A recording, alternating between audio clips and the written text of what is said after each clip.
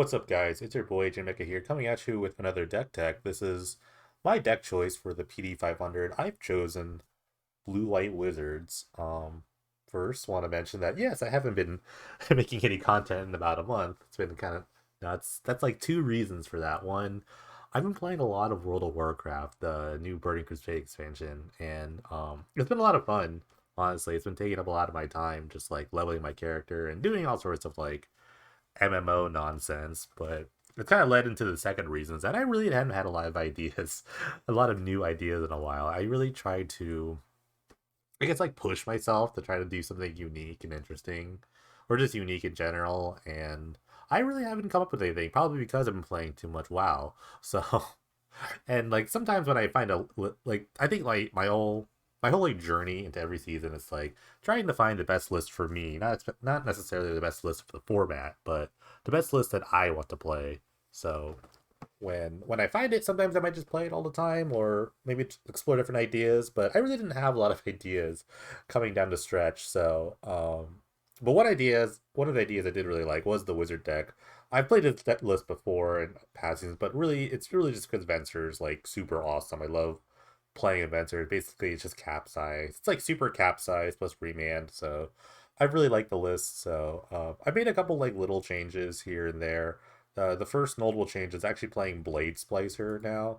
It's not a wizard at all, but it has a really good enter the battlefield effect. It's good on the curve. It's good at the three spot, and it's just really good when you have like cards like Ephemerate. Um, Blade Splicer is pretty great. It solves a lot of different problems. One problem I mainly had, which is really kind of obscure, is that I couldn't beat a Goblin Pile Driver like at all. I just couldn't do it. Now it's gonna play with like weird, just mono white wizards, but instead I'm playing with Blade Spicer. It gives you more of an aggressive approach. A lot of times you kind of just like lock them out of the game. It doesn't really matter what you have, but um, Blade Spicer will just like end the game faster. It'll shore up some aggro matchups, things like that. The other card I've added is Ponder because I'm playing a blue deck and I probably should play Ponder. It smooths out the draws a bit. I had to cut the Wizard Cycling guys because actually it's really funny because I was getting annoyed. They're good because they find the best card, which is Venser, but sometimes like especially during like cycling one game I had like wizard cycle and they had a lightning rift, and lightning rift triggers for any cycling, and it just like annoys me. I died just because of that. So ponder is great. It smooths up the draws, and it finds just other cards. It finds ephemerates and like time lapses. And by the way, if you don't really know what the deck does, I did a deck tech on this earlier, but basically it's about Nabans and Panharmonicons just kind of doubling effects. Nabans basically like a Panharmonicon with legs, but instead, you have to use Wizard. So it's basically Wizard based. Reflector Mage, former band card, pretty great. Seagate Oracle, Venser, and Arcane Venser are all pretty much the wizards that kind of like trigger off this. But Panharmonicon kind of doubles all that. So you can get two, three, four effects. In one game, I actually had all four of these out, and it was actually kind of ridiculous. It was actually necessary that I needed all four of them because yeah, it's silly. But yeah, Venser's like really the best card in this deck, I would say. It just kind of does everything you want. And that's really right the reason I am playing it. The sideboard is a bit changed for this tournament in particular. I don't know. So the decks I'm expecting, and this is also obviously being recorded right before the tournament. Like I have about an hour and a half before the tournament actually starts. The decks I'm like considering or like expecting are Affinity, and this is in no particular order. Affinity, Heroic, Eggs, Jeskai Ascendancy. That's pretty much it. Those are like the top four decks I'm probably gonna face, and there's gonna be like weird little one ofs, like maybe like Blue Eye Control, maybe like Necrotic Ooze, maybe like things like that. I'll probably lose to the obscure decks, but I don't want to lose to like the good air quotes good or air quotes popular decks. So my sideboard's kind of based around mostly that. Like for example, I have four Disenchant and Nature Sand. They're both basically the same card, but I had like four Disenchant. So I'm trying to kill artifacts and enchantments really heavily here. Deafening Silence, another decent card against Chase Sense. Or any like spell based combo too. It's kind of okay against eggs, kind of.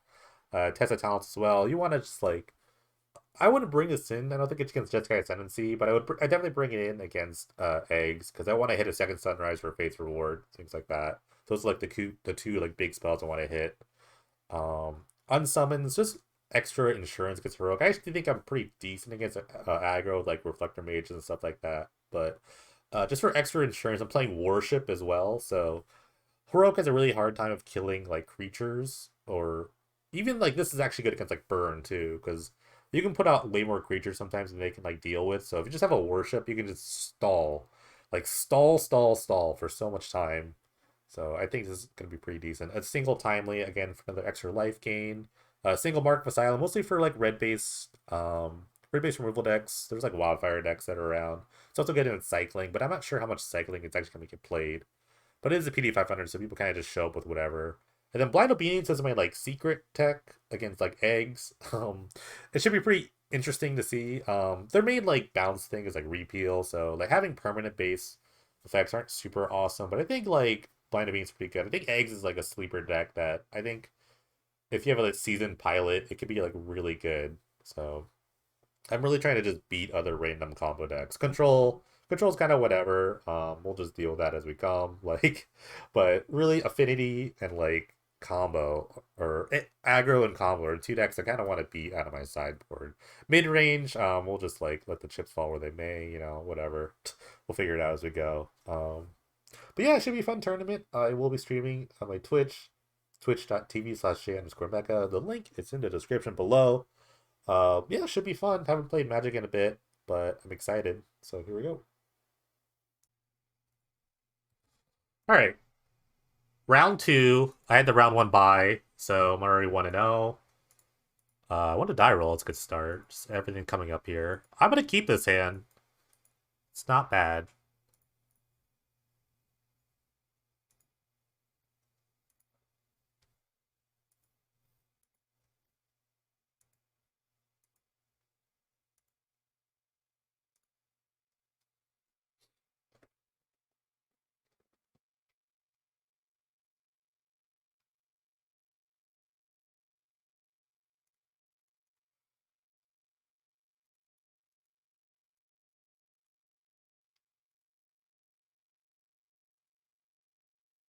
Ooh, Affinity. Okay. I feel really reasonable about this matchup, especially with my new sideboard for this. All right, it's a pretty aggressive start. Nothing that a 1-3 can't stop. All right, I'll play this board down. Actually, Refractor Mage is pretty gross here, too. It's actually super gross. Pretty much I'm gonna like slam this on turn 4 unless I'm dead somehow. I'm gonna memory lapse anything that happens. So if this is like a Master of Etheria, I'm just gonna get memory lapsed. Or I guess now it's the Edge Champion. Oh, attacks. Okay. Okay. Oh, the old post-combat Ginger Brute. I love it. Alright, well I'm lapsing this anyway. This is actually really funny because I'm gonna like Reflector Mage this Ginger Brute and they can't cast your second one. So that's pretty boss. That's actually great.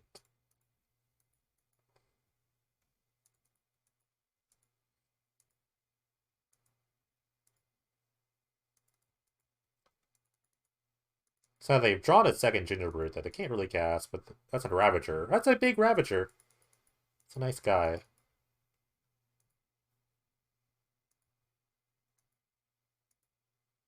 Alright, I'm gonna slam this Panharmonicon. I just need the value. I'm a sucker for the value.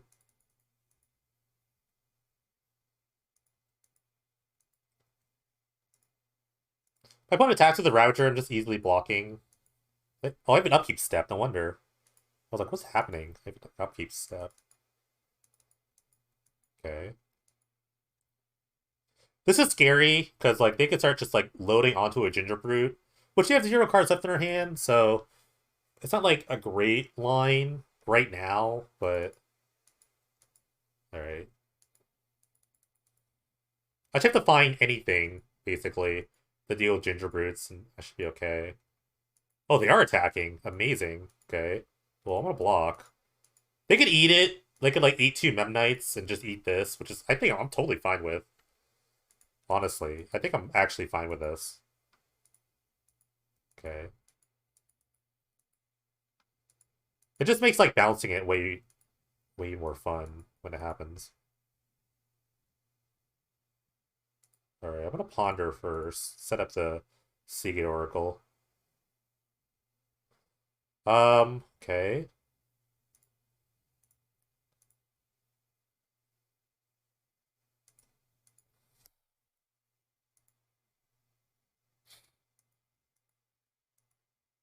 So they can like put everything onto a ginger brute. That's kind of annoying. But I do need to eat this. This thing does have to die here. I get 2 hits anyway.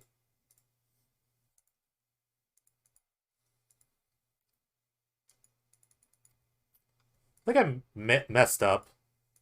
Um, so they are gonna put everything on the ginger brew, which is kind of scary for them. They're going all in. I love it.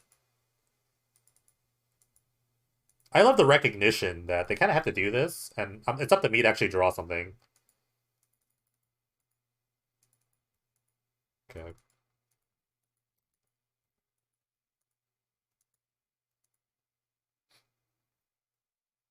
I mean, I have this like Seagate Oracle to hopefully draw something, but I'm like, well, next card's a land, and then after that, I find something else.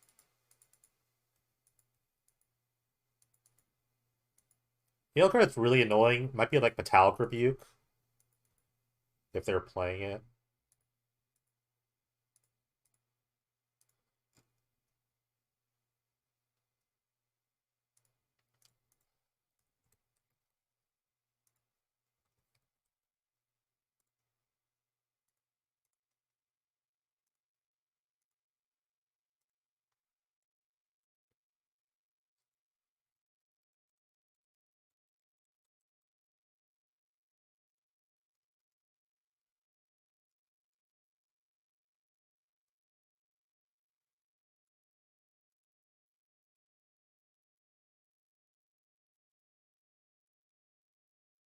All right, let's see. That's not good. That's good. It's perfect.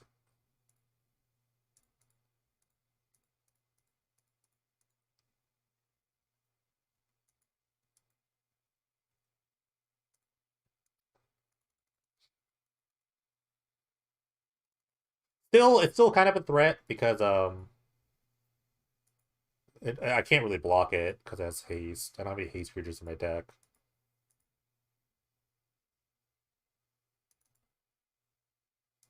Okay. Another evasive threat. It's kind of annoying. We can kind of draw something here. Okay. Scry. Pushing any land to the bottom, obviously. I gotta push that to the bottom. I don't really need an extra one right now.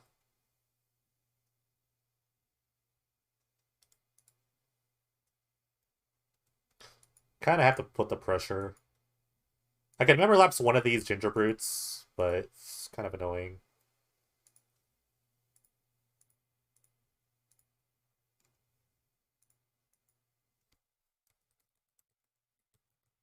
One second.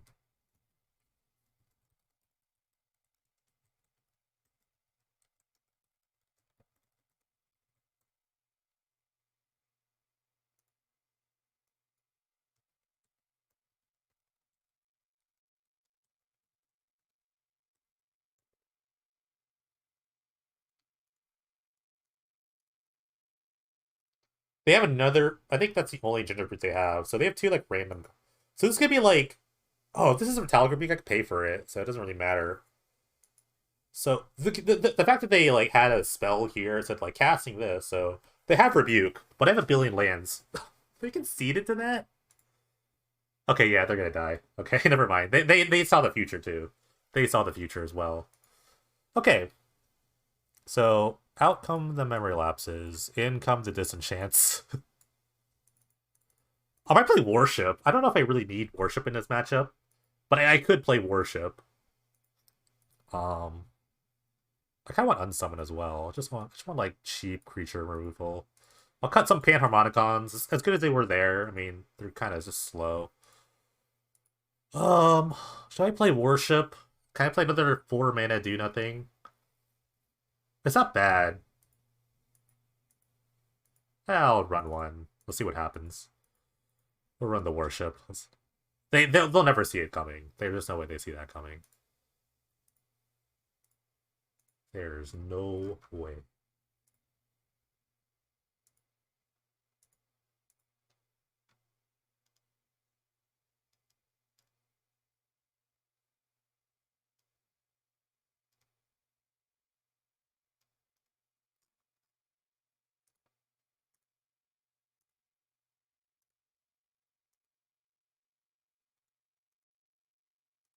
Um, yeah, this hand's great. Fourth land, we're going off. We're going absolutely off here.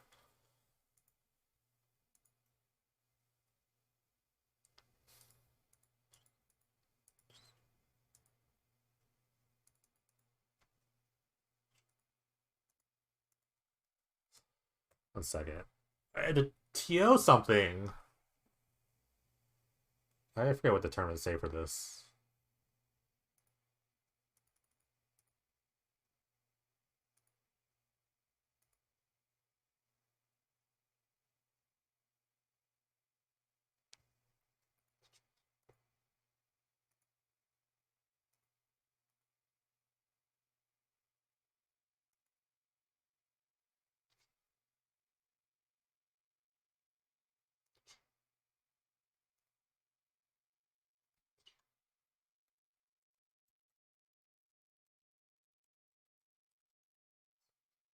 Let me just tell my opponent.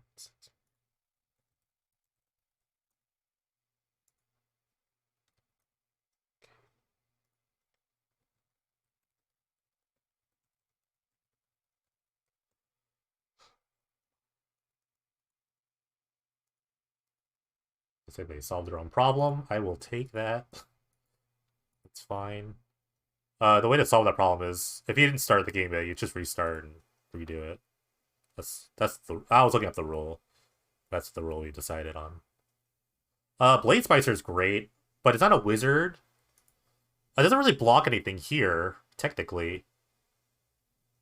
But it will block a it will block a next champion, so we'll keep this on top. Hello, Ironblood. How are you? I have double ephemerate too, so I mean, Blade Spicer is gonna look amazing. But I can't. It doesn't really block that guy and this guy.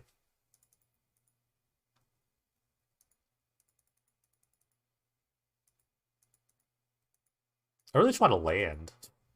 I really just wanted to land, but this is okay too, I guess. Okay, well that's annoying. Ooh, that's we're in a pickle now. I need to find a disenchant.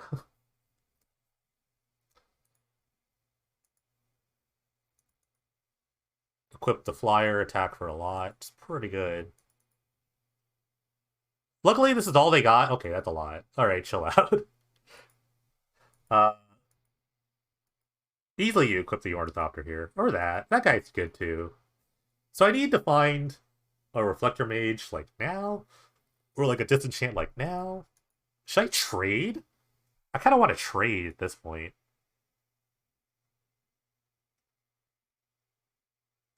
I think I have to trade. It's really sad. Because this is the problem. It's not really so much the creature. Yeah, I think I have to trade here. It also reduces by like a little bit. Well, I'm gonna get like 8. Yeah, this is kind of game.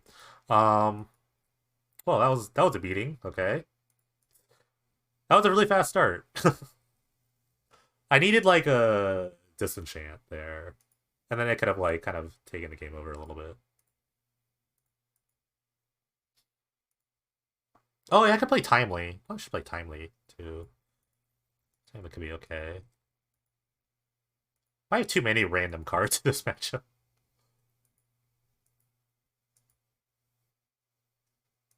I don't want to play worship. I don't think it might be a bit slow.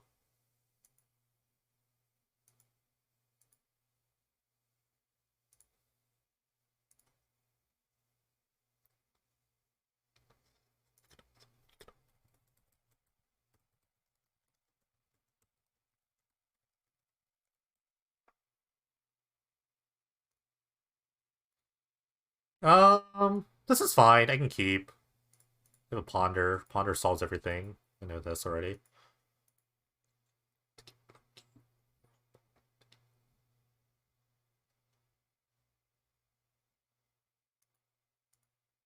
Opponent mulligan. Alright, ponder. That's a lot of good cards. I don't really need the Venser, but I need everything else, so...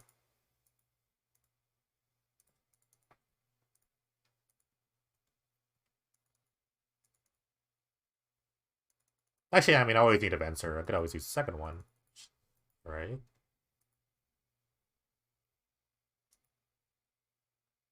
Alright, it's not the worst. Depending on what happens this next turn, I might just play the Seagate Oracle versus the Reflector Mage. Okay. Or I could just Timely.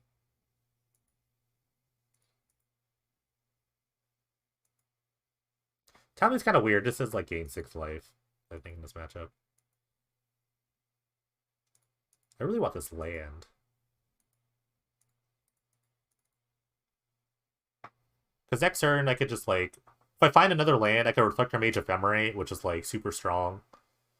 Okay, what's my... hard choice here. I think I'll take the Blade Splicer. It's a hard one, though. I might just like Timely next turn.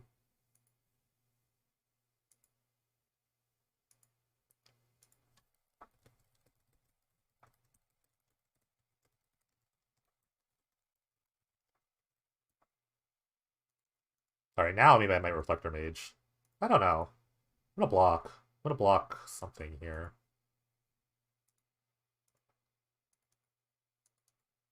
Okay, nice, nice.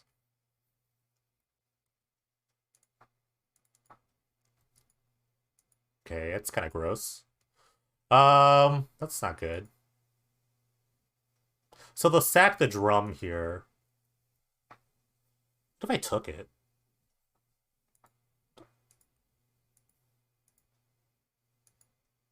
I'm gonna take it. I want to see how hard they go. They might go kind of hard. Or not. All right. There's the land.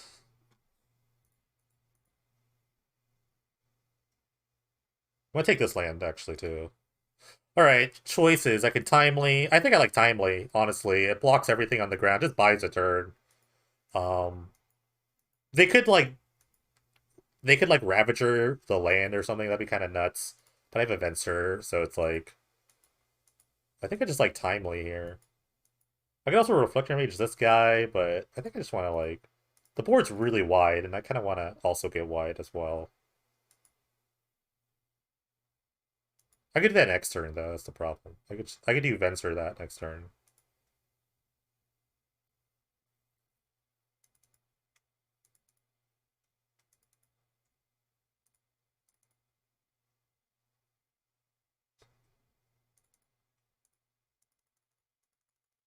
I want to keep my life total really high.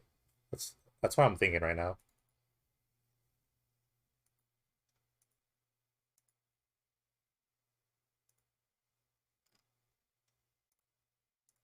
Okay.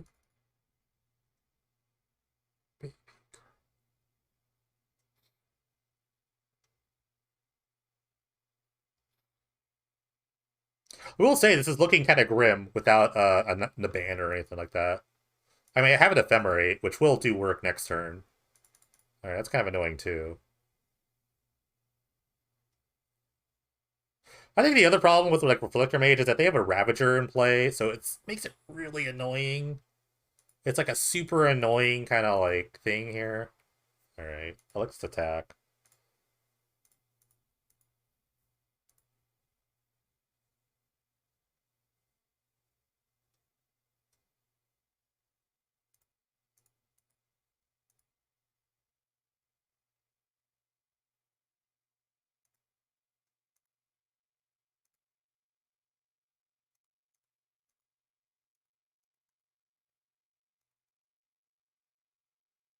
Eat a Memnite with a double block. I like that.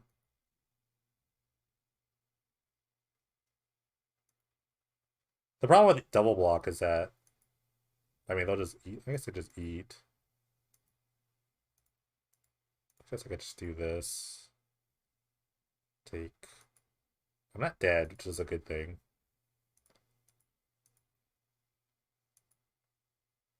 I don't think they let us eat. I think just okay. They're actually gonna kill a soldier. That's crazy.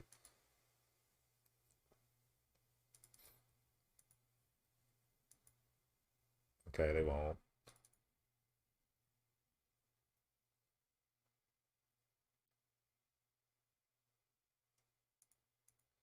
Okay.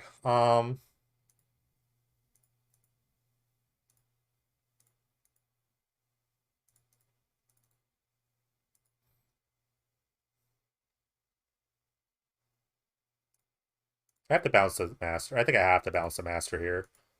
Um, I have to ephemerate now. I would like to ephemerate now. The problem is I don't know what to ephemerate. If I bounce the Ravager, they might just put everything. Oh, I'm gonna bounce the Ravager. I want to see what they do.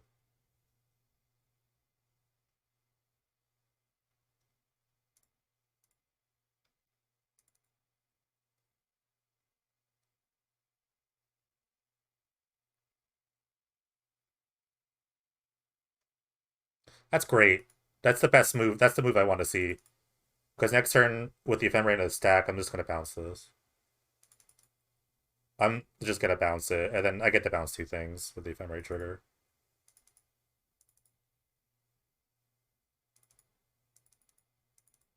I could also just like use the reflector mage, but I think I'd rather just Venser. I'd probably just rather just Venser. I'm also down to trade a lot of things.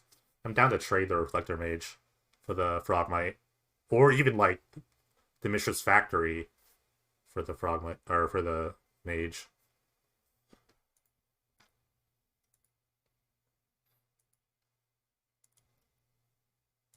This is good. I'm at like 15. I'm at a pretty high life total. I don't have the worship anymore, right? Okay, I don't. Alright. I like this activate.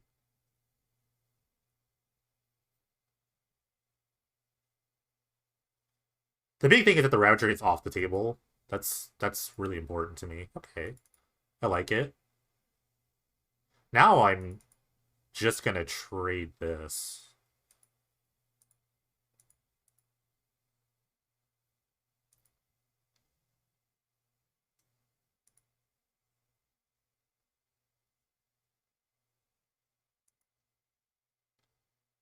I might just trade this too.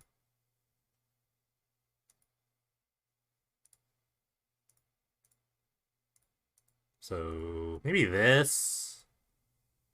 I think it's good.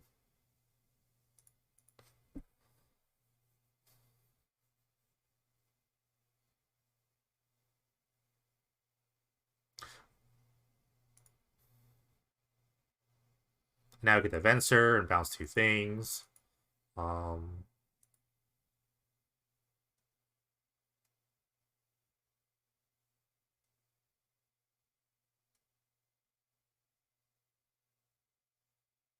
I feel pretty comfortable at 10.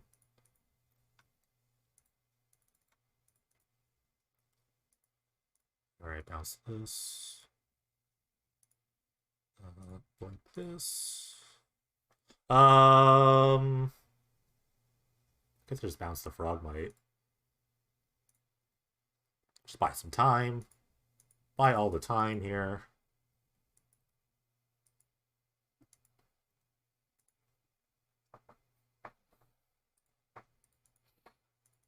If they just waste their turn to play the Master, I just bounce them. I just venture it. I might. I don't know. It depends on. I don't know. If I draw a land, then maybe I just go like Seagate this.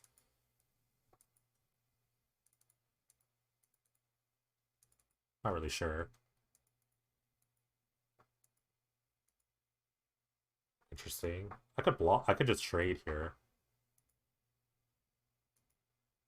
Yeah, I'll take this trade.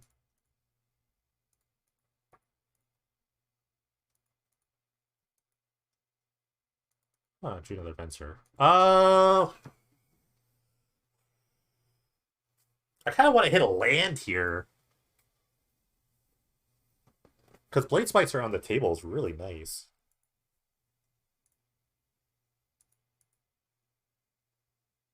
This is going to be a lot of damage, though. It's like 3. If I don't hit the land, it's like really rough. It's honestly super rough if I don't hit this land.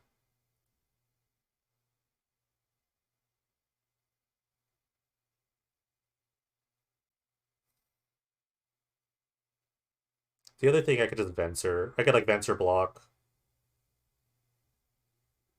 This is kind of risky.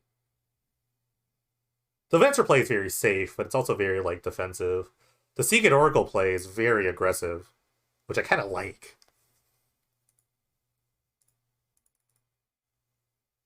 Okay, just gotta hit a land here. Unsummon's fine. So is Archaeomancer. Those are both really good cards right now.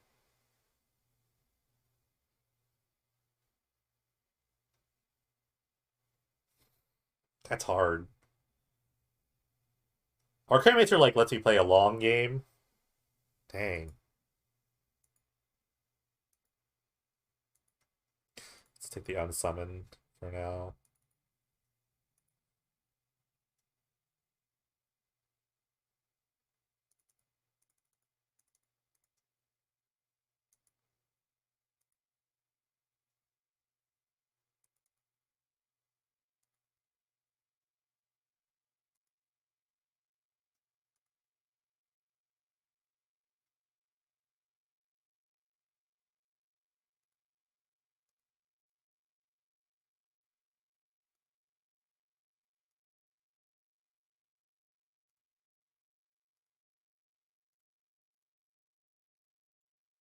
Uh,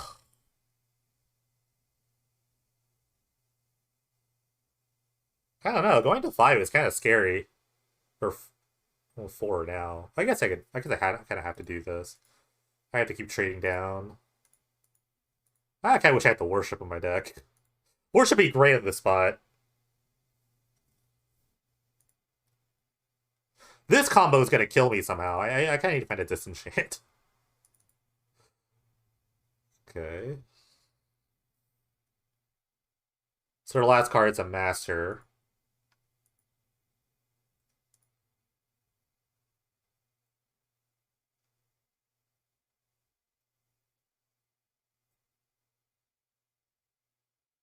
I need something here. I don't know what. Nabad'd be great. Ephemerate's really good too. I'm gonna play a Blade Splicer. I can't really do anything. Like, well, pump the brakes. Pump the brakes. I could just Venser the I could just Venser the Signal Pest. Let's just pump the brakes. Actually saving the most life. Yeah, it's just yeah. I'm not gonna play the Blade Spicer. They'll probably like play the Master, then attack. I can also just like Venser the Master. That kind of results in the same amount of damage.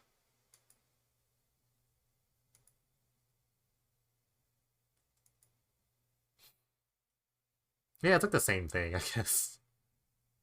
Um,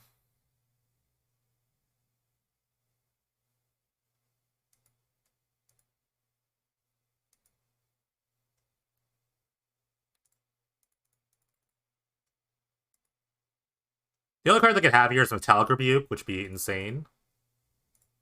Or land master. I'm fine with that.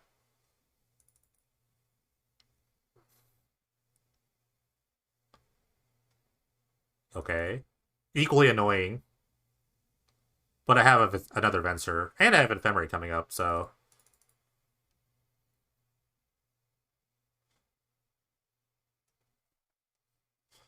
They have a second drum, so they're pretty good. I'm attacking.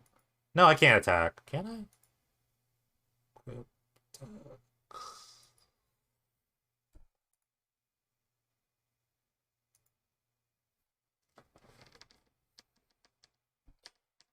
This is kind of annoying.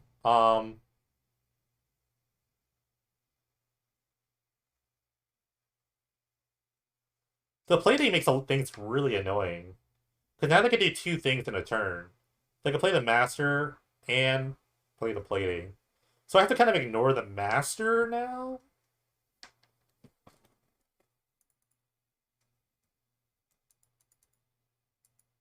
It's really annoying.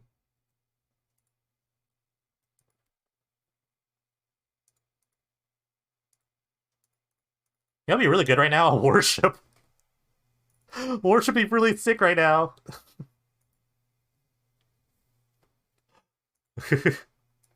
Worship be really good right now. That's fine. So I just like bounce whatever. I just ephemerate bounce whatever they put the plating on, I guess. Or I can just bounce the plating. Bouncing the plating is probably just a better line.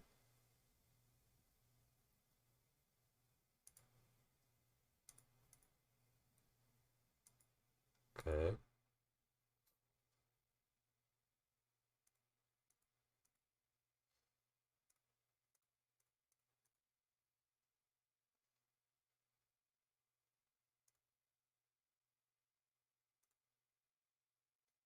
I could say more damage by bouncing the Ornithopter, but I think this like eats their mana. I'll just go to 3, I guess. It could be better than I just bounce the Ornithopter. It saves the most life, but I don't know. I don't know.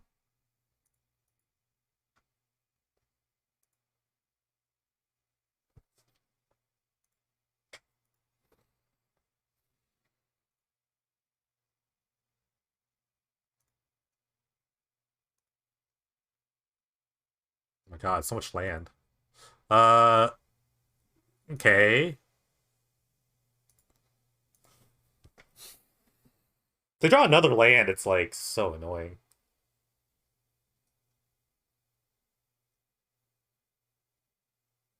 I'm thinking. I'm thinking how to attack here. I'm thinking about the weird counter swings. So let's say I attack with like the Splicer, the Golem, and the Soldier token. Um, they can only attack with like the Factory.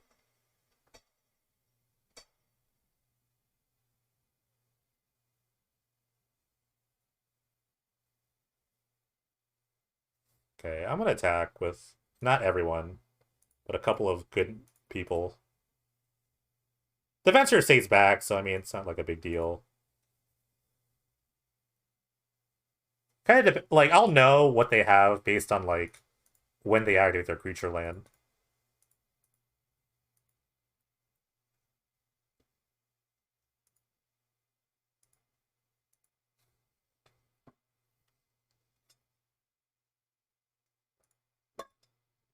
Okay. Wow, they drew a Memnite. That's actually the best draw. Not really, but I mean like it's a good draw because it frees a land up.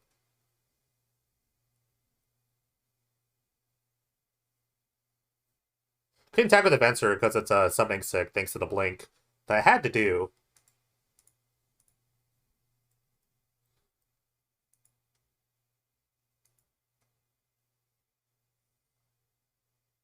I'm thinking. Again, I could well now bouncing the plating isn't super awesome because I think this time I just bounce the Ornithopter. And I have a Disenchant coming up.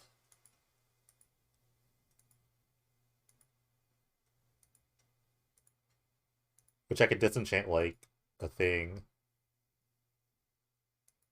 I'll let them attack. Okay, they're just attacking with Ornithopter. If they have Rebuke here... Okay, wait, where are their cards in their hand? It's... No, it's... Oh my god, if they have Rebuke here, the game is over.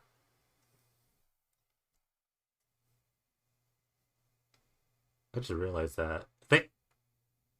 I'm trying to think of every card they've drawn so far.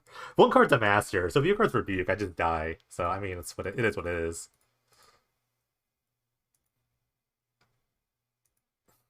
Okay. Let me keep this one. Now I just bounce. I feel like I want to bounce the plating.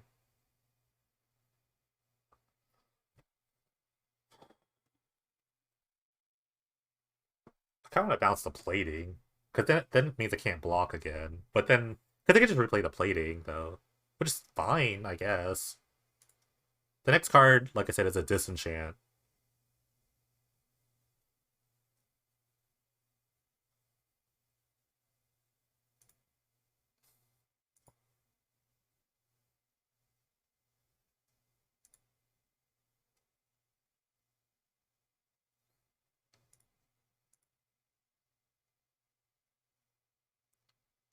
That might just, like, load up a bunch of creature lands next turn. But now I get to Disenchant any creature that holds a plating, I guess. Because they're all artifacts.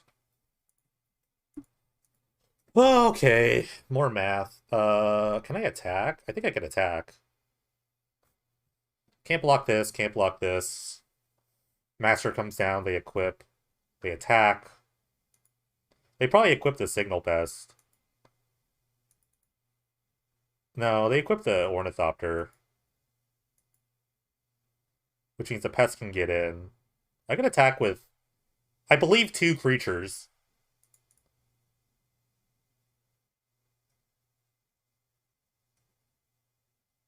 Okay. Or okay, what's the weird line? They play another land. So if they play like another land, I might die. If they just have a land drop, I could just die. Or like a Memnite or Ornithopter or Frogmite. Because it frees up a land. I have 5 minutes left. That's probably attack. I'm not even reading the chat, so don't worry about that. I'm just talking through all this. The land would suck, but I don't think they'll. I think they're kind of locked in on the next play.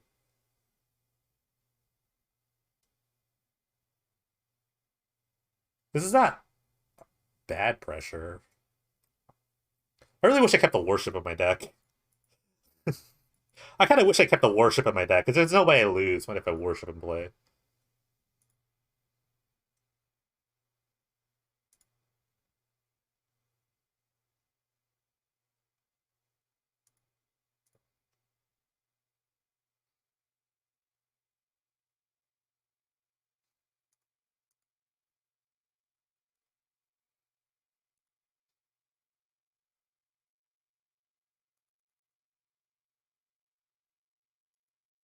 Oh, okay. That's just bad. That's just bad. Alright. Second plating, yeah, I can't do anything about that. That's awful. That's so bad for me. Okay. That's game. Please load up one creature. Dang it. They were smart. Remember that timely was a worship? Okay. It could have been the second plating. That's okay. It is what it is. Wow. Round 3. Oh, yes. The old Naban Blade Spicer combo. I'm gonna keep it, though.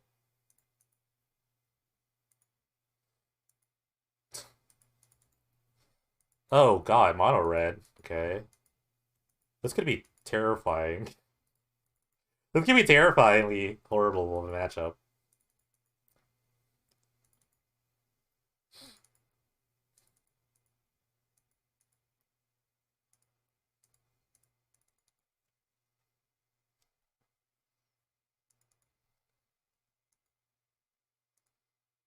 Yes, yes. Pass turn, love it, love it. Okay.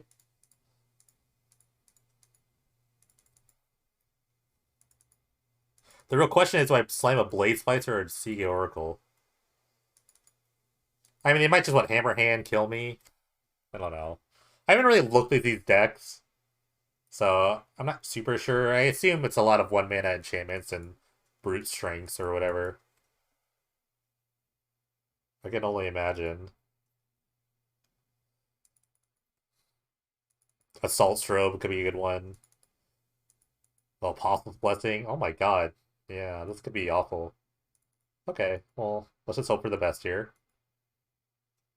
Blade Spects are probably the best call if they have like Apostle's Blessing, because they can't like block both.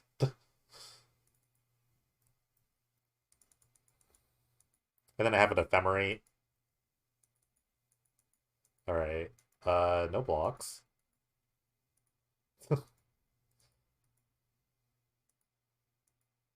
Okay.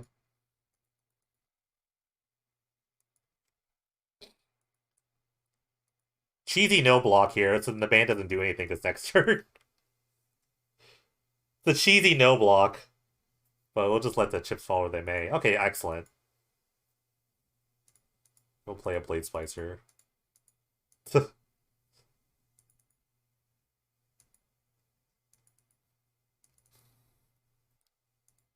Alright, let me get the turn 4. Just let me get the turn 4, please, so I can just venture. So I can just venture the ever-living nonsense out of this creature. Please let me get the turn 4.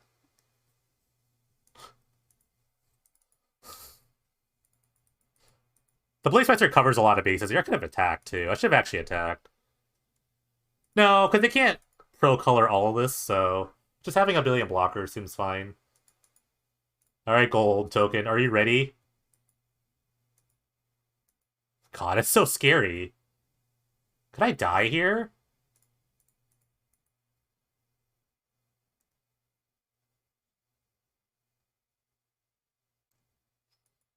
I guess I could die to Team or Battle Rage, yeah. We'll just see what happens here. Yeah, throwing it all doesn't... Okay. Oh, thank God. Okay, thank God. Okay. Alright. Go, Venser.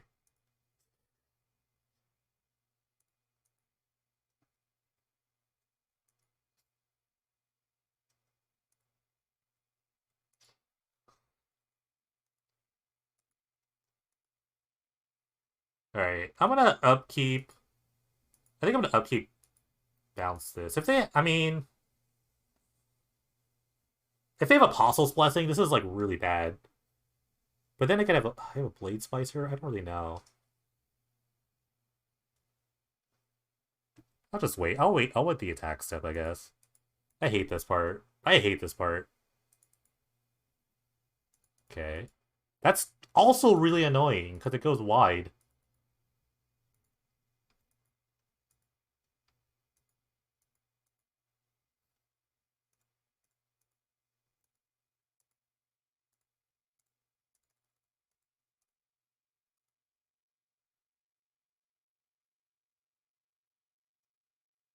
I just block for insurance purposes, but I'm definitely gonna bounce this guy.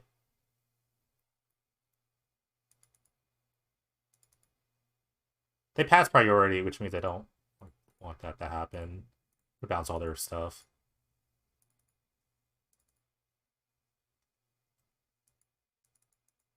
Okay.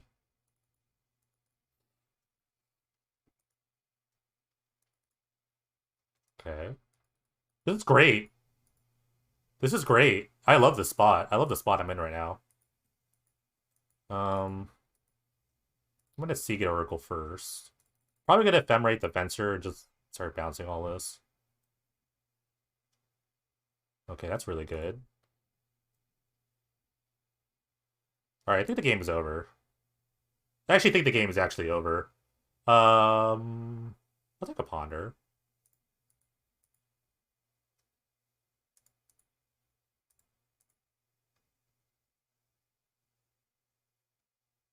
Oh, I hate that.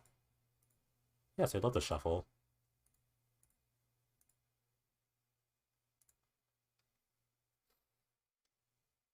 I'm gonna see if they have anything for the Crusader. But I definitely don't want to, like, have anything here. Okay, bounce this. Bounce this. Okay.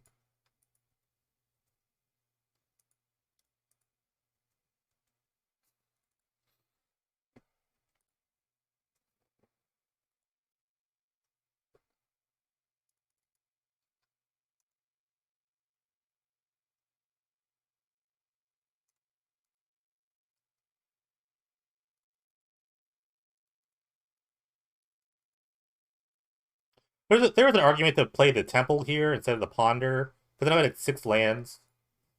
Oh, I have this too. Jesus. Um, yeah, we'll just keep bouncing them. I could also play the Reflector Mage here, but I could save that for another day. They don't seem to have anything else they want to cast on the Crusader, so I think this is really fine.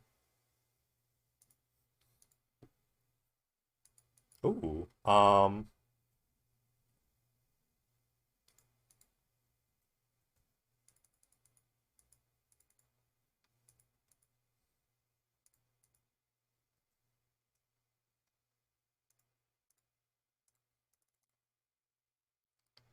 Okay, looking for another Ephemerate would be really nice. Alright. I'll take this, I guess. Again, Ephemerate would be really good here. Memory Lapse is great. Memory Lapse is actually really great. It just freezes their turn. It's fine. I can still die. I feel like I could still die. I'm gonna lapse this.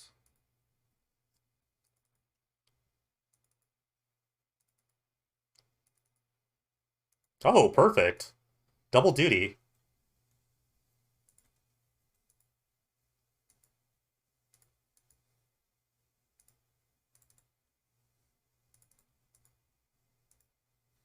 I don't think this game... I don't think this game is good for them anymore. Okay. So much value. So much value I have.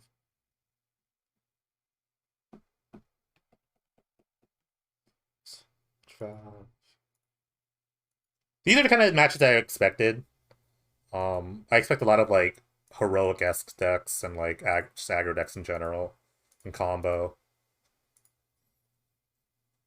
So this is working as planned. They could like pro color a creature here. That'd be kind of annoying. That means I can't attack really, but I don't think they have it in them. Okay.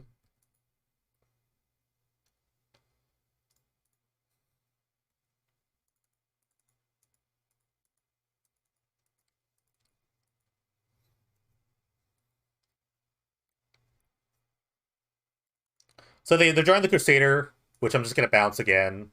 So they have to kind of like lead into it, but I have so many creatures in play. Okay. Alright. Alright, lapses come out. I like unsummon a lot here. You know what's actually really funny? I think Deafening Silence could be really good here. Blind Obedience seems really good too against Crusader. Oh my god. That seems great. We'll play the Worship. We'll play a Timely. Um, Man, should I play Deafening Silence? I kind of want to play Deafening Silence. Test of Talents doesn't seem that bad either. If their deck's really redundant, which I think it is. Actually, you know what? I'm gonna play Deafening Silence in this matchup. I think it's actually really good. I'm gonna play. I would never play this against Heroic though. I don't know. Maybe like a fun of. It's either that or like the Mark or Testatons.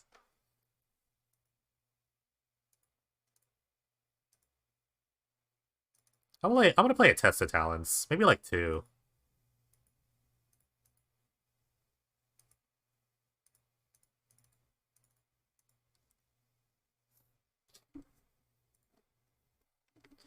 Blind Obedience sounds really funny. It's only against the Crusader, I guess. Also, it's funny against Haste Creature. Like, alright. Can't keep the one-lander, so I'm gonna mulligan.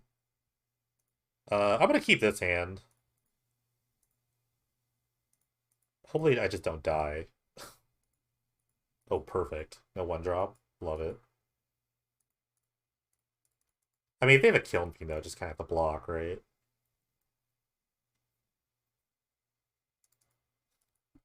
Okay. Alright, well, the ban, get ready. Or I could draw an Unsummon and just pass with Unsummon up. Okay. Alright. The ban, get in there. Get in there, buddy. Kill Fiend is really scary. It could just lead to so much nonsense. Okay, they have a dart. That's scary. Well, they have a land. They could like battle rage, or maybe they just have like assault strobe, lava dart, kill me. Like that's really good.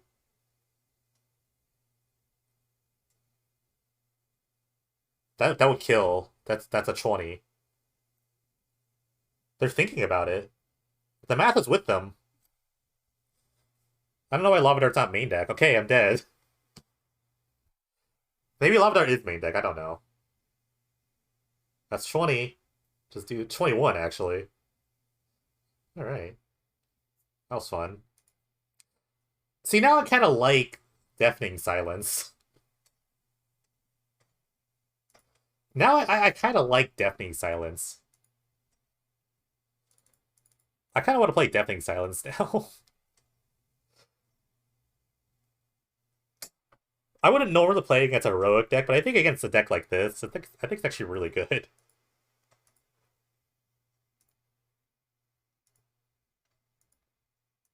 I figured they had like a Kiln Fiend esque. This is a funny experiment, but let's try it. I can only play it off a Port Town, or like against a Raw Plains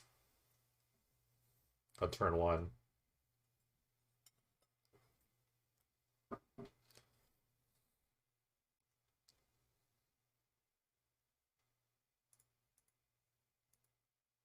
Sure. Scene seems okay. So Worship's kind of derpy right now, but it'll get better. I didn't see like any bolts or anything, so I mean, if it just protects us the ban, maybe it just goes all the way.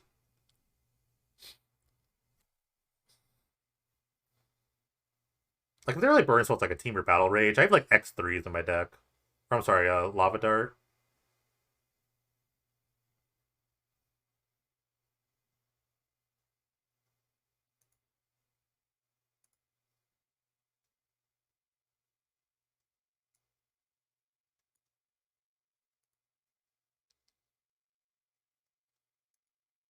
One with the 61 cards. They're mulliganing. Okay.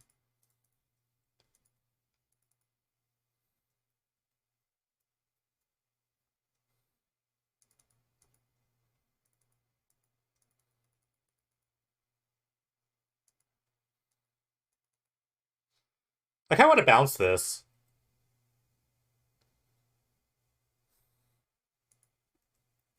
I just want to buy some time. Okay, perfect. That's the perfect curve. Because if I play two spells, I just get the Reflector Mage. If I draw another land, I play a Warship. And I don't know what my page, like, what it does.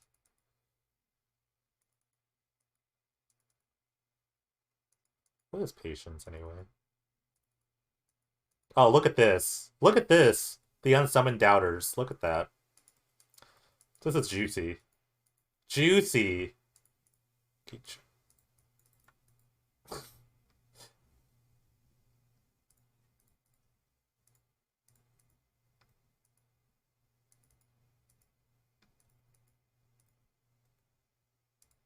Okay, just an untapped land off the top would be amazing. Because I don't think they could win the game. I actually don't think they could beat a Worship. I actually do not think they could beat a Worship. You can't play it. Okay. Guide Beast. I would take this, I guess. Okay, I will take this. Mm-hmm.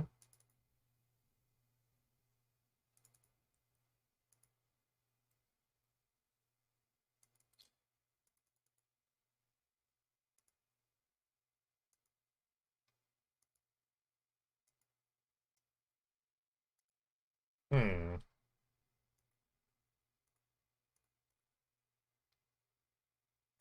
Blind Obedience is the perfect card to see against a Chrono Crusader.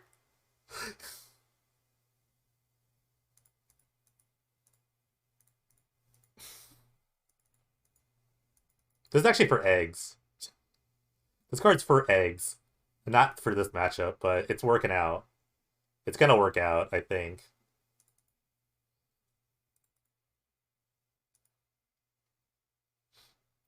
It feels over.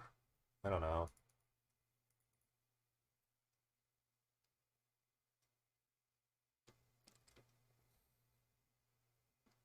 I can start gaining life too.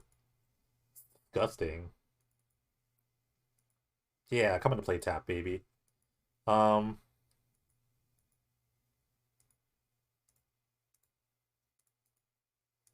I want to block the Crusader here.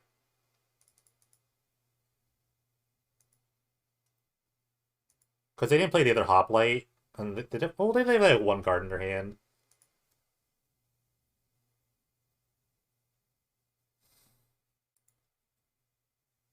No. No, I'm just gonna bounce the two creatures. What am I thinking? It's just safe. Yeah, this is just safe.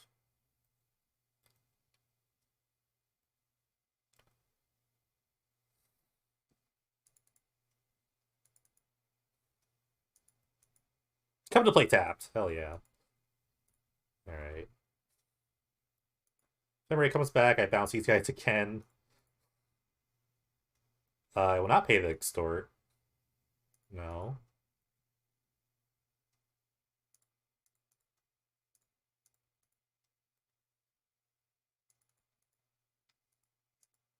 Alright, that's good next turn.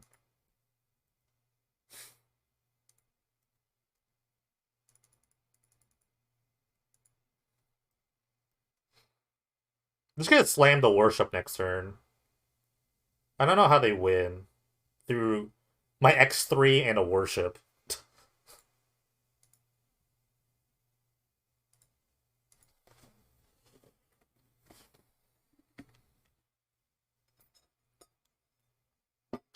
Alright, nice haste creature. Blind obedience. Alright. I could bounce these guys, but I don't think it really matters at this point. Alright, and Alright, don't know how to beat a worship. I'm not gonna extort.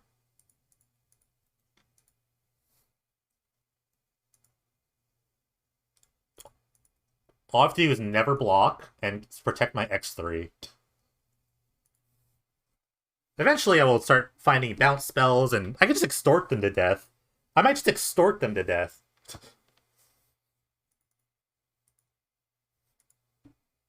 Oh my god, this is amazing. I don't even need to attack. I need to cast a bunch of spells.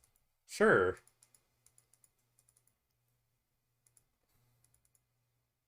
I will take it.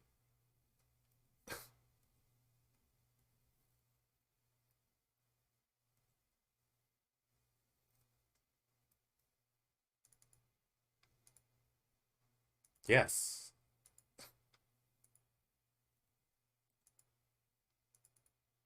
Oh god. I have the loop.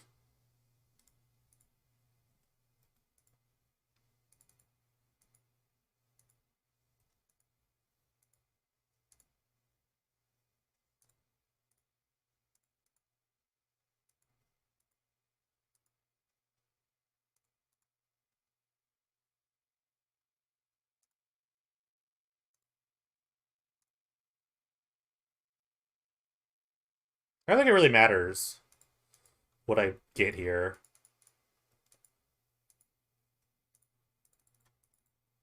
I don't know why I casted that then, but it doesn't really matter. I think I can just blind obedience them to death now.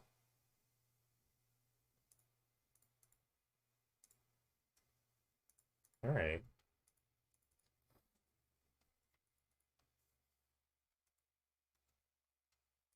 That's just insurance for something. I don't know what I'm insuring myself for. But I have the derpy enchantment lock. This is a derp lock. I love it. That's how I like to play Magic. It's really expensive nonsense.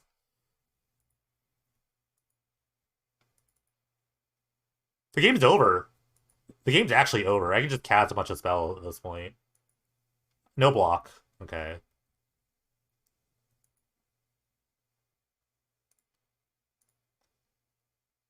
Okay, we'll pay the extort costs. Yes.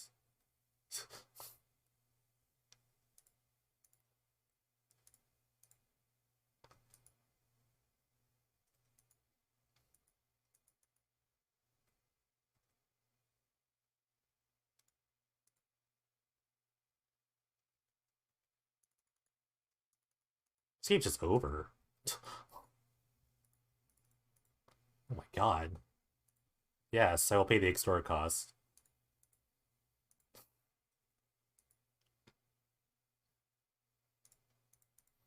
It's an embarrassment of riches.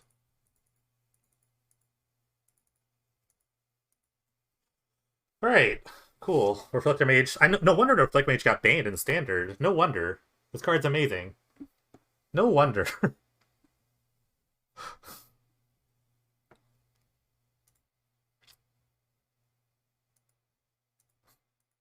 No wonder this deck got banned. No wonder this card got banned. This card's amazing. No wonder.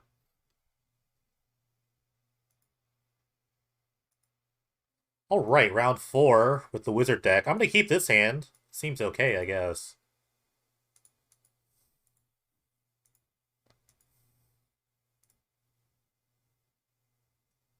Okay. I would do that too if I had Port Town.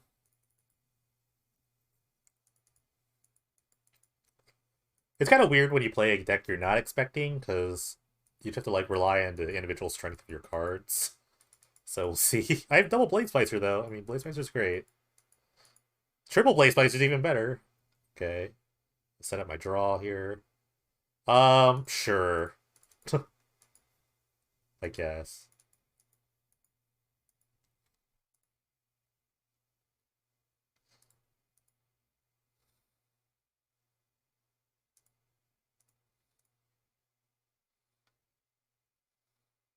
Those are all pretty good cards. Hmm.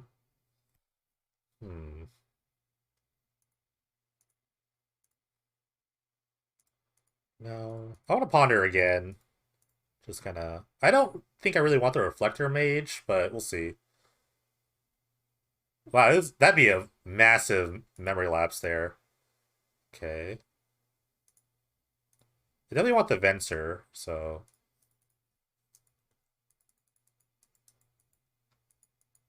Why don't they just, like, Vindicate a land? That'd be so aggressive. Okay. You got your Divination.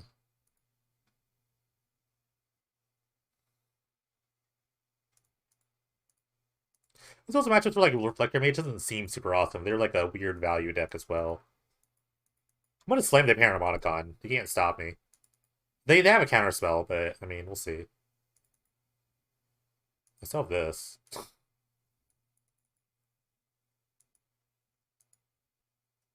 Okay, that's totally fine, I guess.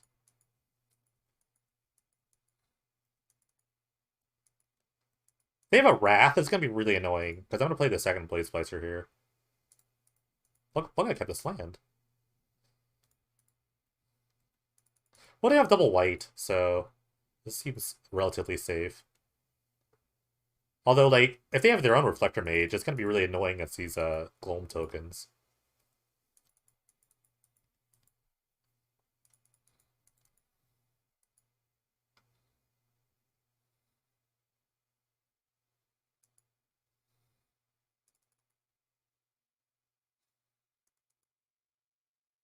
Okay.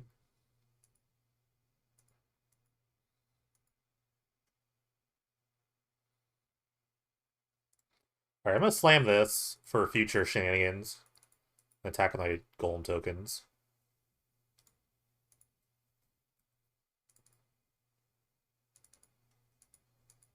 Ooh, Chumperoonies.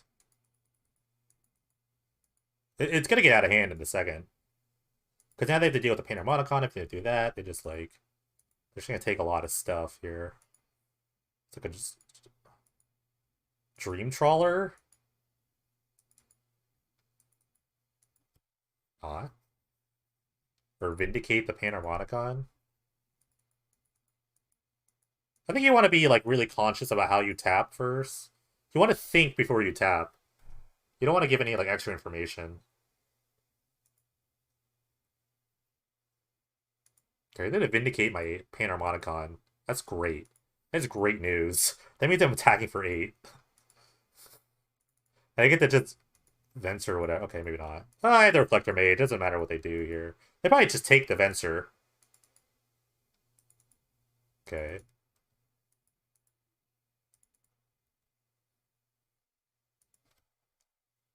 Hmm.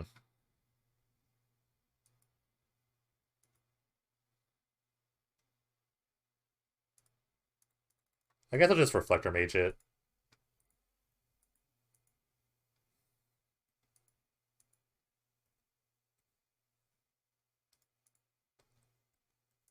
They have the Wrath. They kind of just have the Wrath here. I have the. I could force like the tap for the Dream Trawler, I guess.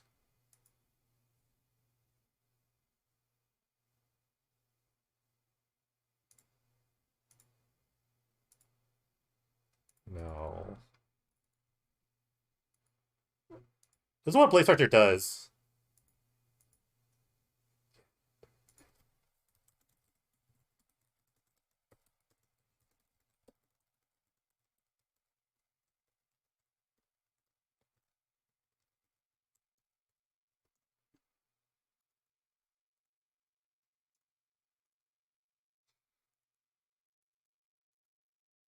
If they have a Wrath, that's pretty good. They have a lot of black mana. Oh, Magister, that's pretty good. Um, I'll say Grace. Okay. Hmm.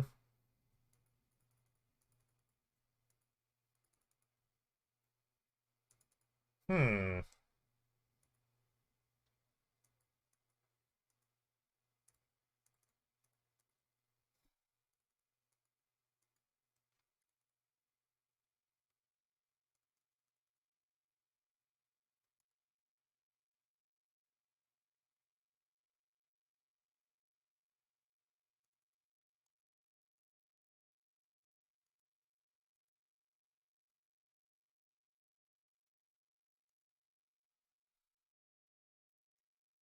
We'll see what they take here.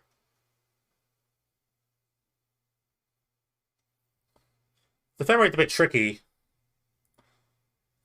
but the Fencer is also really annoying too. They have to take one of these cards. This is one of the cards to take. Because they take neither. I think they just lose. Unless they have a counterspell.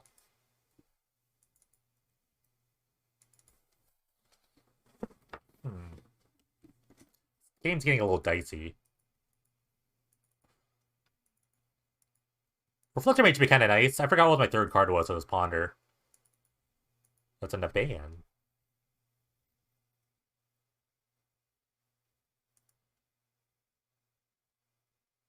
Well, they know my hand, so if they played in the ban, they just gotta know what they're dealing with. So I think I'm just gonna play it in the ban. See what happens.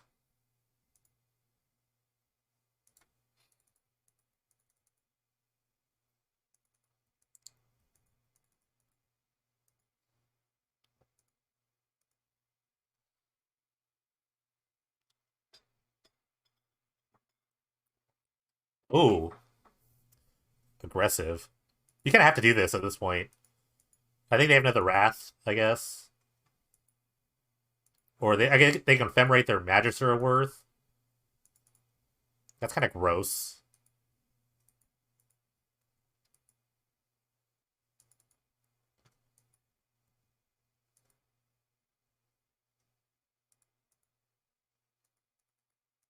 I get my ephemerate back. Hmm. I'm gonna slam this. See what happens. I feel like it's just counter it. I think they held a counter for a while. There's a lapse, yeah. They've been holding a counter. But this means like the Femrate's not gonna go to the graveyard. I mean they could blink their guy, I guess. So it just stays out. I'll take a hit. It's not a big deal.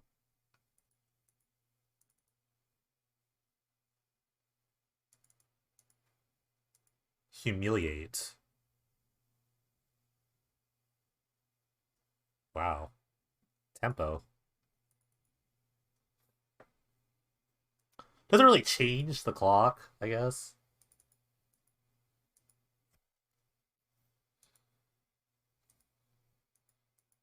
I'm gonna try to draw some cards.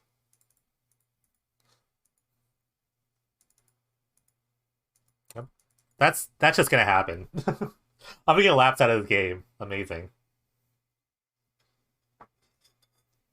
It's gonna be a wonky matchup because I don't really have counter spells in my deck. So I really don't know how to like I don't even know how I'm supposed to like deal with this. But my sideboard's very specific for a specific like set of decks. I think it's all the Sea Oracle here.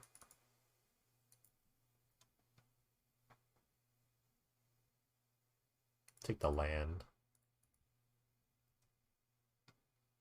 I think it helps me with like a that doesn't really help. That really helps me with like a Venser at this point.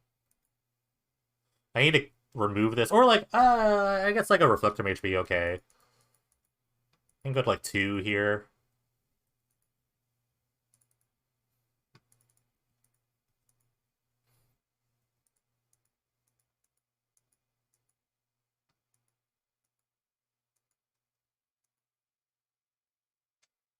Like Hostage Taker. Doesn't really work out that well. I have an Ephemerate.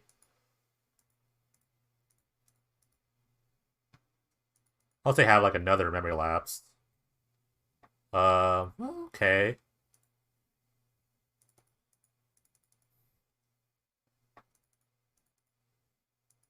Okay. So I need to draw literally like Ephemerate, I guess.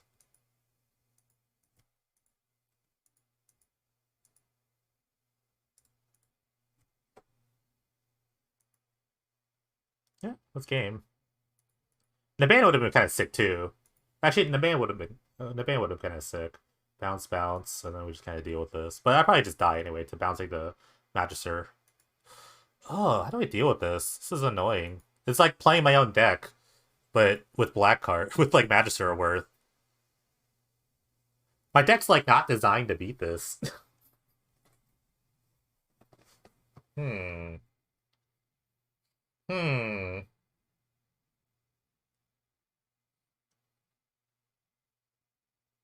I think playing Tentatons could be okay against other Ephemerates.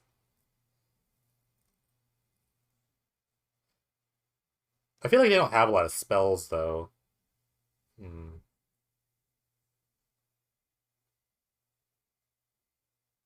Their plan doesn't change that much. If anything, like, Reflector Mage is, like, good, really good against me. And Mage against them is, like, not as good? I don't know. I think I'm going to play Test of Talent. I just don't know how many and what capacity. I'm probably going to do something like this. Maybe, like, cut, like, Reflector Mage. It seems, like, kind of wonky. It seems a little wonky. I don't know if I want 2 or 3. I probably want 3. Try something like this.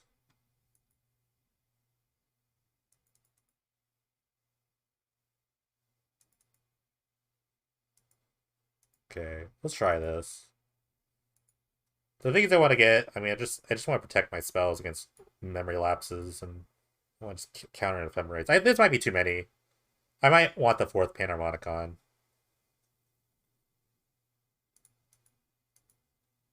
It's a mulligan. I'll keep this hand. It seems okay.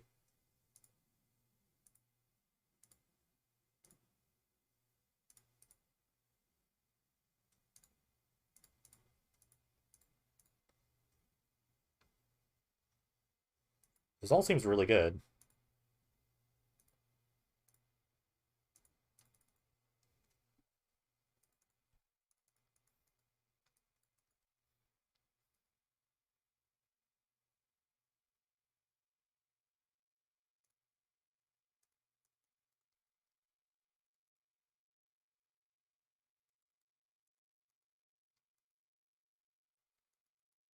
Might be like a discard spell. Okay, Scholar. Mismatched Scholars. I'm just not gonna talk about it. I might take the Venser, which would be kind of bad, because I have another Venser coming up. Or they could take Blade Splicer, because it's just kind of aggressive. Okay. Hey, I like all the Vensers. I'll take all the Vensers. I'm probably getting Vindicated at some point. Probably this next turn.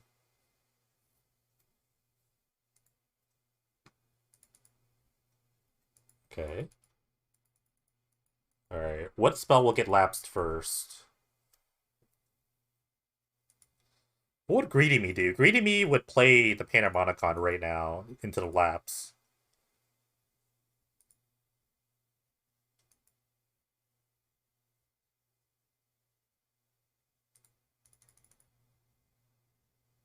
I'll just hold the Venser for now.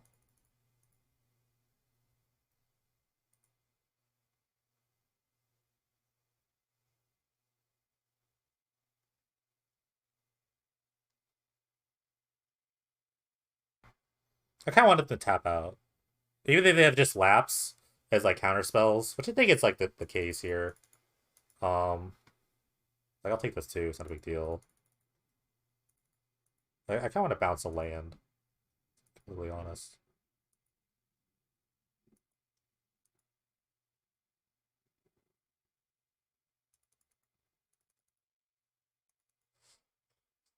They don't have any like islands or swamps or plains. We've seen that with the non-tapping, or they're representing that they don't.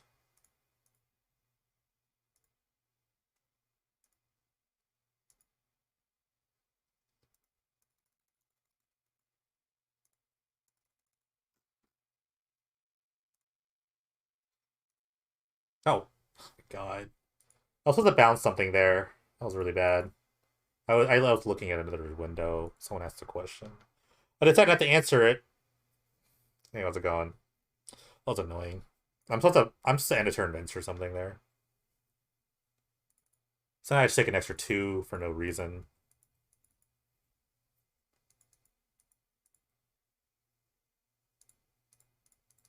So I'll get this thing lapsed or countered or whatever.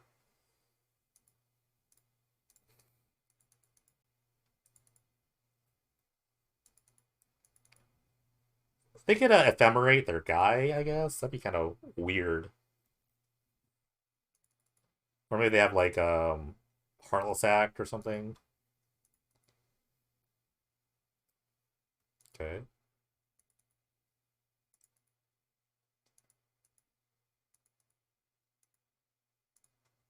I'm gonna slam this. They have the lapse. They should have a lapse here. Okay. Okay, I'm gonna bounce other lands now. They didn't lapse this. They're not gonna lapse this. They didn't lapse anything here, so they're getting other lands bounced.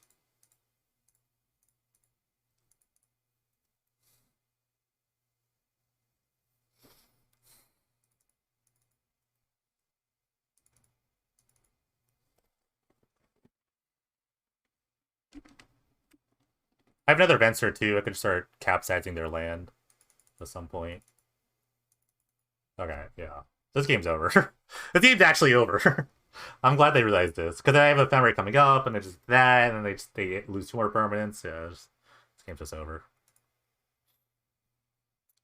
That's why I want Panharmonicons. I'm gonna play the 4th one. I actually really do want the 4th one. I don't know what to cut though. I'm gonna cut one of these. I think that's correct. Honestly, I don't even know if like cut down is even correct, but like just countering counterspell seems fine. That's like good enough. That's all I really we need to do at some point.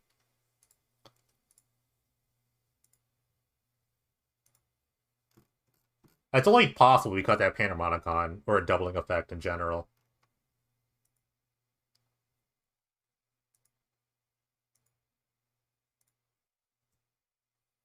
I'll keep this in.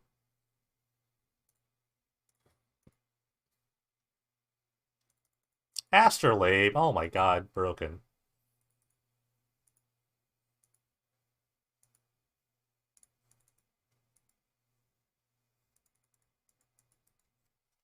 My deck's very slow at the gate, so if they have like a discard spell here, it's really good. Alright, luckily I have double Oracle, so they can't really do that much to me. The best card's probably Lapse in my hand.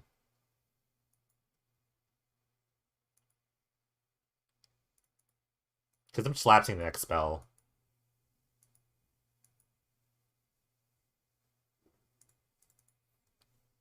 If they like Vindicate a land, I'm actually gonna be really upset. Because I think it's the correct play. Right now, in this spot. Oh, they're doing it.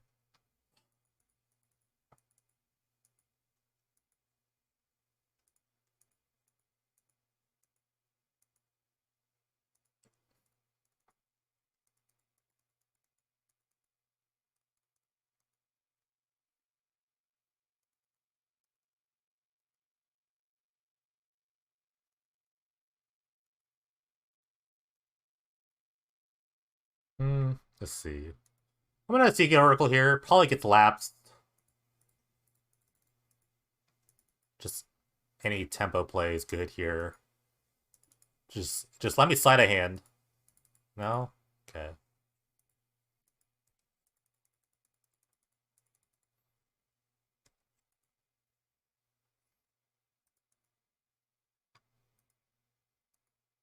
They only have two, so I mean, like, there's no mystery to them. This is like a Mole Drifter. Okay, Hostage Taker. They get to take their own Astrolabe. That's kind of nifty. They don't have much going on. They didn't even recast a thing, so they probably have an Ephemerate. It just screams Ephemerate here. I just want to land. I just want to land drop. So there's no Venser, but I can't even cast it. So the plays is a good draw though, because if they try to Ephemerate, Hostage Shake, I just get the blink. Hey, look at that. I'm a genius. I'm a genius.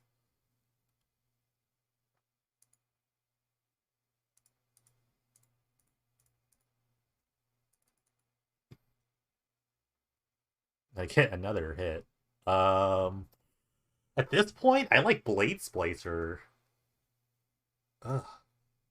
I can get a land later off the next Ephemerate. Maybe. Well, this is stupid because they just get to get it anyway with their Ephemerate. This is really dumb. God, Ephemerate's stupid. I just kind of lose my Ephemerate. But I have a Blade Splicer coming up, so hopefully that's enough. And they get the draw card. Yeah, yeah.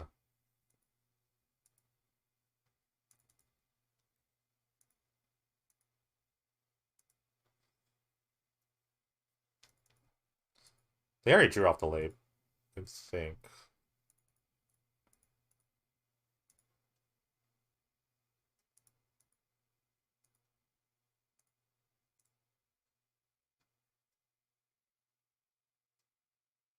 Hmm. I want more lands. I'm gonna bottom this. Lapse is kind of brutal here. But this is the best blocker. It's literally the best blocker on the field here.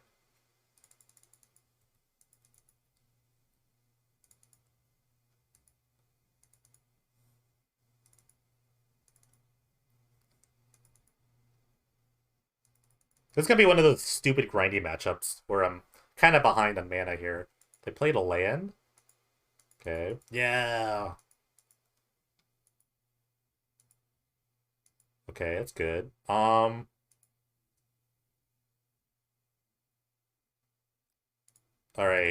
I'm gonna jam. Yes.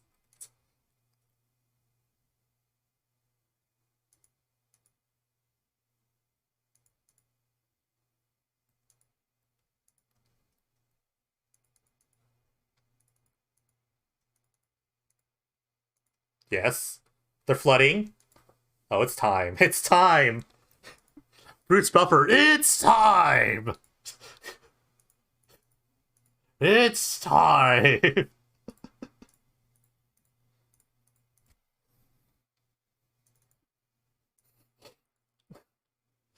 You thought you were the ephemerate person?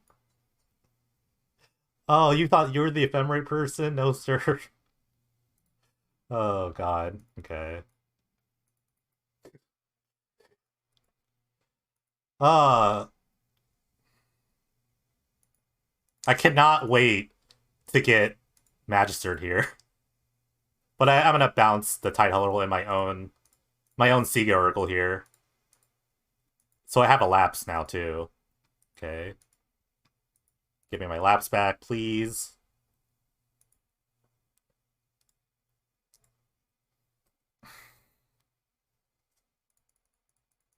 Someone call Saffron Olive, quick. Look what's happening. Someone tweet this at him. Someone tweet at him. So you can like have a Wrath plus a counter spell, or try to take the Wrath. God, how much mana did it have? Okay, Ponder. That's a good sign. That's a really good sign. I don't know if he has Data Judgment in his deck. If they do, it's really annoying if they have Data Judgment.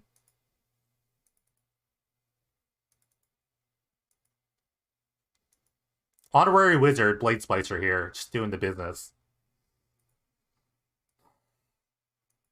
Hmm.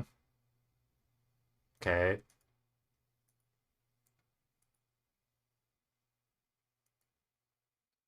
I don't know what they can take here. Out of mind, I think they take their own Astrolabe. They could take the Panharmonicon. The damage is done, so I really don't know what they can take here. Sure. I guess I could bounce a creature, but then I just lapse my own Reflector Mage. I'm only worried about a Wrath, so I'm gonna lapse this.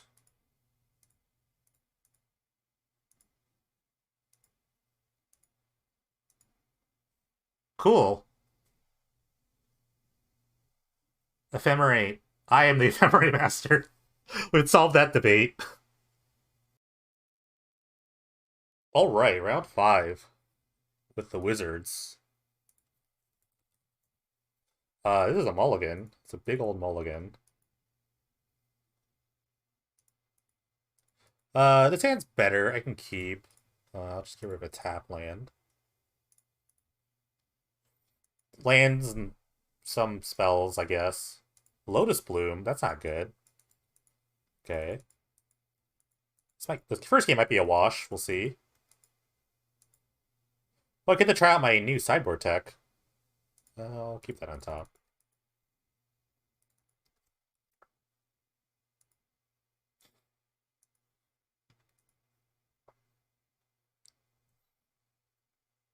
My fun of sideboard tech.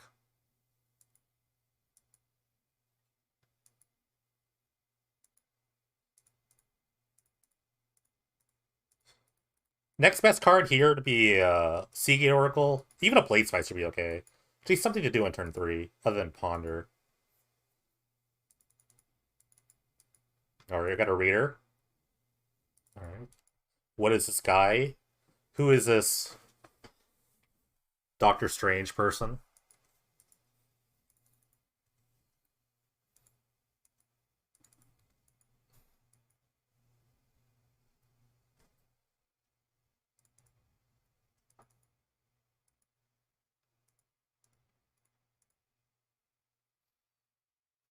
Need something to do. That's not what I want. Need a Venser. There's Blade Splicer, a little late to the party. Might be dead.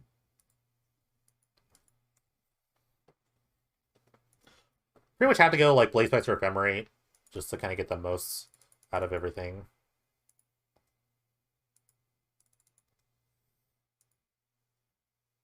Sorry, I have to close this real quick. Make sure people are playing. Just gonna F6 through this.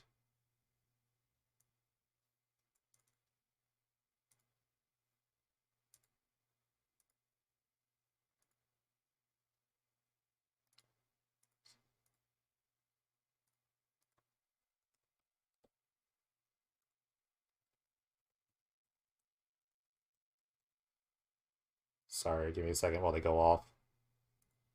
TO stuff, TO stuff.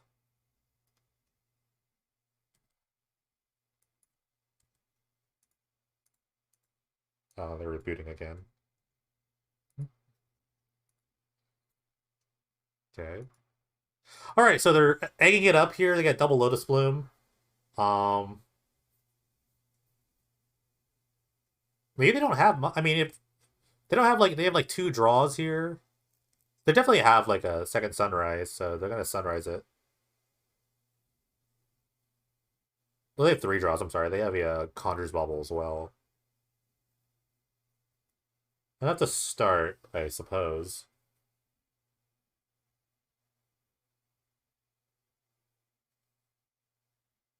Due to like MTGO being really stupid, you have to like be sure to do this because if you try to undo one of these artifacts, then you just reset the game.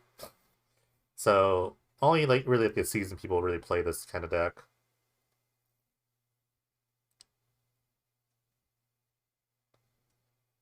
So yeah, you put the thing at the bottom, then you ghost quarter yourself to get a shuffle, to get a fresh draw, which you could draw another second sunrise here.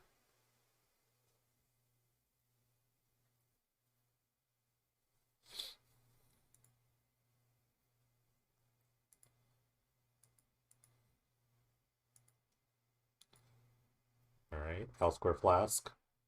If this is it, I'm happy. Not really, but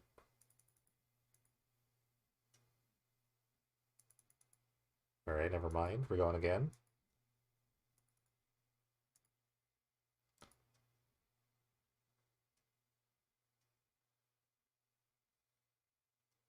All right, in the meantime, okay, they're the last one to play, so they're just rebooting. They said.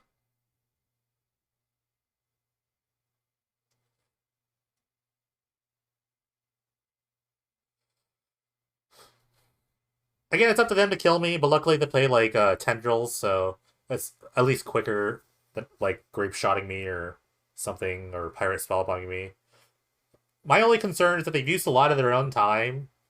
Well, not really, not my concern, but they're going about this a bit slowly. But maybe they're trying to be careful, which is totally fine.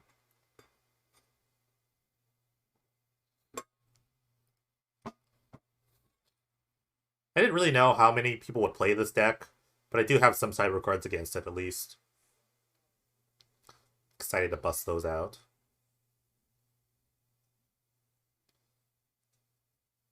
They all died for repeal though. But they can't repeal everything.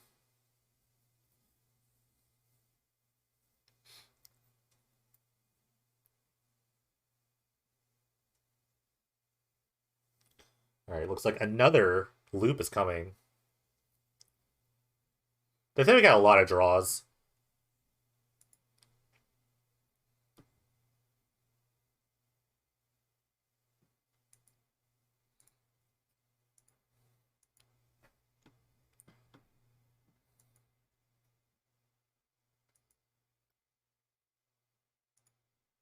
Alright, sleight of hand.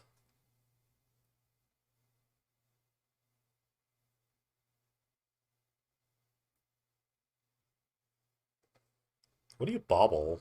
I guess you bobble like the sleight of hand or the reshape or something. I don't know. What if they bobble? Actually, I'm curious if they bobbled.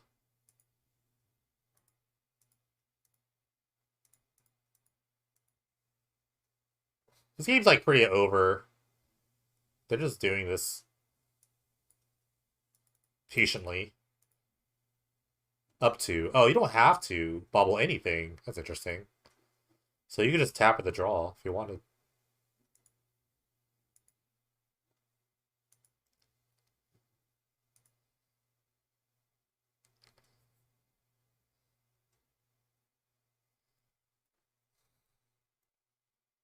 Alright, just show me the tendrils. Put me on my misery. I have six a bunch of times.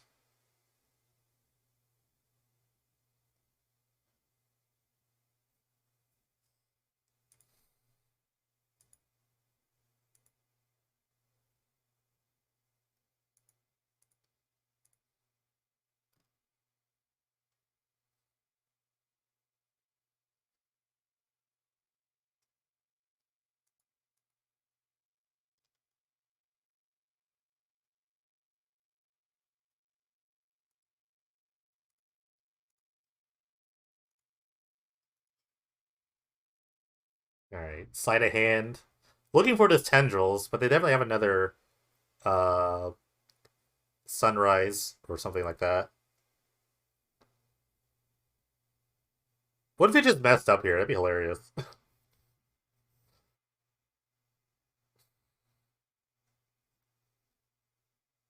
Okay.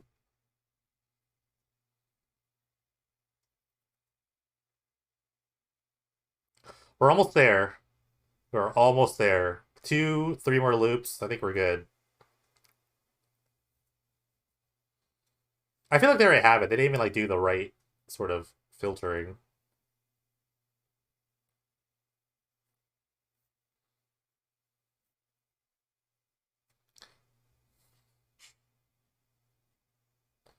Probably don't need to at this point. Oh my god, they're casting Ponder. Okay.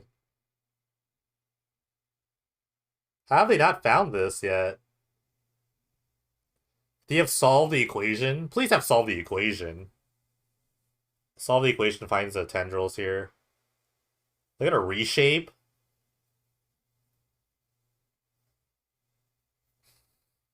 Okay.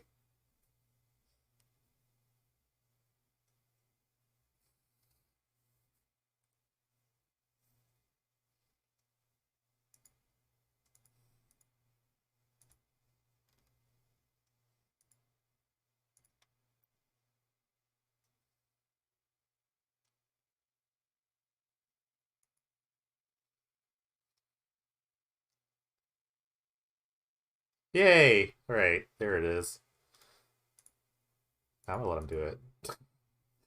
Let's see if they F6 or just click OK every time. I mean, at this point, they could just F6.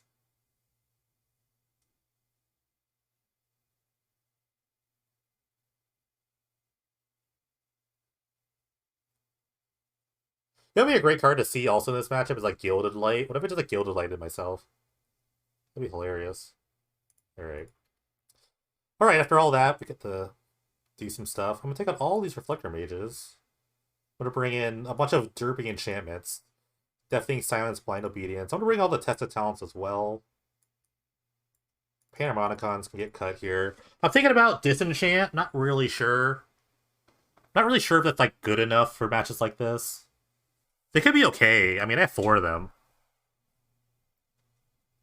They can't be bad, right? The problem is, what do I cut?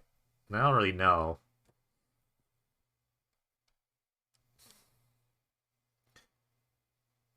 Like, if I just kill an artifact like every turn, is that like enough? I don't really know.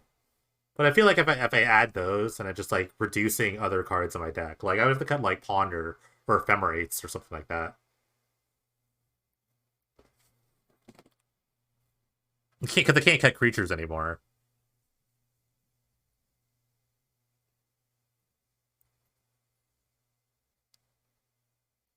I don't know. I don't know. Not really sure if I should bring in the disenchants. Hmm. Hmm. I've never actually tried to do it, which is the weird thing. So I don't have like a lot of like experience doing it.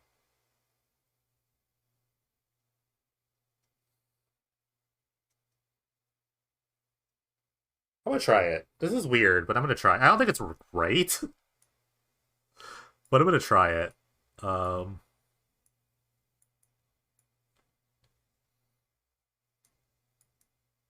I don't know. I'm gonna cut the ponders. I'm gonna keep Ephemerate. Ephemerate's like the best card in this deck. This is weird. I don't know if this is right. Maybe this is my inexperience with the match. I don't know.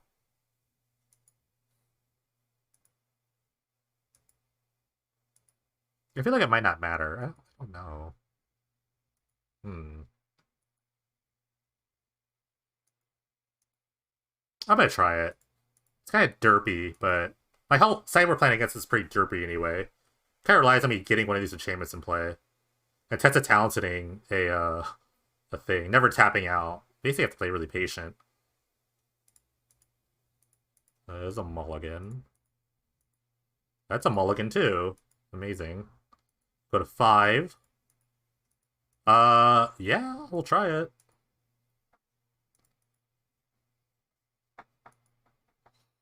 I'm gonna bin the Blade Splicer. That's how crazy it is here.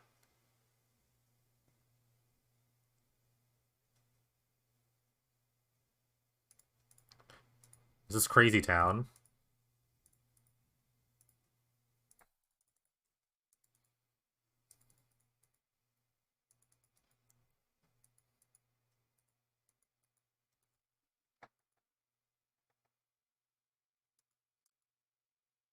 I think they also mulligan. Okay, Lapse is okay.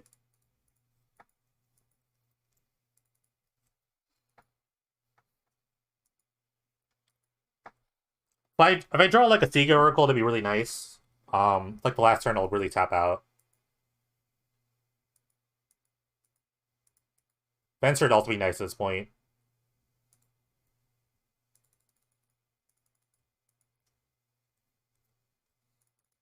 They have no blooms, so that's a good start. Sure.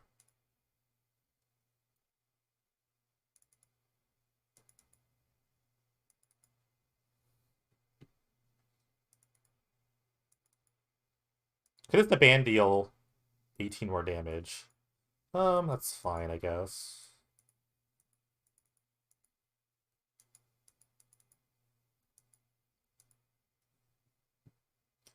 No good time.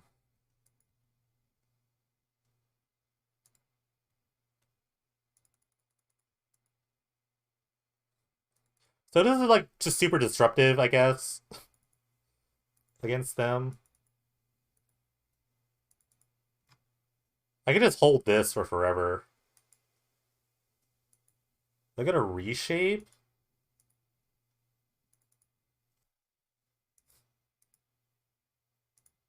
Okay, I'll just lapse this.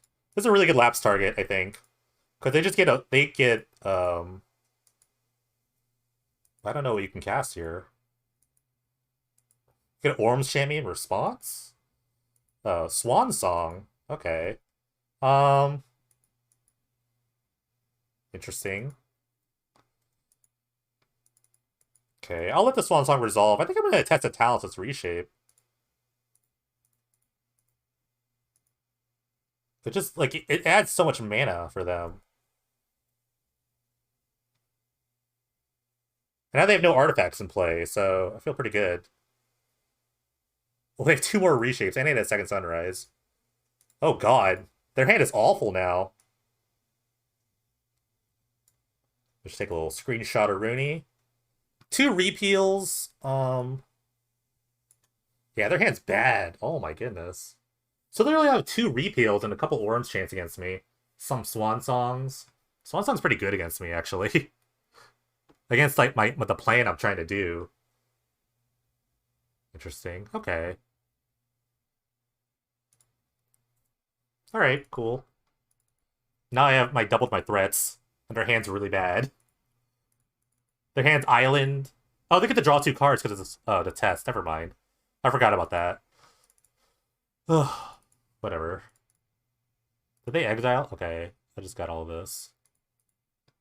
They didn't get any Lotus Bloom, so that's really good. Oh god, it's over. It's actually over. I just bounced two lands here.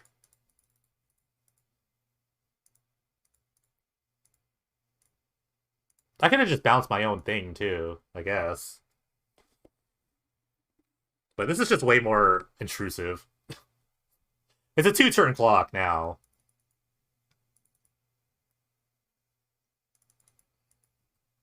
Okay. Nice.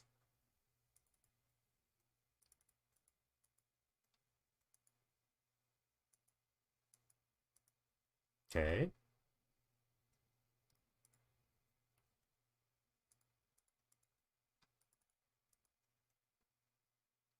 Pretty much test talents anything here. Or disenchant anything. Okay. I'm gonna disenchant that.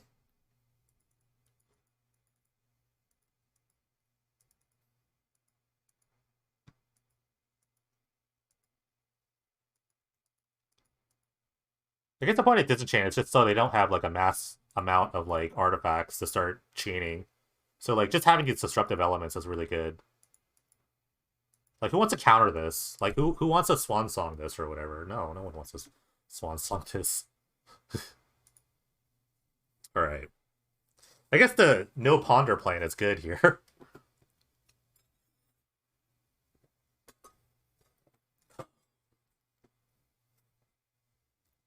So all they have is like a couple of repeals, whatever. If I just get like multiple things on the battlefield, they do have two swan songs for me based on like me looking at their deck. So I can like get a bunch of stuff under their radar, um, and just protect it with a bunch of counter spells.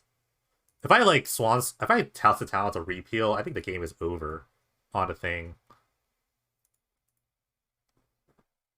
So yeah, I don't see how they beat a Deafening Silence without repeal. And I only know it's because I tested talents of them and I got to see their deck.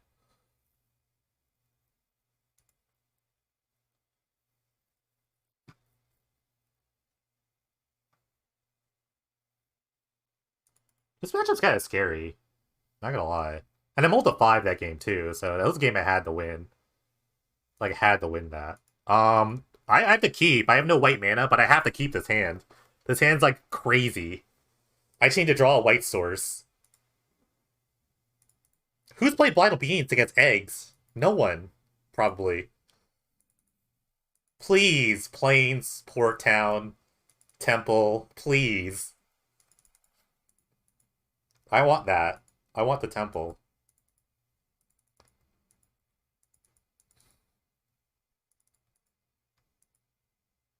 Oh my god. Oh my god, no, not like this. Sure.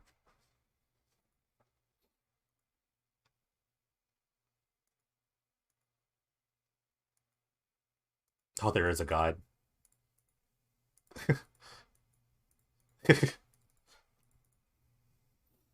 There is a god. Okay, read the card. Yeah, Blind Obedience is great. And now I have like Deafening Silence as well, so it's like, oh my goodness. I'm gonna go with Silence in the ban. Next. Yeah, tapped. Yeah.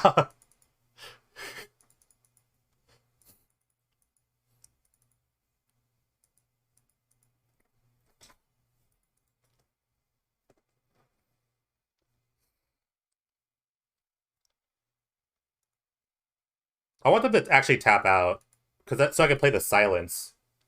So maybe I should play the Blade Splicer.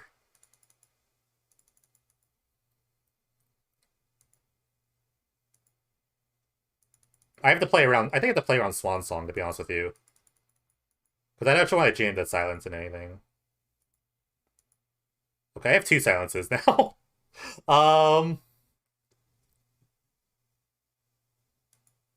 I want to play Blade Splicer here. I want to put some pressure on the board.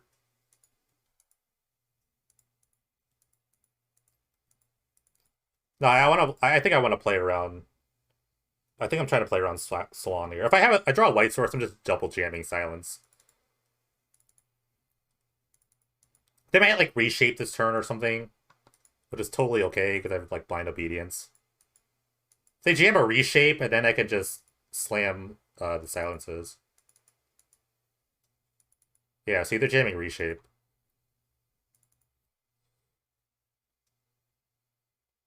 The problem is I can't just like play Silence into Silence. That's the other problem.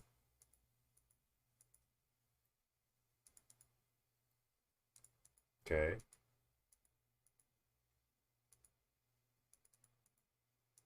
This slows them down so much. This is amazing.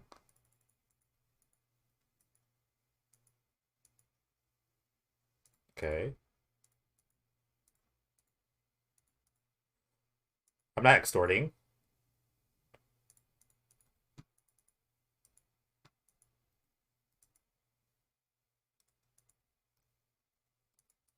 How could they beat my derpy enchantments? And I get to play another creature? I get to play as in the ban here? How could they beat both of these at once? I don't know. No, no not. I'm not extorting because I want to ephemerate my guy next turn. Although it doesn't like prevent me from playing the next Deafening Silence. So I mean, there's like a case for that.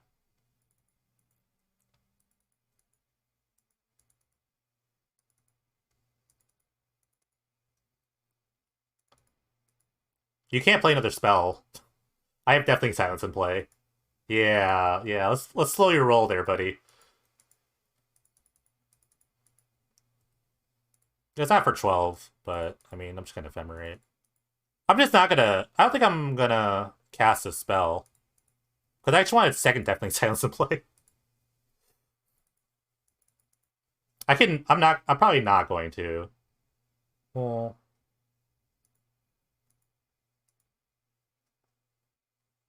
no. This is a weird no.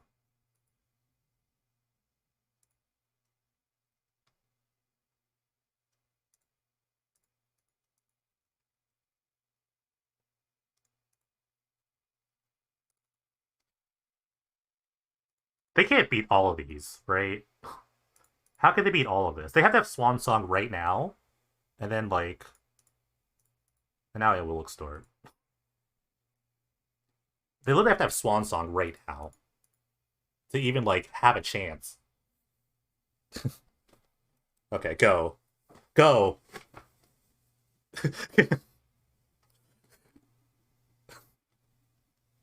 They can like Orms champion a couple turns, but what can they actually do?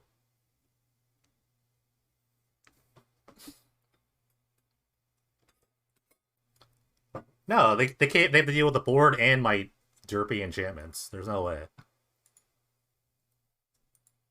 Go, go, blind obedience. Yes, you got it.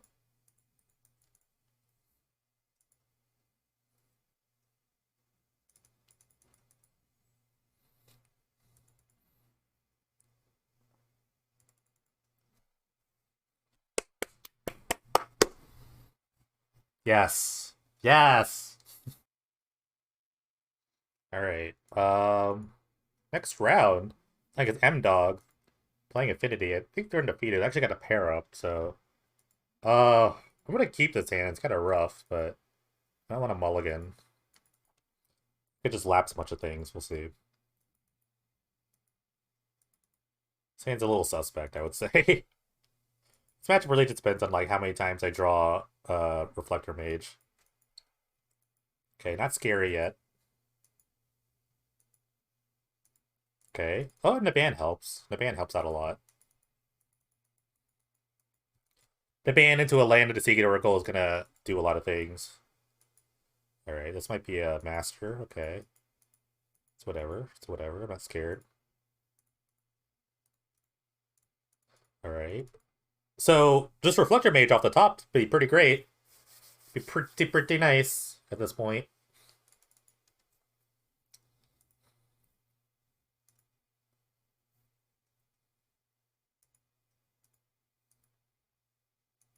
This song goes on like way too long at the end. There's like another minute of just like nonsense. Okay.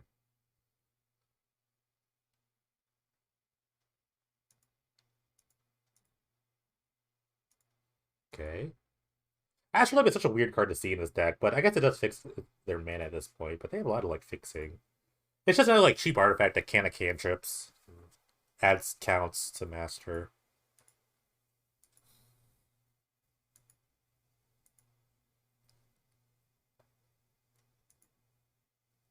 Are they playing another master? That'd be really annoying. Or just playing Thoughtcast, I guess. If they're playing another master, it's really annoying. Or, oh, and Soul Artifact, that's annoying too.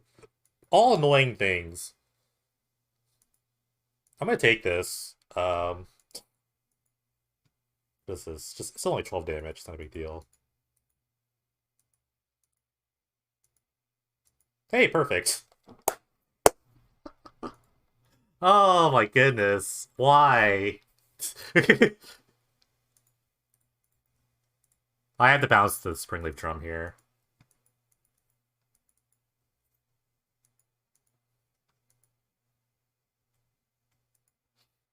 Now I can just draw like an Ephemerate. I think it'd be good.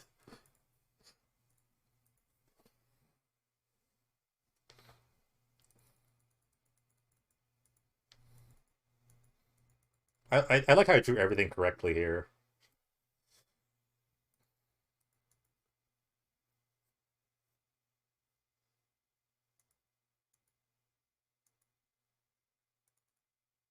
But this is what I gotta do. You gotta do what you gotta do here. Glad I didn't chump it to the ban. Okay, plating is still pretty gross. Oh, it keeps going. I need I'm gonna need another Fluctor Mage, I guess. Okay, they're not equipped. Okay, interesting. Are they hoping to hit a land there? That was that was great.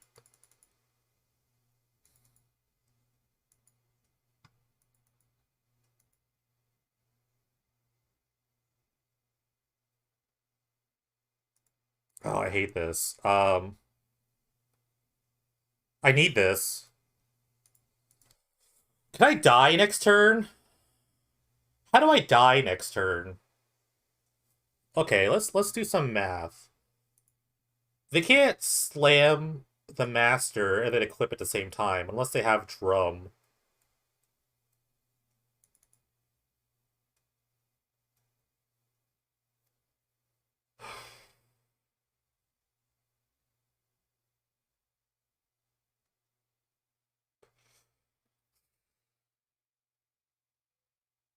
I am so worried.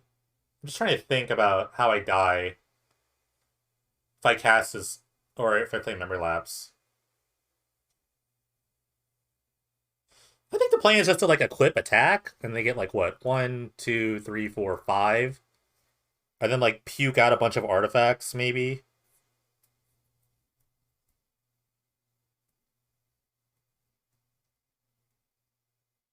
I guess if they like kind of go off, I need to lapse something. I don't know.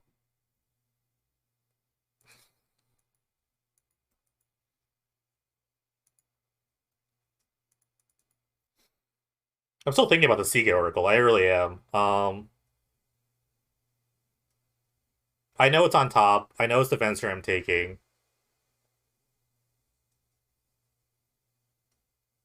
I only lose to like a slew of artifacts. And I know they have like a drum.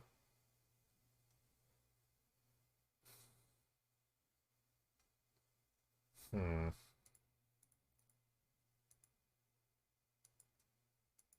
Alright, I'm gonna play the Oracle. I think I need to find like Ephemerate too. Okay. Okay. I'll take double Venser, I guess.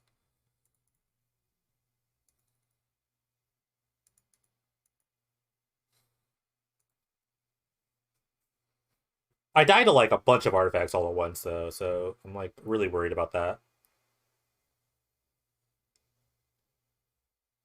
This is kind of like that game, that round two, where I just had a bunch of Vensers, but I didn't know what the balance either like plating or the Ornithopter, but they had like a ton of mana that time.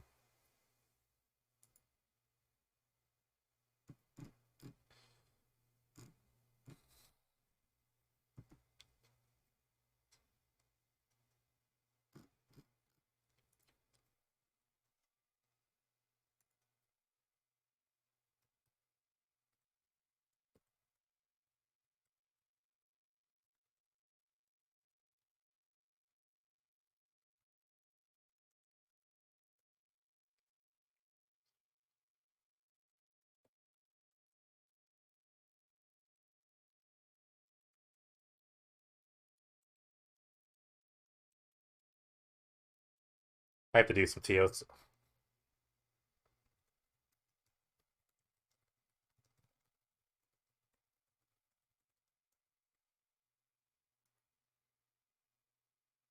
In fact, I'll PM them for them probably while he decides his line.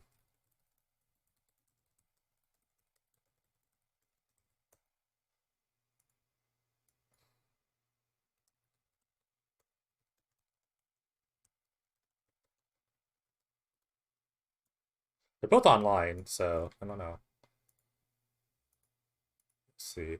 Okay, I think he's mathing things out. This is kind of weird. If I get to untap, I can definitely like do a lot of damage. Okay, this is kind of what I'm worried about. This is what I'm worried about. They can play the drum. The drum can make another 1 mana artifact, I guess. Or if they have like a thought cast and they just draw a bunch of Memnites. Um. Okay. 1, 2, 3, 4, 5, 6, 7. It's close. Ugh. This is why I wanted to hold the lapse. Because if they just puke their hand, then I die.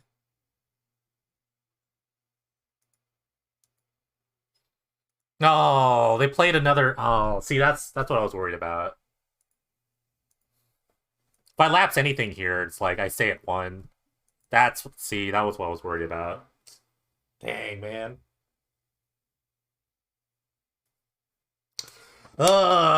Dang. If I just hold lapse, I could lapse anything there.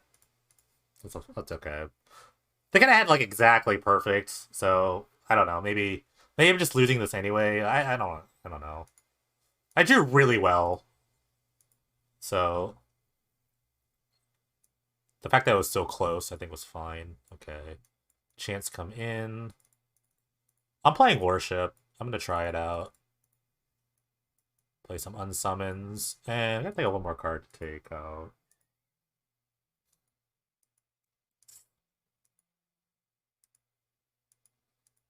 I don't think they could beat a worship. That's just what I'm.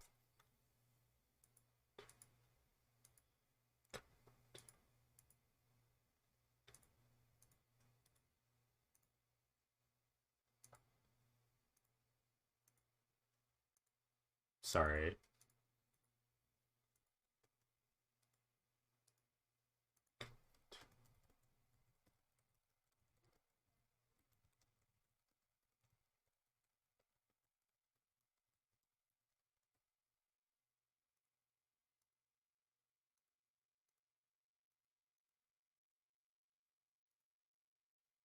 I'm gonna cut the pan. I think I'll just cut pan Marnicon here.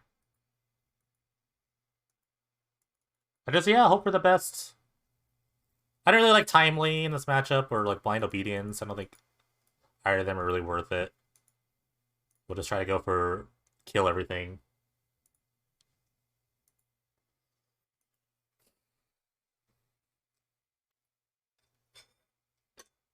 I drew very well, so I just hope to continue that.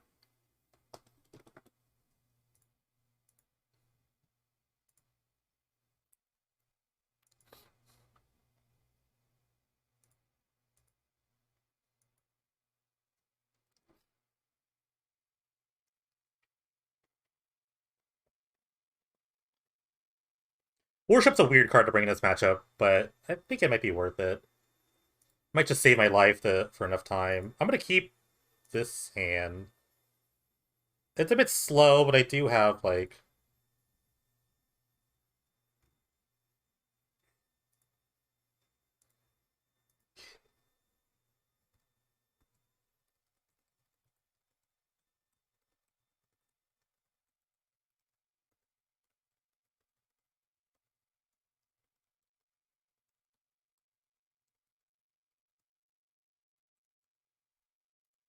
All right, just need action here with the scry.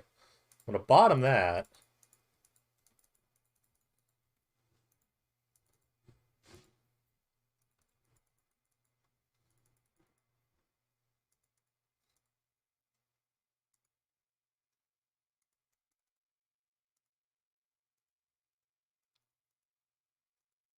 Okay, good old turn 1 Frogmite.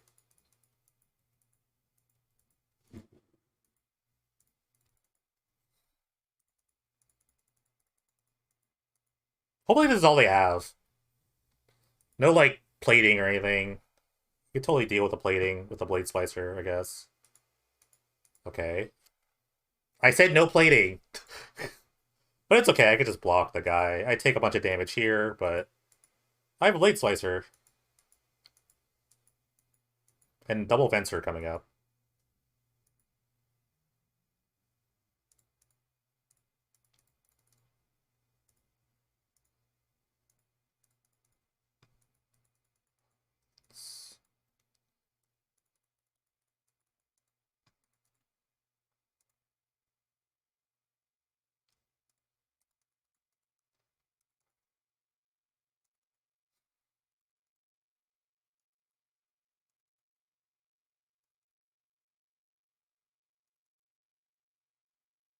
All right, this is scary because now they can like move artifacts around because they have access to double black.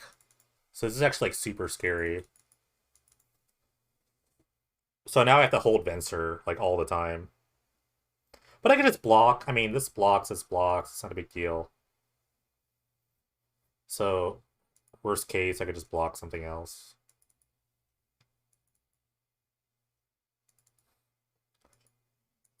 Okay. Keep the gas flowing.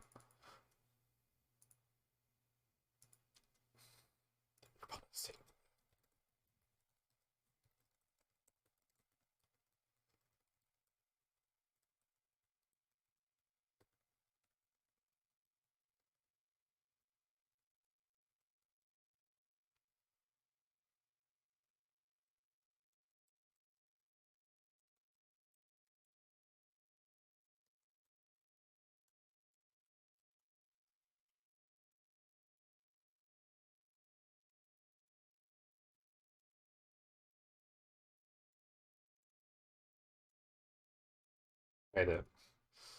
I'm just pausing because I have to type something out.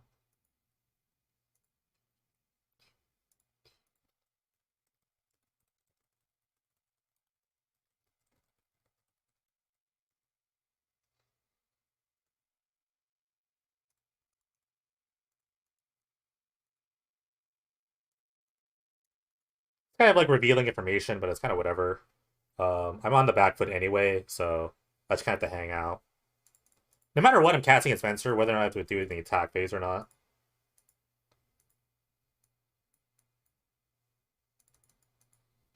Sure, I guess. Them just double thought casting is super scary.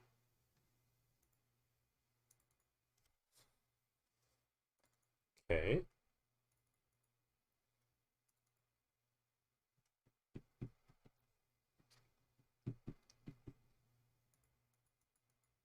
Okay. Which would be scary if it didn't have this Venser, but they could have Rebuke here. But I have another Venser.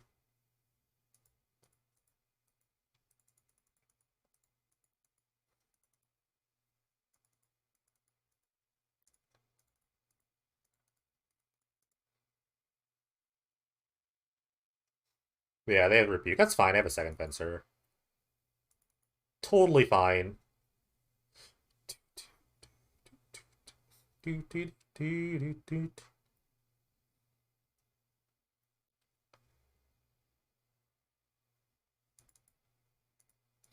thing about Venser, it is an instant. Worship? Can they beat a worship? Can they actually beat a worship? Can I beat them without worship? I don't know.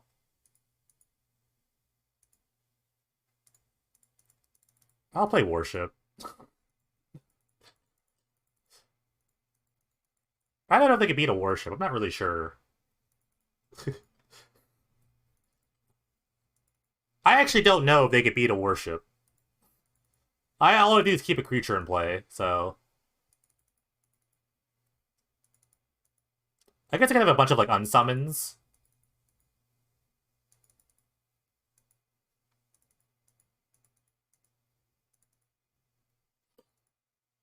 I guess they could like, take me to one. That'd be scary. Okay.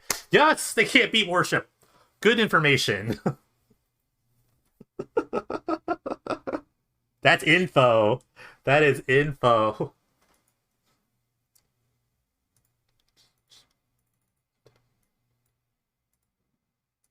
The priestess, I must confess.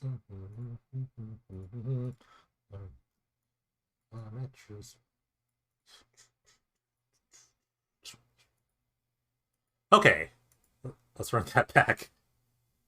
Let's just run that back.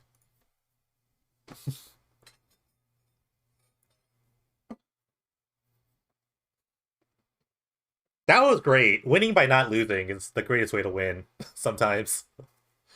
That's a mulligan. I can keep. This hand just has a lot of like it's got a lot of moxie in it. It's got a lot of moxie.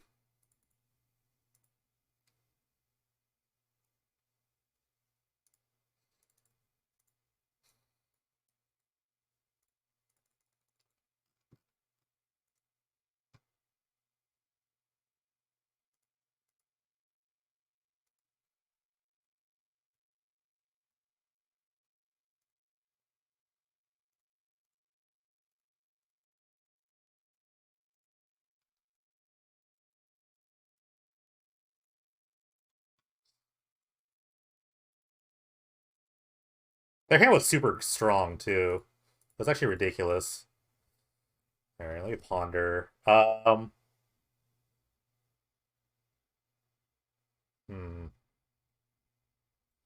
I don't know about this hand.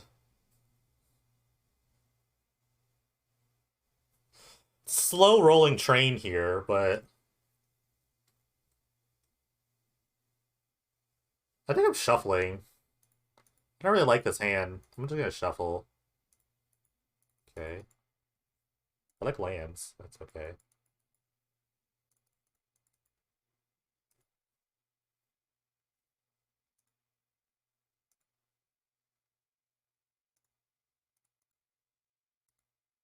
Okay, it's nice.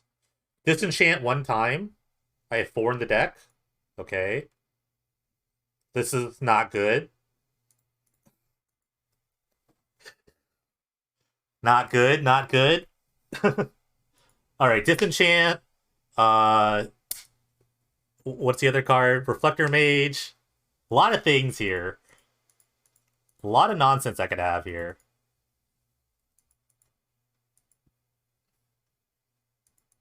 Okay. Draw into one of the things I mentioned earlier. Reflector Mage is still really good. Okay. Good, good, good. I'm gonna block this derpy tutu. Oh my goodness. Okay. Alright, alright. Oh my gosh. Well, that sucks.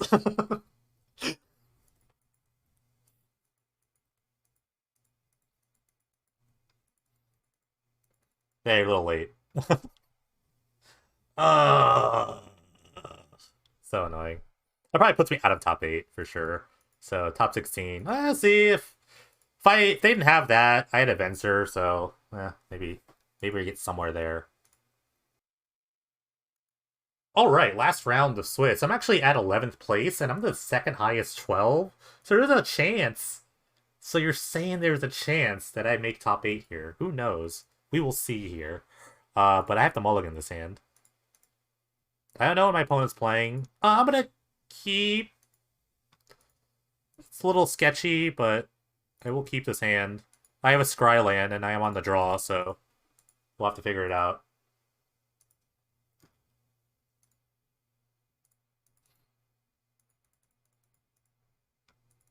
Swamp? I haven't seen that in a while. Okay, that's a port town. That's good. Okay, that's good too. I like Naban.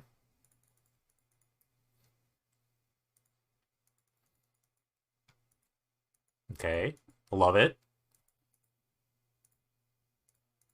I have to expect a lot of removal, I guess, coming my way. But if they don't kill this Naban, I'm drawing cards. In these like weird mid-range decks, all I want to do is draw cards. Gatekeeper, okay, Spec Hippie. Hippie's okay, I guess. Not really, but I'm gonna Reflector Mage it anyway. I don't want to discard a card.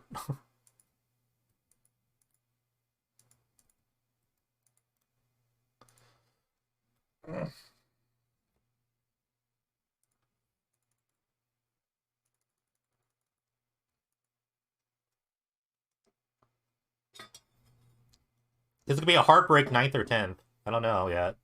Horlash? Was he like a 4/4? Dang. Hmm. Okay, I think I'm gonna go like Seagate Oracle, Ephemerate, my Reflector Mage. This is going really well, by the way. Ponder, I'll take this. I'll take another Ephemerate, that's nice.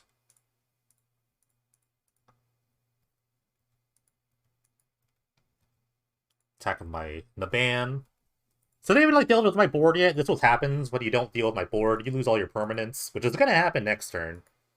I'm gonna Venser bounce 4 things next turn. Like, you can play your Hypnotic Spectre, it's kind of cool. Okay, Sign and Blood yourself, excellent. Interesting. Well, they're gonna lose to like 4 lands now. They don't play their Hypnotic Spectre.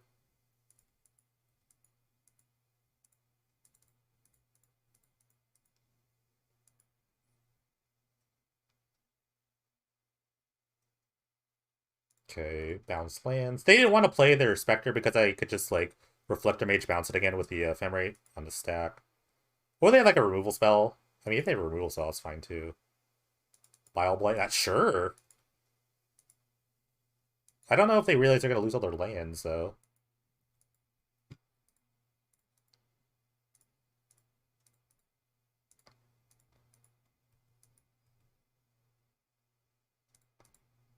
Okay.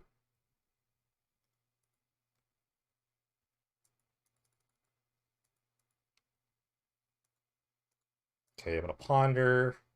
I'll take the Lapse, I guess. Oh, wait, I did that wrong. No. I mean, I have the Fan or Monocon, I guess.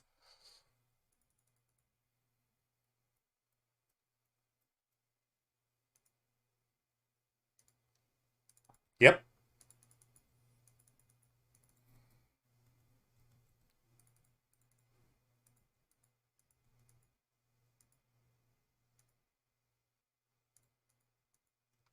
Okay, attack with everyone.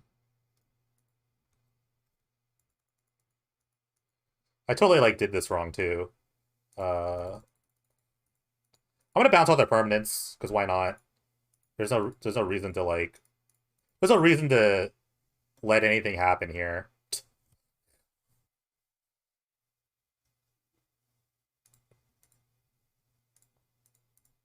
Okay.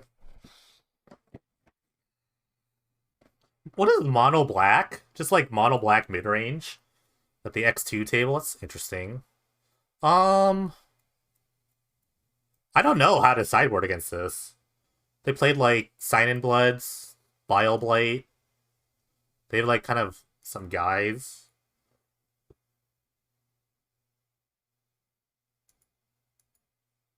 I don't know. I'm gonna play Blind Obedience. I'm gonna play a Blind Obedience. When in doubt, just play Blind Obedience. That's it.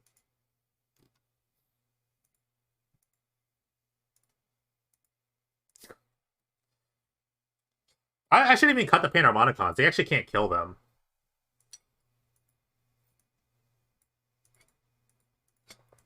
I'll cut a Archaeomancer. Why not?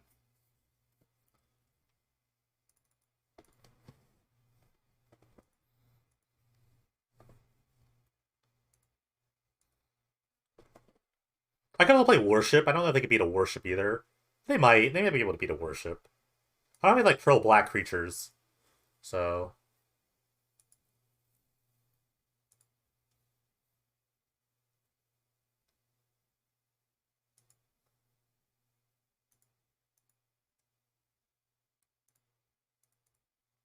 I like this hand. I'll keep. The old Naban Blade Spicer combo.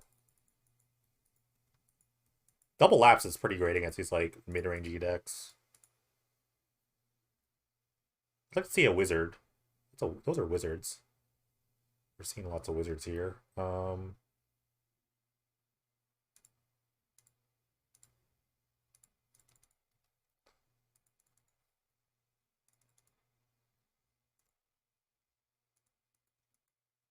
Probably this guy's getting Bile Blighted, but it's okay. I don't think it'd beat Blade Splicer. Blade Splicer Ephemerate's pretty good too. Sure. No, because it gets Edict a Blade Splicer.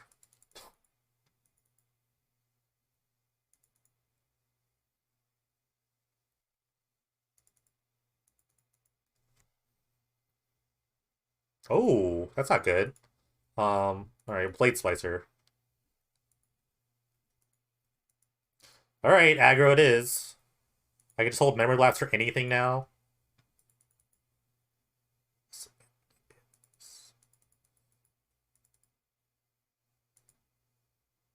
Okay.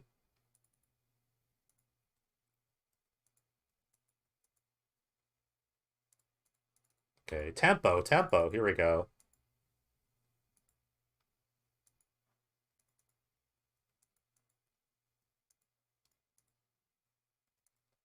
If I get to untap, this is like really bad for my opponent.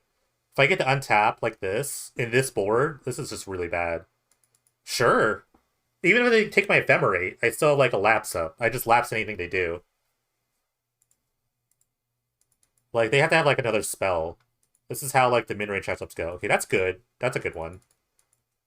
I approve of this. Alright, I'm gonna hold the memory lapse for a bit. Um sure. Now we play the lapse game.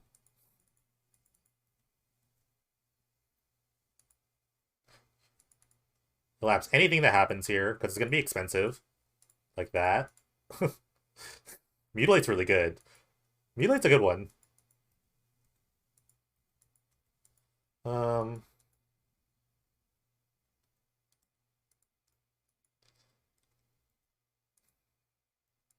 Kind of worried about playing this in the ban, but I have another lapse. We'll see what happens. I just lapse again. They know my hand, so they know they have to force this. If I find a third lapse off this ponder, it's gonna be really good.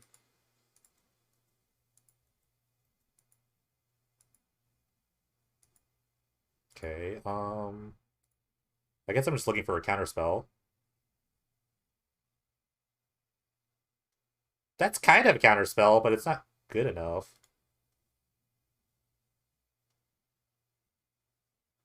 Well, let's just top it. Even if I lose everything here, it's not a big deal. Alright, still pondering. Well, that's good counter.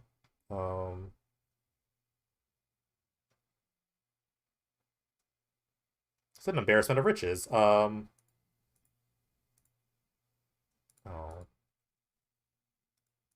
Alright, all my guys are gone. It's okay. I have a good follow-up.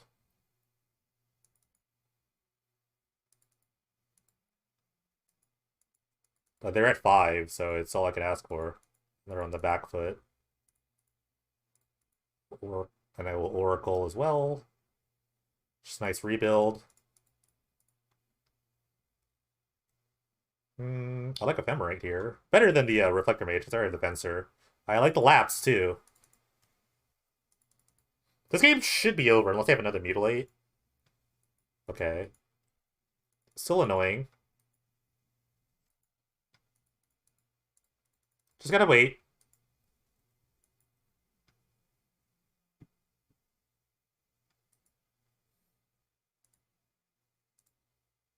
I'm gonna lapse this, I think.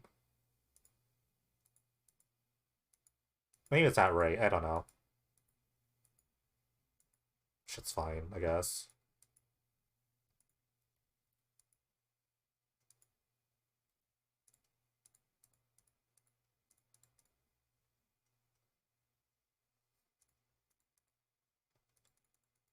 Just gonna squeak on by. Oh god. No?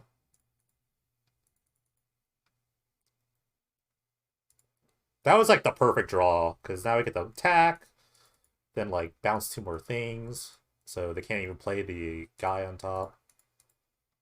Then I don't know what they do here. Okay, bounce this, bounce this. Alright, go!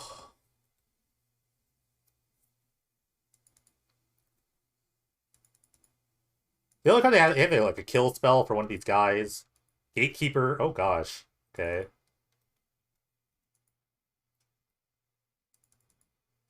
Oh, okay, they just concede. I don't know what I would have drawn. I would have probably just bounced 2 lands here.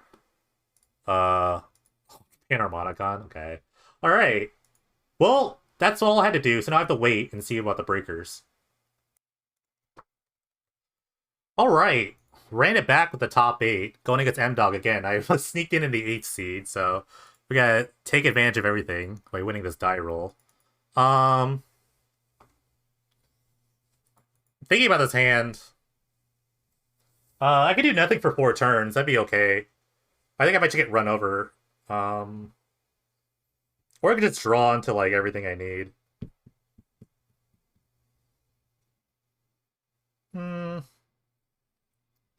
I'm gonna keep. I might just draw into everything I need. Who knows?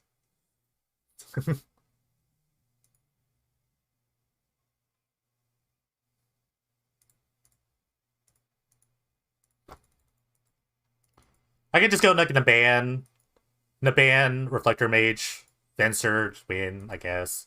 That could be a hand that happens. Okay.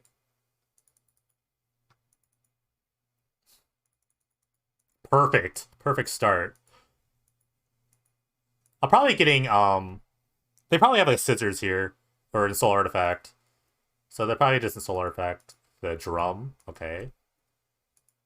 Sometimes Affinity does this. They do nothing for a bit. They might just poop out a lot of stuff though. Alright, playing is a little annoying. Okay. Is that it? Perfect.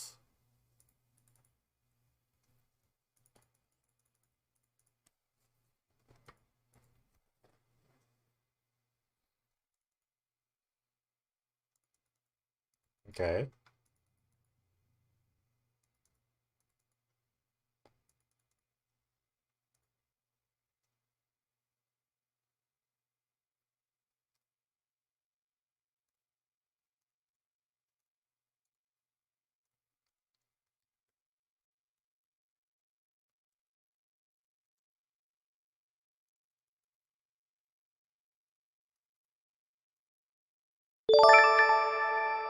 Oh, I'm getting rated. I don't know why I'm getting rated. I thought you're... I don't know. I know what's happening. Aren't you streaming? I don't know what's happening. Maybe it's... okay. That literally threw me off. Let me think for a second. Well, these signal pets are really annoying. I guess equip, attack. I take a bunch. I don't know why he's rating me. I thought he was streaming. I guess he's not streaming.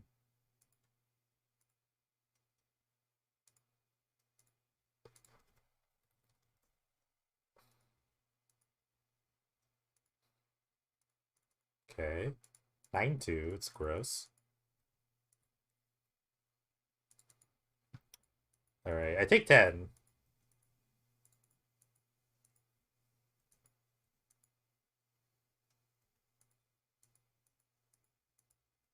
If they have like a Metallic Rebuke, I'm just like dead. I'm just like so dead in the water here. Alright. You think I have the... it doesn't matter. Well, now you can't do the top 8 thing. Let's see. Let's see. Assuming they don't like equip anything, they just re-attack. I just bounce the thing. I just bounce the Frogmite. If they just attack all, I'm just really worried about that. Oh, that's gross. That's not good. Did that kill me? 3, 4, 5, 6, 7, 8, 9. Okay. That's gonna hurt.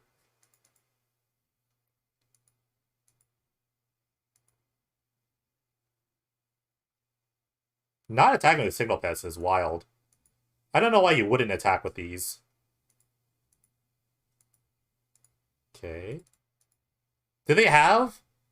Do they have Metallic Rebuke? This is gross. I mean, I can't play around it. This is blues. That's gross. Okay.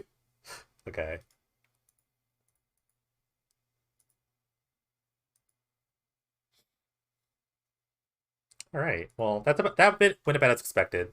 That's what happens when I kept the hand with no nothing to do till turn 4. All right. Cut the lapses. Bring in the disenchants. Bring in this worship. Maybe timely is good. Maybe I should play timely. I think I am playing timely. Unsummon.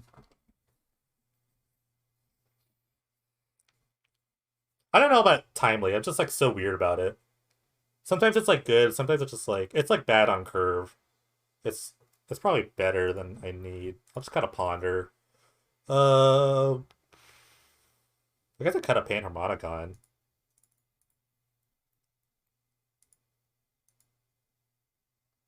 Honestly, in the match we did play on turn 4, I played a worship and they conceded instantly. So it is pretty good.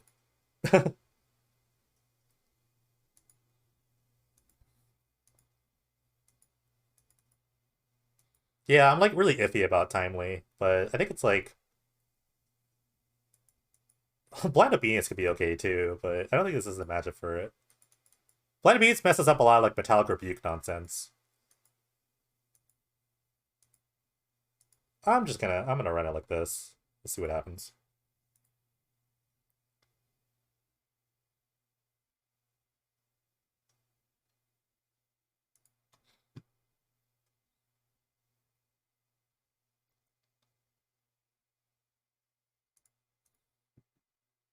Wow, another sus hand. I'm gonna mulligan this hand. I'm gonna be a little more disciplined this time. This hand is much better. I will keep.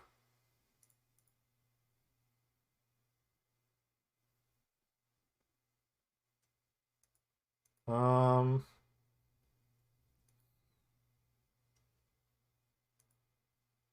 hmm,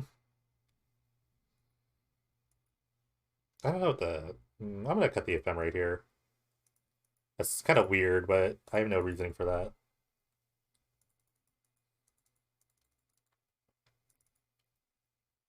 I kind of just want to play Snapcaster Mage with this eventually. I'm thinking about the long term.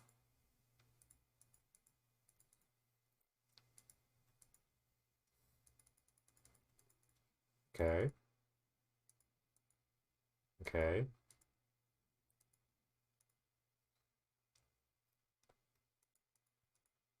Maybe a third land. I'd love a third land. Okay. I hope to disenchant this Mishra's Factory. That'd be kind of nice. Okay. They drew that, supposedly.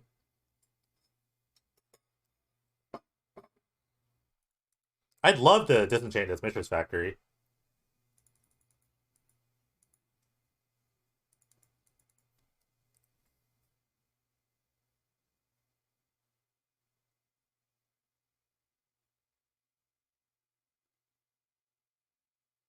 I'd love to disenchant this Mishra's Factory.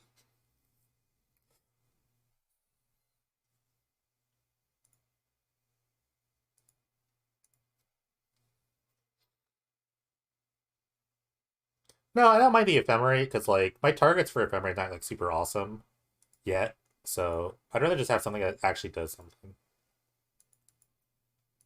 Okay, let's see how they attack here. They attack with this, and I'm free to, like...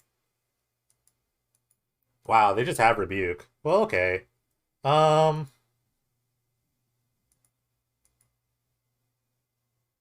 So they're just holding Rebuke. So I'll just unsummon. I will keep this enchant for now.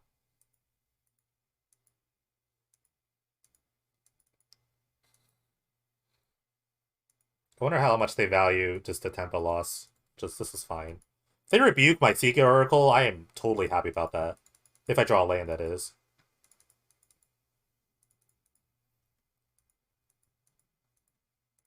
Alright. They're gonna rebuke this? Even better. I don't care right now. I really don't care. I have no land, so it doesn't really matter. Shut up, it's not over. Yet. Alright, that's good. Well, I have to kill this now.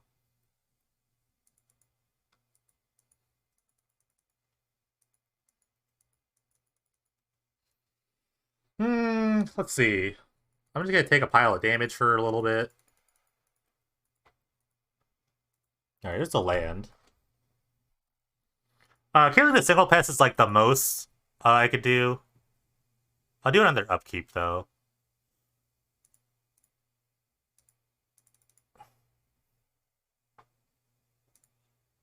It like takes off the most damage here.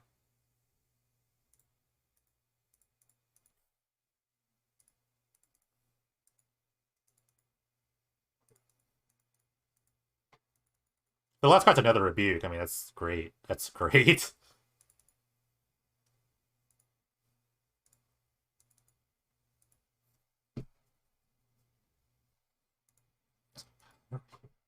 Great.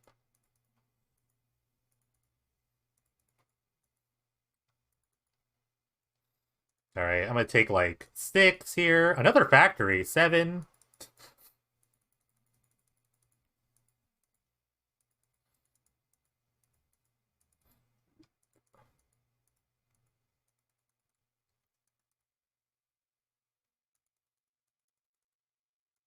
Okay.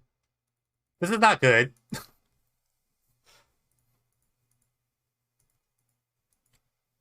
No one will remember the one time because it was never streamed, but I definitely like played against M-Dog once. I had 4 Paramount in a ban and play, and and I won the game.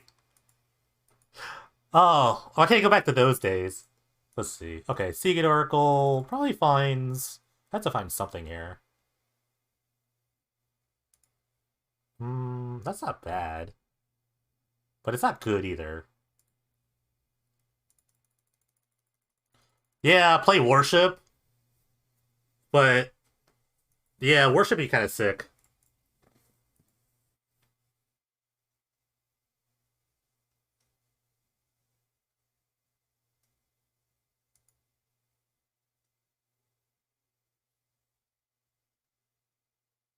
Can I? I can go. I guess I can. That's gross. Maybe I can't play Worship now. No, I'm just dead. 7. Yeah, I just drew so well. That was such a good block. They drew like what? That's a wild draw. I'm never beating that in a million years. Never beating that in a million years. That's crazy. All right, GG's. GG's. Can't do anything about that. I don't know why you didn't just start streaming, because they should have just streamed. You should have just streamed your top 8 thing, because I want to leave. I just want to leave.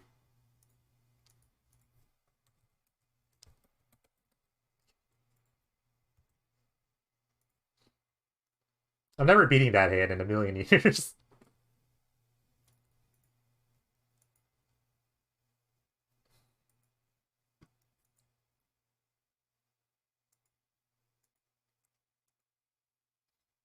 I don't know what to root for. I'm not really sure. I'll root for M-Dog because they beat me, and they've been playing the deck a lot, so I'll root for them. Um, dang.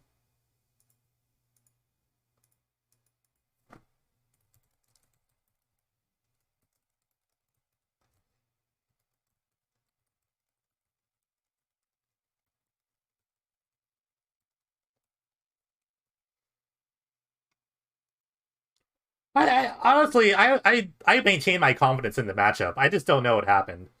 That was just like he just had like an insane hand. I don't know. I didn't know what to do about that.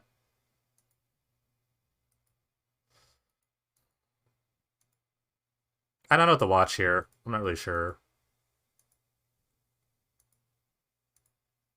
I'm gonna watch the burn deck.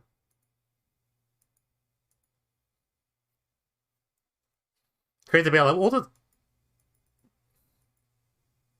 wait. Hold on.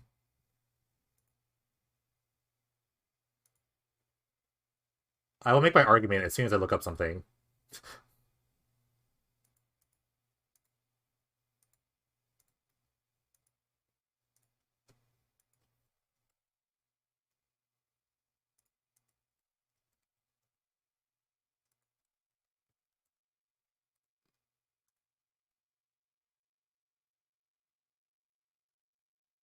This is this is before this tournament. There, proof. This is proof. This is before the tournament. Numbers. I had math on my side. Yeah, that's right. That's why I was confident. I haven't lost to it yet, so how could I not be unconfident? Yep, you've been owned by math.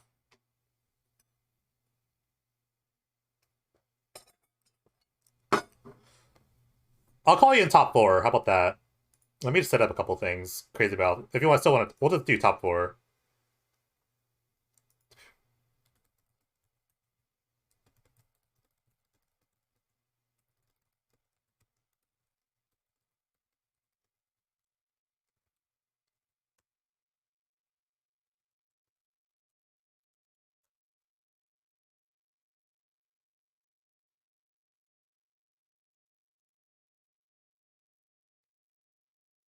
We'll just go in the just go in the secret chat. It's easier for the overlay that I'll setting up in a second when we go.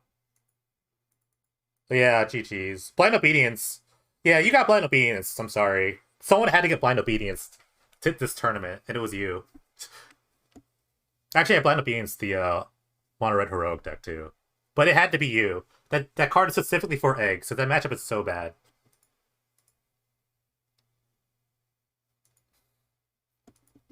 Like someone had to get blind obedience today. I'm sorry, it had to be you. That's a good card, but that like honestly, when I figured it out, wait, egg plays against eggs, it's gonna be awesome, and it was. But I also had all my derpy enchantments out too. So is this game three? What game is this? GG's. So it looks like Swan's going to the top four.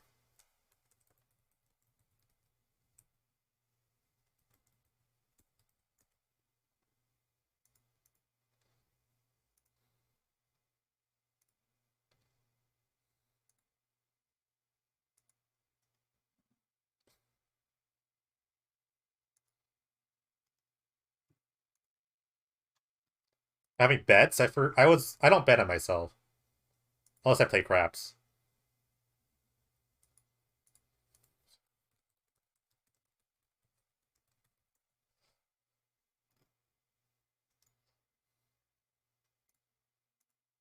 But this is about the field I expected. To be honest with you, I expected everything I played except for the Wiz deck and I mean the Wizardness deck, and except for the Mono Black deck. But every other matchup I expected. All right, I don't know who won between ear terms won, so Jessica had tendency in the top four. This is the last match. I think it's Eggs versus another Affinity deck. No, it's Mono Green. That's right. Vinny's playing Mono Green against Eggs. All right, never mind. I'm rooting for Vinny.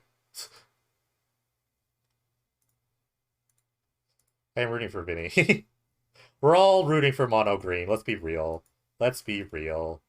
We're all rooting for Mono Green. Am I right? Or am I right?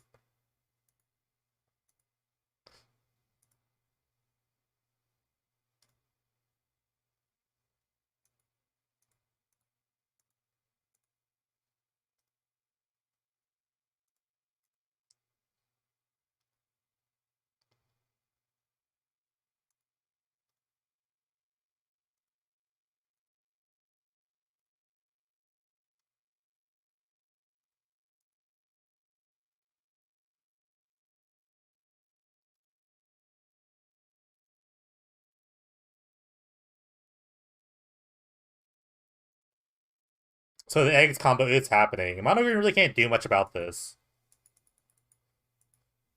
I think honestly, looking at like eggs lists, the best cards are probably like really expensive, like Witchbane Orb effects or whatever. But I don't know what game this is. Yeah, God Pharaoh statue's really good.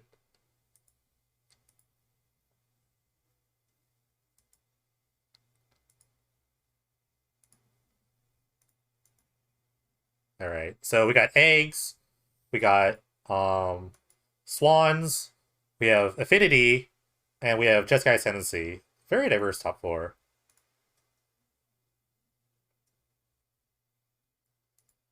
Let's pause this music to play other music. I turn my music down a little bit.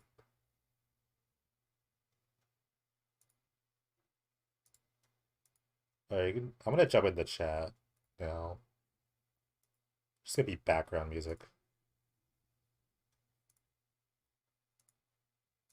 Make sure this works. Can you hear me? Hello? So Looks like it's working. yeah, I mean I'm doing something else. Let's see. Add first.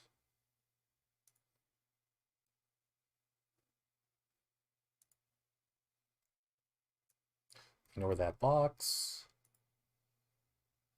See? Okay, good. There it is. I'll put it up. Well, it's gonna be weird. Let's put it Oh, it's sick. up here.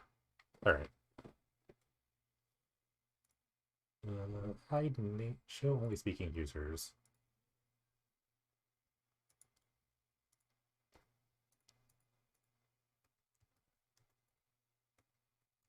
Obviously, if you're a mod, or you can join the chat if you want to talk. So yeah, this is pretty interesting top four. Yeah, it is. It's like a really diverse top four. I think the most one of the more diverse we've seen. I mean, even the top eight was even the top eight was pretty diverse. So Oh, whoops! Did I misreported? I lost the match 2-0. That's on me.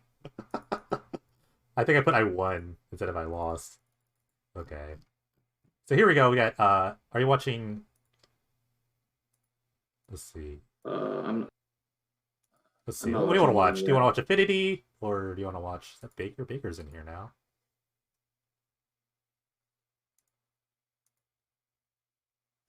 Baker has himself muted, but I'm sure we'll hear from him in a second.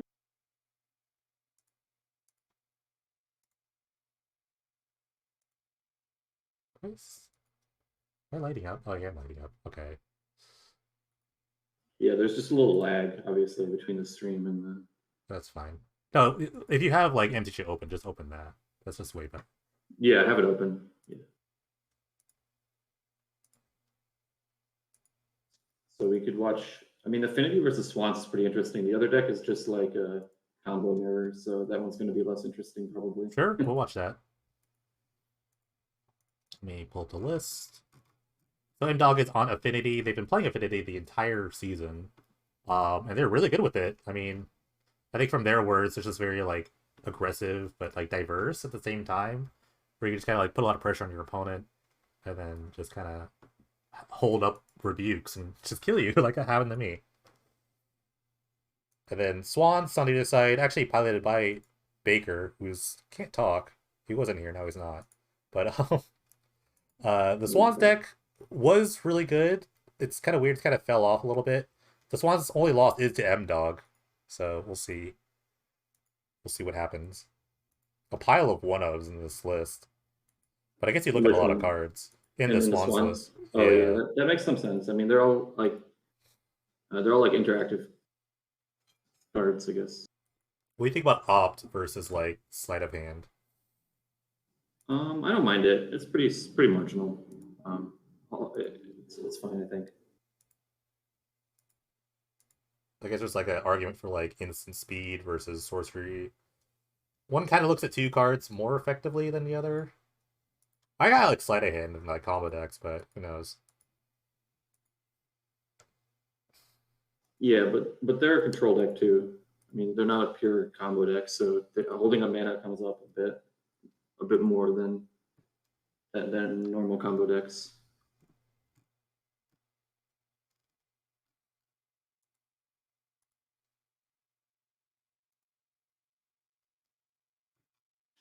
So their only loss in the Swiss was to M-Dog. Yeah. I actually beat Swans with Infect today. I was pretty excited because it's a terrible matchup for Infect. I don't know. I had a pretty nutty. I had Yeah. like the perfect like kill their, like perfect like blazing shoal, like haste off the blazing shoal, like haste the guy and with the ball blazing shoal have the dispel or whatever for their removal. Yeah, it's crazy. I saw your deck. You're playing blue black infect. The deck. Yeah, I think. Did you like win you had a bye, you won your first round, and you lost 30? Why'd you choose it? Well, we're probably not talking about you. We'll talk uh, about between. Maybe talk yeah. I about mean, it between. I guess we should talk about it after, but Yeah. probably focus on the match. But I didn't really have a strong reason. I just wanted to do something crazy, I guess. Also, I felt like I like punishing like the really linear combo decks. I don't really care if I lose to like Swans. Although I will say it is really bad against the red decks, which I did face. I got paired against Takeout Tree, so and they drew like double Lava Dart, and I just died. Yeah, Lava Yeah, it's Dart. I don't know basically if you beat impossible. Lava Dart. Hello, did you figure it out? Oh yeah, I had to change my internet to go through my phone because there's no route to this voice chat on my landline. I don't know. Who cares? Opt is definitely better than Sleight of Hand, by the way, if you're running like 7 counter spells and 7 instant speed removal spells. Yeah, I can get behind that. I think, if you are a pure combo deck, like I wouldn't play Opt in eggs, but Right. when you've got like 1 and 2 mana, getting to use it if you didn't have to counter anything is super good. But you kind of have to hold up memory lapse at various points in the various games, or Man Lake, or whatever you're playing. So you're the one that like popularized the Swans deck, Baker. What do you think about this matchup in particular? I think it's almost impossible for Swans. Almost I, impossible. I put 4 Smelt into my sideboard along with Pyroclasms and God knows what for a long time to try and make this matchup playable, and it was not. Like ultimately, you have to play a 4-mana sorcery speed thing at some point to win, and they just have to play their hand. The 1/1 removal is useless against them because their deck has got almost no dead cards because 7 or 8 of their lands are also creatures, and the one sort of crappy card is Astrolabe, but it just cantrips. So you can't 1/1 removal them and take the control role particularly effectively unless you're going to play even more draw than 4 expressive iteration. And if you try and Shatterstorm them, they will just Metallic Rebuke it. So I It's don't just that know. easy. It's just that easy, right? It's pretty bad. I think if you had a Shenanigans 4 Smelt 4 Shatterstorm, you would probably still lose. Wow. It's just bad. We're It's we're very back at bad. Morodin standard This deck now. is really good. This deck is really good. I don't actually know what beats it other than a turn 3 combo kill, like out of like birds into Jeskai Ascendancy. As I I think this is maintained just the best before, deck. with the I wizard, I mean it's the best actually deck. I I was played a 2-0 bunch of against this deck. I played a bunch of Affinity into JAC. Like I was testing against your terms, and I was winning most of the time with Affinity. But I also had Stubborn Yeah, I can Mouths believe in that. my sideboard, which Oh most my lists god. don't. But like yeah, I think that Affinity I mean, is Jeskai Ascendancy can't play control even more than Swans can't play control in this matchup. right, So right, you absolutely have to raise. So you've got to be 4 birds and right, right, mulligan to them, and then hope right. you miraculously draw Yeah. one of 3 Jeskai Ascendancies somehow. I mean, it might even convince me not to play the Glittering Wish plan, to be honest, on the basis that I really want to fall in my main deck so I can play it on turn 2 against I also Yeah. lost Affinity. to Affinity today, but I mean, I got mana screwed in game 3. Like I had the Plague Stinger kill rolled up, and I drew only basic islands. So Yeah, this is a big reason. Yeah, I tried out. This is a huge thing, though. The big attack here with the Frostwalk Bastions and everything. This is a big reason why the deck's so good. I think creature lanes are like really strong, and right, We just do like have a losing record against Elves, I think, and Jeskai Ascendancy, and that's about it. so I should have I'm played the Galt. So I should have played the Galt deck. What you're trying to tell me? I'm skeptical here that whenever I see Mirror Enforcer, I'm just really skeptical it's actually better than Archon Ravager in these spots. Like it doesn't seem to me to be, but that's M-Dog's Oh, winning. So he cut Ravager. Oh like a my long time ago. gosh! Yeah, he hasn't played Ravager for a long time. Wow, He started playing I didn't Mirror notice. Enforcer as well as Slugman. I cannot imagine Mirror Enforcer being good, but here it is, winning in the top 4. So what do I know? Well, Right, right. it's getting blinked. So Well, like It imagine if was it was a kicked. We Ravager. exiled a Simian Spirit Guide. We've used a Chain of Plasma and a Simian Spirit Guide to stay alive in this match so far. This is what this matchup is like. We throw our combo cards away just to stay alive, and then we lose. Yeah. Well, imagine So if it now was a Ravager though. Like you could just sack it, and they wouldn't even get to draw a card, right? Like, well, I mean, as like the meme says, why not both? Why can't we I, just well, keep well, I both? think true. the issue. I think the issue with Ravager, as far as this particular format goes, is that Master of Ethereum and Cranial Plating are your 2 best cards, and Ravager's sort It's of a true. non-bow with them. That's So true. Sort of. I'm very much on the Ravager side of this argument, but if I were going to make the opposite argument, it would be that. Yeah, yeah. Well, I can see that. we're just man-leaking things that they can pay for. It's a disaster. I mean, if we have a land, a Spirit Guide, a Swans, and a Chain of Plasma as our last 4 cards, we will win. No, we won't, because we won't have enough mana. Look We at how might great still die. look at how great Mirror Enforcer is. It just mind rotted our opponent 2 for 1, like 1 mana. And the thing I'm worried about my Enforcer is because you have so few artifact lands. I mean, it was one thing when we had the black one as well, and we had 8 artifact Yeah, lands. But yeah. I don't understand in how you this can have. scenario, he does have Astrolabe, which is sort of the equivalent of having the black artifact lands we had before. But I don't know. I think it's going to be pretty hard to play it on the cheap. Although this turn 6, and he's playing it for the second time for 1 mana, so maybe it's okay. I mean, obviously, Well, he's played the but deck a lot more than me and won like 9 tournaments. So yeah, well, but I mean, also like a lot of like this is a turn 4 format, so playing a vanilla 4/4 for free on turn 5 is not really. yeah, Like maybe you to can me, it's argue not it's exciting. yeah, I mean, you can argue Ravager is similarly slow because it's like it comes out on turn 2 as a 1/1, which is true. But at least it gives you like some resilience and some play, whereas this is just like. Yeah, I mean, looking at the numbers, Coreblade seems to have real game against this deck. L seems to have real game. And in fact, it's 19-15 in Swan's favor. But I've got to tell you, I think a lot of people play Affinity a bit less number crunchy than M-Dog does. Some people are a little less Yeah, speaking of deliberate. crunching, yeah. What's going on? Is he waiting? Is he thinking about a rebuke here, or is he just getting disconnected? What do you think? I think he's thinking about something. He does play pretty slowly, and he does like to calculate whether he has the win and stuff. So he's maybe thinking a couple of turns ahead rather than And he must have some interaction because obviously. Honestly, it's a sign of a good player, though. You don't just like snap pause things this long off to decide nothing. Yeah, he's just figuring out: do I need this 4/4 to win the game? And like, do I want to go down to no protection against Swans into combo? And he's thinking, yeah, because my clock right now is 2, and this makes my clock 7, and that's. Or I guess there's also the Frosthawk Bastion. Yeah, I was about to say. I think his clock is. So in fact, it's exactly 10, and the Squib Ranger is on 9. With nothing. Well, You can only fire up. You can only fire up one of these, right? And attack. With everything. So, but the Squib Ranger pumps the others. So it's 2 + 1 + 5 + 3, which is a number 11. With the Mirror Enforcer. Yeah, with the Mirror Enforcer, but without it, it's 6. Correct. So, that's what I'm saying. Yeah. So it makes sense. He's taking a whole turn off the clock, but putting his shields down, and I suspect it's not going to matter because, as discussed, there are 4 cards needed for Squib Ranger to win from this starting position. Taking out the Signal Pest, maybe he'll draw 3 of them.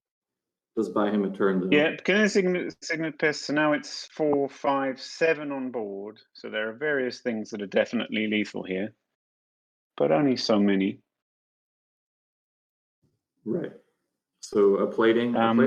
So this is another reason why playing the Mirror Enforcer is good, right? So if you draw cranial plating, you can put it on the Mirror Enforcer to play around Burst Lightning. Yeah. I mean, the removal isn't going to do much here. Like Squib Ranger has to untap player Swan to Chain of Plasma it, and he's already used a Simian Spirit Guide, so I don't think that's good enough. It depends how many Simian Spirit Guides he's playing. If he's playing all 4, then he can untap Swan's Chain of Plasma, win through M-Dog's 1 card, whatever it might be. So there's still chances here, but yeah, I think he's just going for the attack. What is going for something? What have we spent here interactively? We spent a couple of burn spells, a couple of mana leaks. We've really interacted pretty hard, and like M-Dog has plenty of board presence. This is sort of approximately presenting lethal, just not quite, depending on what he drew for the turn. And we've had Chain of Plasma, 3 mana leaks, a blink of an eye that was kicked. And so, but land plus Swans plus Chain next turn could win if we get a next turn. So if he's playing enough Simian Spirit Guides, he's already used 1, so he'd have to be playing all 4 in the main. I don't know if he is or not. I mean, a lot of people do. I did it for a long time. I went to 3 because I figured 4 Spirit Guides. I could afford it. 4 Spirit Guides, 4 Swans, 1 Glorybringer main deck, 4 Burst Lightning, 4 Chain. So there's 4 cards in hand, probably not dead. Already used the Chain of Plasma, which in a strange way hints that he has another one. Because you probably don't use your last Chain of Plasma that you can see just to kill a random creature. I mean, maybe you do if you figured out you're going to die too soon otherwise, but it's possible. We just treasure cruised, I think his last card is Master. I think his last card's actually Master of Ethereum here. He's figuring out how much he wants to do damage and how much he wants to get it in play. He's tapped 3 colorless. Oh, I see. He's going to turn one of it into blue. Yeah, he's got to use the Astrolabe. You are correct. As intended. So this is 8, right? It's 8. Yeah, I think it only puts him to 1. That's probably why he was thinking so much. So because if it's we're just calculating it. If I activate the man land, is it better? If I make if this Bastion is a factory, the game is like instantly over. Probably. Correct. Yeah. I'll say like literal Burst Lightning, which it still could have. Yeah, I mean, it's bad news if they have Burst Lightning, really, because they're not dying and they still need. Well, they only need now 3 cards now, one of which is an untapped land. Right. Okay, so we either have to draw or have in hand between the 4 cards an untapped land, a Swans, and a Chain. Nothing else will do really because there's 2 lethal creatures on the other side, plus combinations of the other creatures are lethal. So it's really just I play a swans, I zap it. Okay. There you go. Well, M-Dog wins that's the a tap first land. game. Yeah. I'll put a prediction up. Wrong screen. Who will win game 2? This best of 3. Yeah, I don't know. I mean, maybe I'm getting really down just because I lost about 4 in a row. I mean, I started off beating Affinity for sure, but playing M-Dog Affinity, aka Affinity, played well.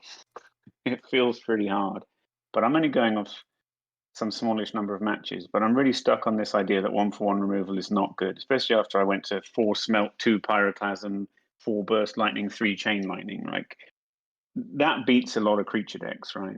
But it doesn't beat this deck. So Yeah, maybe I didn't give the 4 mana sweepers enough love. Like they only have so many rebukes, right? And they want to save them for your swans and your chains anyway.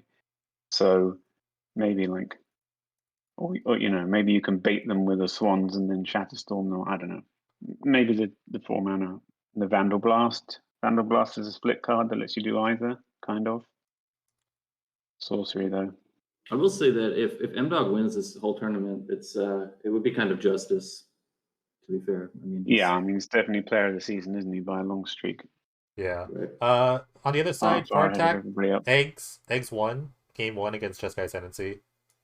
So it's actually pretty rare considering like how we talk about Magic being high variance and all this stuff, but I mean, Ear Terms and M-Dog have been the best players this season, I think, and they're both in the top 4. So Ear Terms is strange, isn't he? Because he never plays tournaments, but he absolutely crushes the league. And you wonder what will happen if he played a tournament. Well, the answer is he would make it to the top 4.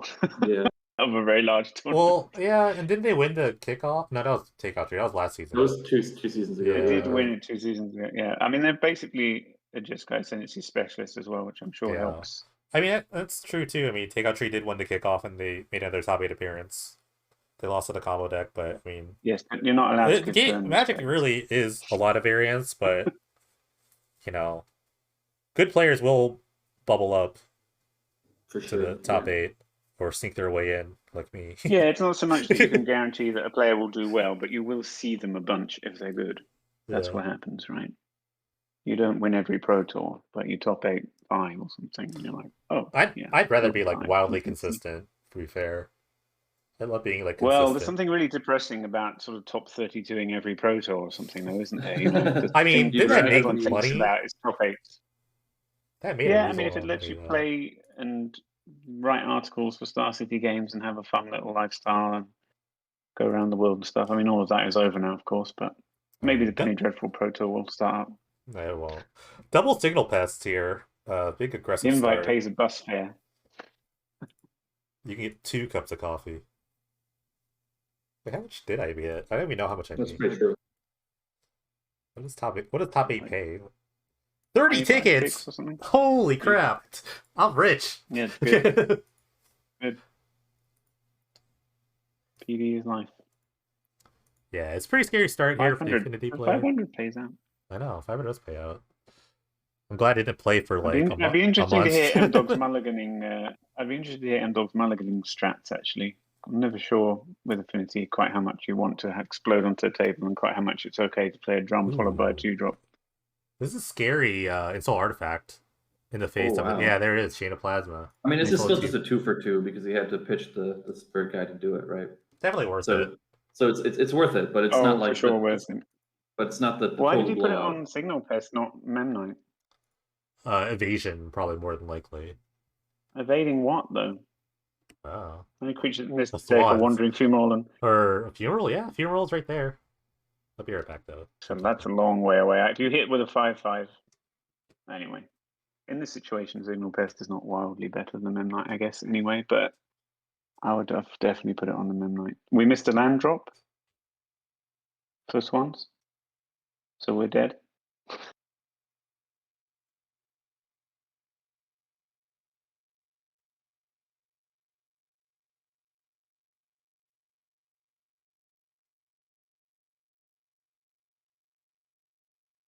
Oh yeah, we did miss a line drop.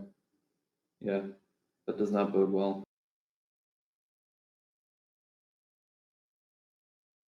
It's a good deck.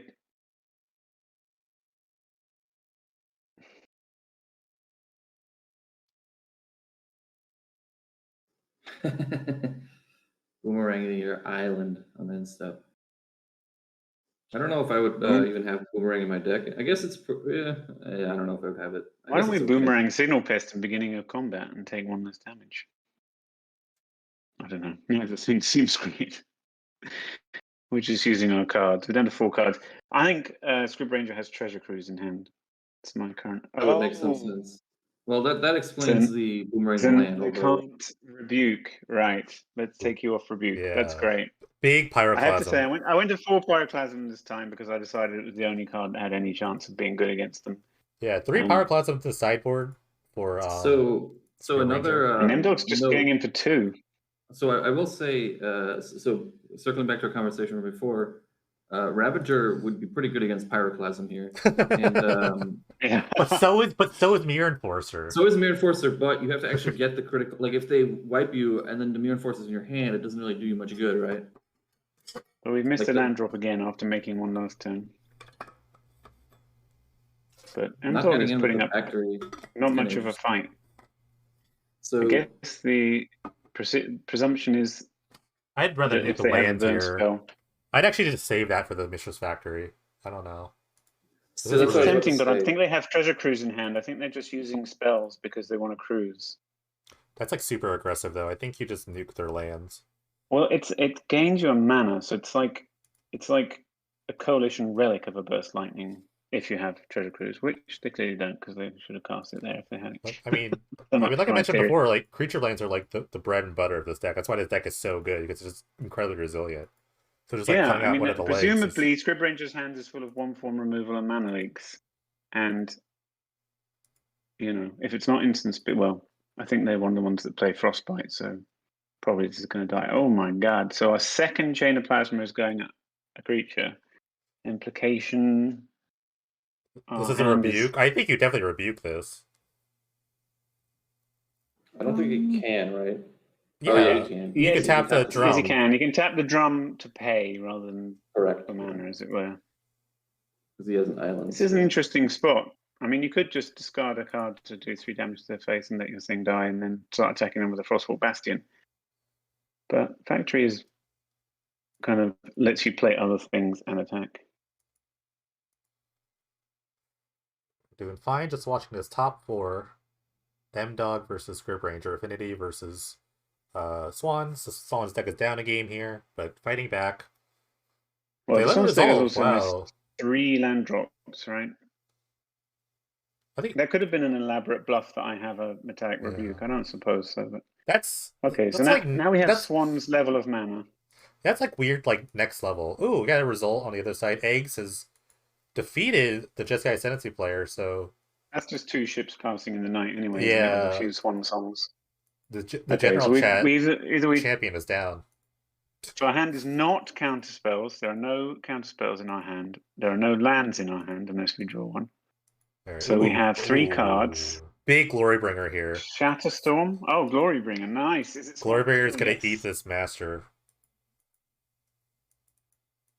It's going to go all the way, for sure. Yeah, this seems like from my list because I didn't want more things that cost 4 and 5 mana on my turn, but it was pretty good here. We used the Spirit Guide to get it out.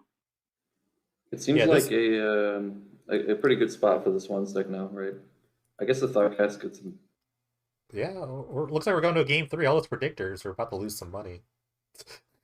all one predictor. Yeah, it's hard to say what Affinity could do here, but yeah, blipping out 1 creature a turn that's less than 4/4. They did have Treasure Cruise, or they drew it. Yeah, this looks really good for Swans now. Yeah, one thing that Affinity has a problem with is once like permanents hit the board, it's really hard for them to deal with them. There's cards like Voltalton Surtark or whatever.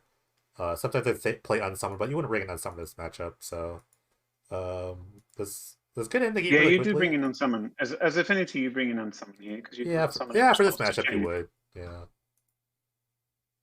Maybe you could see an Etch Champion. This is nice. Based on a list of mine that had a Singleton Glorybringer, and you can tell because the sideboard has all the weird things that I had in my sideboard then. But I gave up on Glorybringer because I just theorized. It wasn't even that it was bad necessarily in games, but I theorized that having yet another expensive thing was a good way to lose. But it's looking really good here. Maybe it was a bad cut. They have a one of Electrolyze too. That seems really good in this matchup. Yeah, I had Electrolyze in that list too. They cut Chain Lightning for Frostbite and a couple other things, and I think they put a Teferi in somewhere. Although I think maybe I had a Teferi in at some point as well. I don't know.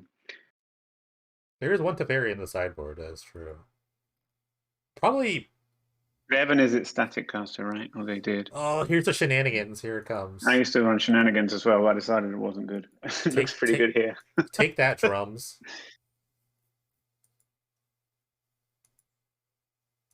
Is he trying to protect the drums here? I wonder if it would have been better to attack with a Wandering Fumarole. I guess they just animate and block. This is interesting. They're Yeah, just kind of like, wow. I'm not sure. Why are we protecting the drum? He's trying to bait, and they can pay. I think he's trying to bait to tap or out tap because them they've out. got something to do next turn. I think it's Edge Champion. I mean, you honestly. can just redraw this card if you want. Edge Champion into plating seems kind of nice. If that's like a line. Yeah, we don't have counts. Sort of thought trying to get down a master that can survive, maybe. That's going to be tough. There's 3 cards in hand. Master can't survive any shenanigans at all. Oh, can't survive shenanigans. That's a good point. I was thinking of the Glorybringer, but because now we're just putting an O2 in front of the Glorybringer for no obvious reason. M-Dog just trying to prolong the. Trying to take less damage or something.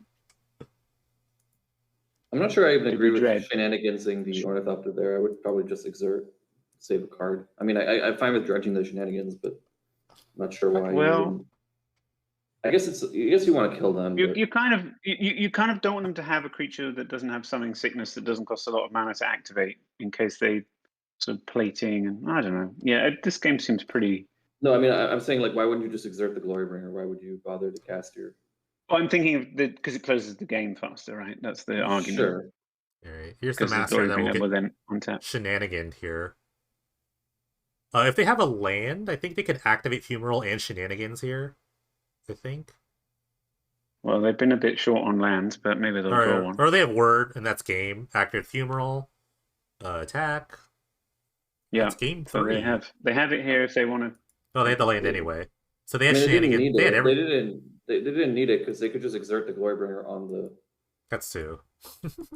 On the master. So many things. There were many ways. Well, Glorybringer. I mean, that was a pretty anemic draw from Invoke. I guess it was all in on the Ensoul, really, wasn't it? That was the idea. The idea was I'm going to make a turn 2 5/5, and what are you going to do against that with your red burn spells? I don't love Ensoul personally for this reason. I hate it, especially because there aren't enough blue sources in this deck to play it.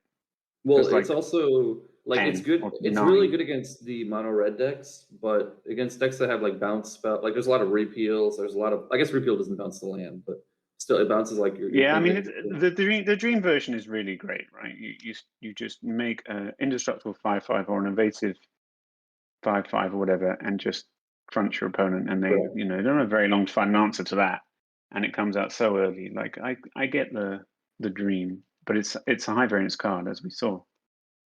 And I guess this hand was kept on that basis, right? I've got a signal. I wonder if it would have made any difference to try and put it on the Memnite, not single face. Not really, because they never really had enough creatures to make the signal pest good. Game should 3. Should I put Game some 3 on the draw. Yeah. Winner will play Fartak into the finals for the big prize. Yeah, I mean, maybe the answer to the whole 1/1 removal isn't good is Glorybringer. That's not 1/1 removal. That's a 4 power flyer that kills all your things. Albeit a little slowly. Yeah, it's like a continual like Flame Tongue Kavu, I guess. Attacks and it kills something. It keeps killing things. Yeah. It's maybe part of the answer. I mean, you have to survive, but you can play as many burn spells as you want to survive to that point. Yeah. Yeah, Pyroclasm was really clutch, Matt says, and that's a very good point. This is an aggressive rebuke. That's aggressive. Very. I would opt here. They kept the before playing one the land. I would lander. always. Oh my Oh, goodness. Jesus. 20 seconds left to predict, by Well, the that- way. Was a very good rebuke. 19 seconds left to predict your match here. Oh no. Personally, I would always. Oh no. I would always play the opt before playing the land. So I don't know if. They opted on their upkeep there. Oh, but a big pyroclasm. It's actually taking out everything. But they had to use a spirit guide to take it out. One land on turn 3, but there's nothing there. All right, and we're back to Bunch of normal dirt. here. Presumably, their I hand mean, is all all we need gas, is a right? mountain here, presumably, and we're Yeah. in business. This is a Pyroclasm's wild. been very good. Any landers? Any land droppers? Come on, what is Ponder. going Ponder's on? fine. Oh No, my God. nothing. Yeah, now we get like attack you for 2 into Thoughtcraft into Attack you for 3. mash you. Yep. Oh. There's the Thoughtcraft. Yeah, okay. Yeah. Well, we're gonna need another Pyroclasm.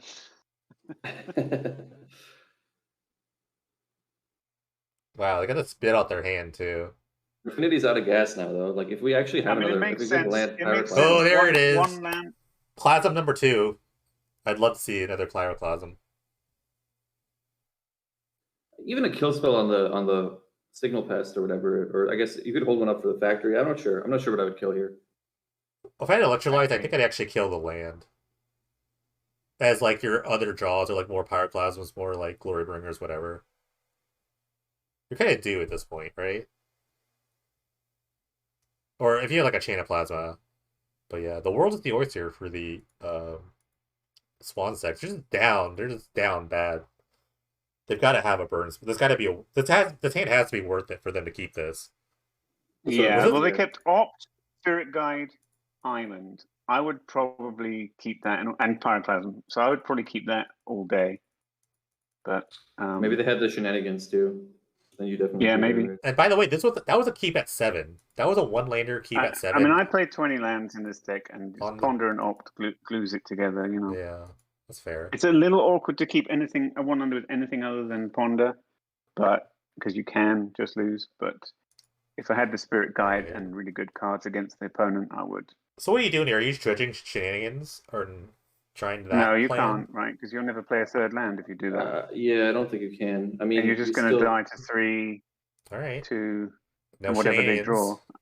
Shenanigans has not been dredged. Yeah, I mean, he's got 7 cards. Presumably, he's got some interaction that is not shenanigans in hand, and will do something with it. Has M-Dog punched I a keep ticket? 1 land 7s a lot of the time with this deck, and What I a usually draw. want 2 cantrips or a Ponder. Yeah, that's a Another- pretty good one. Another master and a creature to drum with to activate the Very good. factory. This Very is a good. big attack. Now we have to dredge mean, the thing This just is- to stay alive. This is you an have to attack do for a shenanigans 9. now, yeah. Now you have to Presumably get... something dies here. No? Okay. What other 7 cards in our hand? 4 All right, swans. chain. I like this. Chaining this. Gotta do what you gotta do. But now you have to shenanigans the It- master. But you're already down to Well, 6. now they can discard a card to take. Oh, they don't have a card. Great. Well, that's good. Oh, Like- we milled the island. No, they did mill an island. But you have to do that. You can't let that happen. So if you don't have an answer in hand, then you're dredging. and so on- artifact kills obviously, here. 'cause It's lethal. Oh, Mirror Enforcer, that's good too. This If is it had been a only 2 Ravager, damage. Ravager would have won, right? Just saying. Results. We're results-oriented people here, okay? And we realize that M-Dog is going to make Ravager it is into the very good finals. against removal, and the plan here is to play a bunch of removal, and it's damage-based removal as well, which Ravager is even better against. So, Shenanigans Correct, again correct. on the Enforcer. Oh, no, they're so we're going to 2. Yeah. They I milled a don't know what lightning we're hoping storm. for. No, but I mean, I was kidding, but like Ravager would have exactly won. They milled the lightning storm. They can't win. Well, Yeah, they actually can't win. Well, they have Glorybringer. They can attack with Yeah, They swans. win with swans and Glorybringer beats once they've established Right. dominance, which So, Illuminati okay, have done this too. is not bad. If you shenanigans another signal pest, then they can't really attack, right? Well, okay, Presumably but- they have rebuke here. yeah, I was They about to don't say, what cast could they spells have in their hand. hand that they didn't play? I guess another mirror. No, they would have played another Mirror Enforcer for 3 mana. They would have played any land. because of Thoughtcast. You got to They would go have for played it. any creature. Oh, as They would have played always, cranial plating. It's rebuke. here's the rebuke. Yeah, that's game. That is game. Well, that was a lot closer than all of my Affinity matchups against M-Dog have been, so that was well played by Scrib Ranger. But the stats are heading towards 50% at a rate of knots. So what's the final? Eggs versus Affinity. Yep. That's actually pretty close, probably. Maybe even Eggs favored. I don't know. I suspect X should be favored, but it is M-Dog, so you know. Who's playing Eggs? Fartak. It's not. Fartak. I knew it's not Pirivato because we met in the 1-3 bracket or something. Yeah, Fartak is a known Eggs player, so I think it's gonna be it's gonna be a really good match. If you made the final with Eggs, you obviously know how it works. I beat an Eggs player with blind obedience, just saying. I watched that. That was glorious. So you also had 2 deafening silence and creatures. Yeah, I had a lot. But shout out to Script Ranger making top 4. Good showing. In many ways, making top 8 with Wizards is more of an achievement than making top 4 with Swans. Anything I do is an achievement. Let's be real here. This is true. I mean, you didn't register Dizzy Spell, but you did register Panharmonicon, and so for that, full 4 of 3 Panharmonicon in the main. Yeah, just 4. like we didn't even go to 2 cents and get Ponder and 2 card combos that win the game and Affinity cranial placing decks. We just I play Ponder. Panharmonicon. I play Ponder. Oh, I hope so. Ponder was like one of my better cards. Although yes, it would be in your Panharmonicon deck. You know what's funny? I actually cut Ponders to make room for Disenchants against Eggs, which I don't know was right, but there's nothing else I could have cut. Good against Eggs. I don't know either, but it helps. Is counter spells. I can't. The only thing that's good against Eggs is things that counter. The Fate's Reward and the thing. Because they have to commit and they have to cast it. If you counter the first spell that they like, the first Sunrise or Fate's Reward that they play, I feel like they just lose most of the time. My plan was just a counter. My plan was just a counter appeal. It's very rare that they can live through your Goldfish to the point where they have enough mana and resources to cast 2 of those spells at once. So they essentially have to go for it at a point where 1 counterspell will beat them. Correct. Yeah, that's my experience too. That's why I don't really love the deck, but it is here in the final. Yeah, so we're doing predictions by game. So does that win the match? It has Lotus Bloom and it kills on turn 4 undisrupted every single time. So you know it's not a nothing of a deck by any means. It has Reshape to find Lotus Bloom, so it has 8 Black Lotuses. Yeah, for sure. I'm just saying, like, to me, it feels weaker than other like more fragile than other like it feels more fragile to me than JAC. Although if you I don't feel like I need 12 sideboard slots to beat Eggs. Right, but if you put them together against each other, then Eggs will win, I suspect, which is what happened. Okay, so already started here. Right. And, I mean, they're both just Goldfish and combo that can side in counter spells if they want to, aren't they? So very similar things. People have tried to make a bit of a hand vomit on turn 2. Yeah, they're gonna JAC does have the Glittering Wish package, which gives it a little bit more like flexibility in the interaction that you play, right? That's true. I mean, you can even bring in creatures and things in a way that Eggs probably wouldn't. Well, but although Eggs could bring in Ketnet or something. I think Eggs is really good, obviously because Lotus Bloom's really great, but people have tried to make this deck for like so long. Ever since Second Sunrise was like legal, but now with like Fate's Reward and like a bunch of like, I think Reshape's also really good. It's been good, probably. Yeah. Like, it was quite good with Channel, but it wasn't as good as the other Channel decks. Wait, is this just game over? Channel Eggs was kind of nuts. This is game, isn't it? And does the blue unsuspend next turn? Fartak was on the play. No. I mean, this is game Affinity. I don't know. I think it's too short. That's really close. It's 14, 17, 18. It's 18. Yeah, but the Lotus Bloom unsuspends, right? So it's actually probably game for Eggs, although they don't exactly have a lot of Eggs in play, so maybe not. Right, I was thinking it was a game for Affinity on turn 3 there, but not quite. Here comes the Lotus Bloom. It nearly was. 4.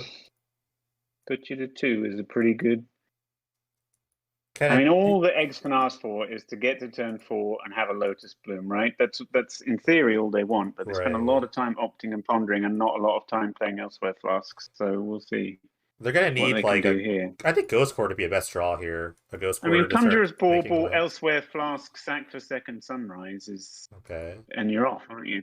They've got 5 cards in hand. They don't All need right, here much. we go. Conjurer's Bauble, second Sunrise. It's like they're reshaping into another. We sacked for blue. Why did we sack for blue? They reshaped the bloom into another bloom. Yeah, Which they've got this essentially then, it's the probably. same thing. Well, now they get a bloom back when it goes. Yeah. Another bloom back when it goes. So they've got infinite mana, so it's just a question of finding the cards. They only draw 2 on this go around, but they have 5 cards in hand or 4 cards before that, so they may already have one. Yeah, they need to have it They here. Could fizzle here. They could fizzle, but I would say 75% plus to do it. They have 6 of 50 cards in hand, and they've been pondering and opting. I think this is a reshape for the and flask, they so still we get can another ponder card draw. Yeah, but they're reshaping here. They're reshaping the flask. Oh, okay. They probably get another flask or like a bauble or something like that. And that's either because they already have it in hand and they're easily going to win, or because they're desperate to draw one more card because they don't have it yet. They're down. They need to draw. Oh, they're getting another bloom. Okay. So they probably have then it. they've already won. Yeah. So now they've got enough eggs on the go. Have they? They've still only got 2. Still only got 2 card drawing eggs on the go. They have another bauble. But they chose to get bloom. Okay, here we go. Some from hand. That will help. Sack for mana, cast any eggs in hand, play the spell. Yeah, this is done. Probably 1% to miss or something. I mean, this is assuming they have the tendrils in hand. Well, they don't need tendrils, right? They just need to get to a point where each go around draws like 4 or 5 cards, and then they're just probabilistically wildly because they have infinite mana. So when they draw ponders and things, they can use them. All right, there's a Ghost Quarter, the land drop. Ponder doesn't shuffle, so they liked everything they saw. Ghost Quarter is great, obviously. But they shuffled anyway with the Ghost Quarter. They haven't made a land drop until now. That's so good. They're playing tendrils. They're not really playing tendrils in this list. That's like the cleanest way to kill, I think. What other kills are there? Labman and looping a Pyrite Spell. I guess you could like Grape Shot. You could Grape Shot people or Brain Freeze. Plenty of options. Yeah, I guess tendrils is just better for the clock. I guess. Yeah, you're unlikely to go off and not have mana. They're sitting pretty here. Or Brain Freeze. Brain Freeze has a bit more counterplay than tendrils. There's a big pile of mana. Yeah, this is game. I mean, in fact, ever since they reshaped and got the 3rd bloom, it's been obvious that they were going to win.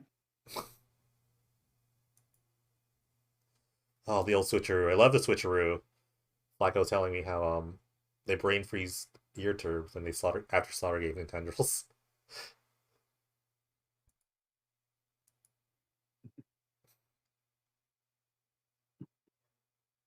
Expansion Explosion is your kill. You have to make a lot of mana for Expansion Explosion to be lethal, and then Shalai turns off your kill. But I guess Shalai turns off all the kills. So Shalai is great. Yeah, I played against Shalai in a game where the opponent was on Rampy Cloud Post nonsense, and I had a bunch of negates in my hand, and they played Shalai, and I was like, I hope you block my swans. That's right. We watched that match. 4 toughness. 4 toughness, man. The worst thing of all is that he Caldera Hellion and put 3 damage on it, and I didn't think about it, and so I used my Chain of Plasma to draw a bunch of cards. I could have killed the Shalai, and then untapped and used my other Chain of Plasma. Anyway. Never mind. 3 blooms, a couple stars, a couple baubles, a golden egg.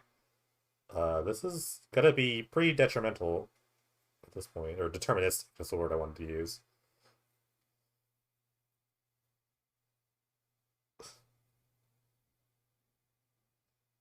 Let's hope they don't undo a golden egg or something. That'd be kind of disastrous. Oh my god. I don't think they made it to presumably the final. Presumably if they made it to the final, they know that. Yeah. Captain Ajani saying about 15 loops after it was obvious that this game is over, correct?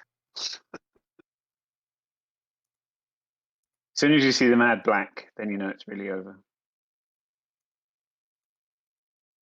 Only 19 cards left. They've probably seen half of them. Or all of them, even.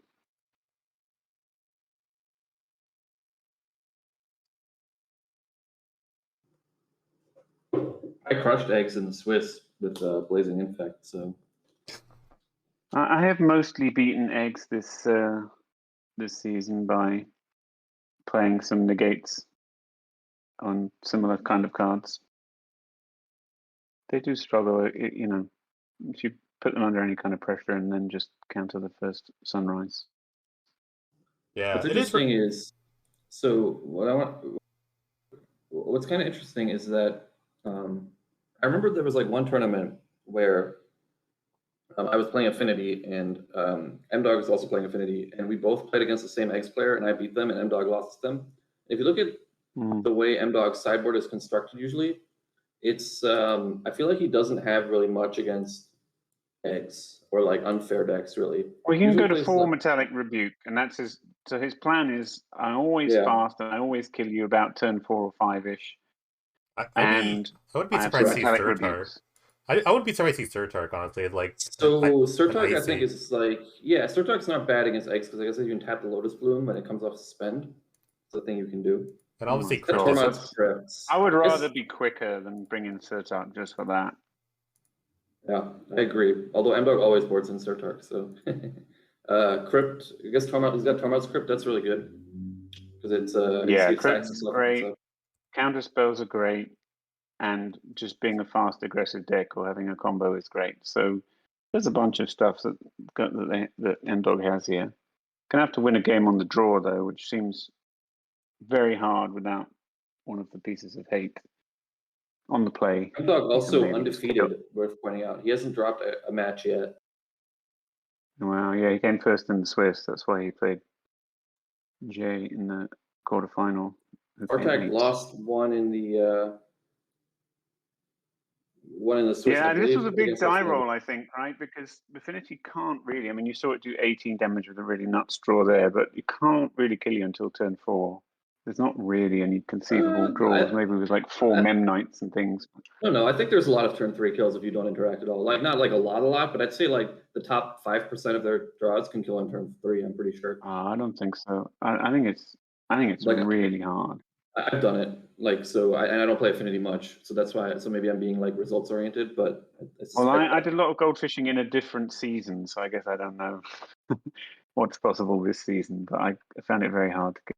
I mean, so I think if you have do a bunch of so in modern, it's very possible 19. because there's combination, or I guess there used to be Mox Opal, obviously, but and then there's combinations with like Ink Moth Nexus that get you there, but both of which cards we don't have. So yeah, I don't know, but I think that if you have like double plating, for example, like you're at least 5% of a double plating draw, I suspect. But yeah, for Affinity, I think definitely the Crypts are coming in. The Rebukes are like the only sort of like thing they can have like a sort of interaction. Even Surtar could be good. Swan Song probably comes in for that's kind of sorcery artifacts. Never mind. I don't know what they bring in. Lots of plating is kind of like it's not. You don't care about the artifacts though, right? You care about Second Sunrise. Well, you care about Crypt, and Lazatep plating is good against Crypt, so you could see that play Sorcerer's Spyglass as well. You could also see that just name Crypt. That's kind of sick. Repeal as well, another good option, or just random bounce spells. So we'll see. M-Dog gonna be in the play for this game too. Best of 3. Predictions are closed. You might not be able to bet if you don't have channel points.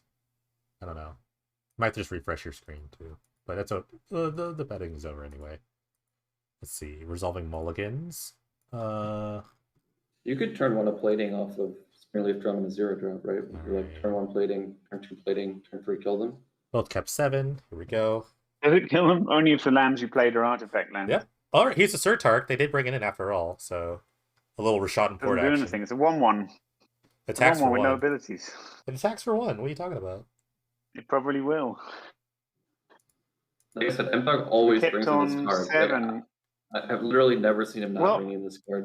Ooh. They can't win without Lotus Bloom, right? Here's the Lotus Bloom suspended.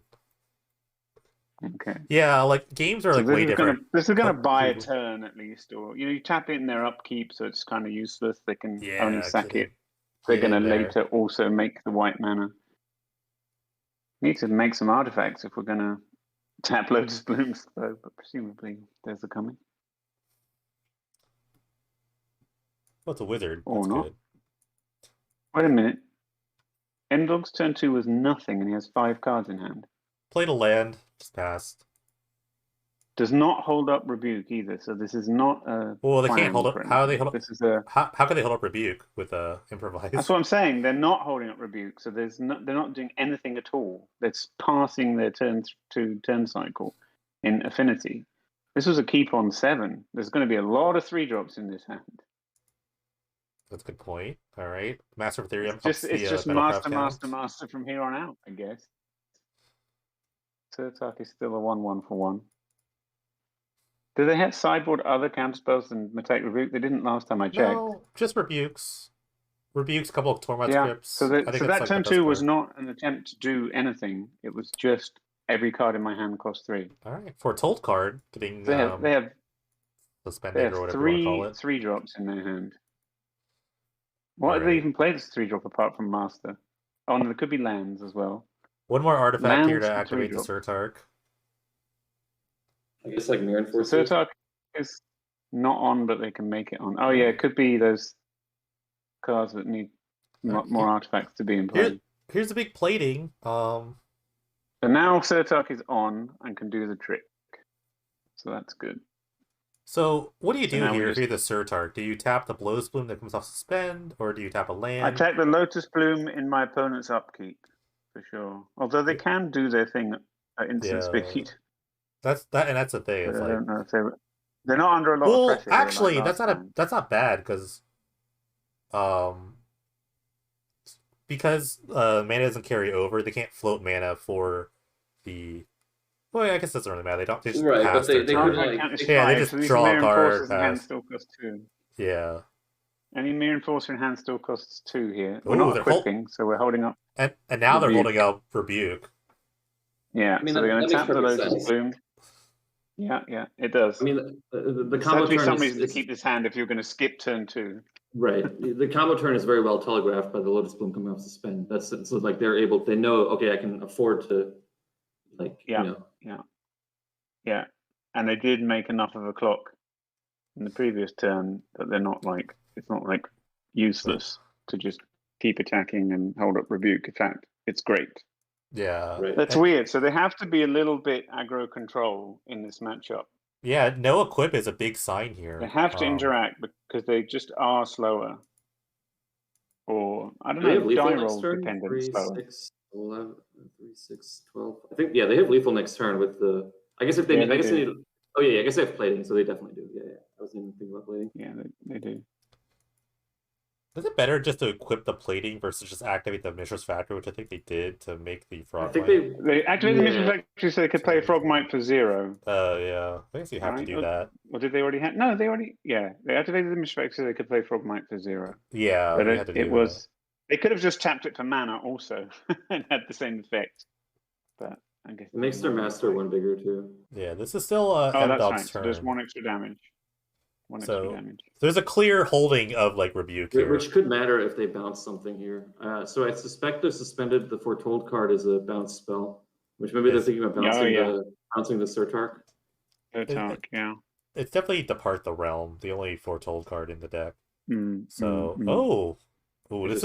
this is okay. So this takes them off Rebuke, right? Yes. Now it's just like Rebuke. Yeah, it does. So now they get just a. Now they're kind of punished for the attack. This is actually that's really a really punishing attack. Because if they don't attack, you could counter it, tap the Lotus Bloom, and hope that you kill them next turn. Yeah, that's probably your only. I actually think that's what you have to do. I think. Yeah. Because you need the plating in play to even like activate the Surtark. Well, it makes it more likely you will. Well, it probably doesn't matter much either way because you could play it and equip it next turn, but we'll see. All right, here's the Bloom. likely going to get tapped on the So we do, upkeep. because of Darksteel Citadel and the fact that the plating's still in play, we do have 4 artifacts, so we're totally fine for tapping this in upkeep or draw, whichever.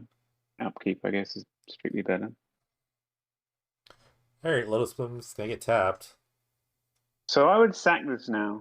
So if they have a sunrise, they could sack the bauble. Presuming I have a sunrise. Yeah. Because you're going to have to go this turn, probably, unless they're going to like Orim's chance.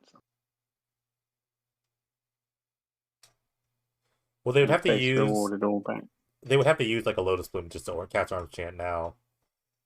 With the attack kicker. That's true, unless they have an elsewhere file. Well, yeah.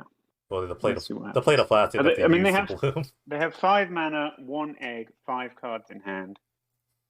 You know, 5 mana becomes a lot more than 5 mana pretty quickly if they have more ways to go.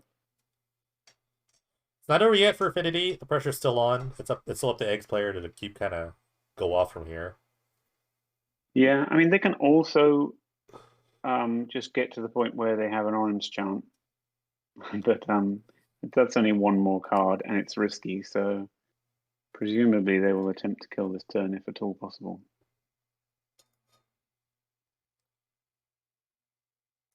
Yeah, but I presume we'll see that same thing of not playing a land until they find a Ghost Quarter.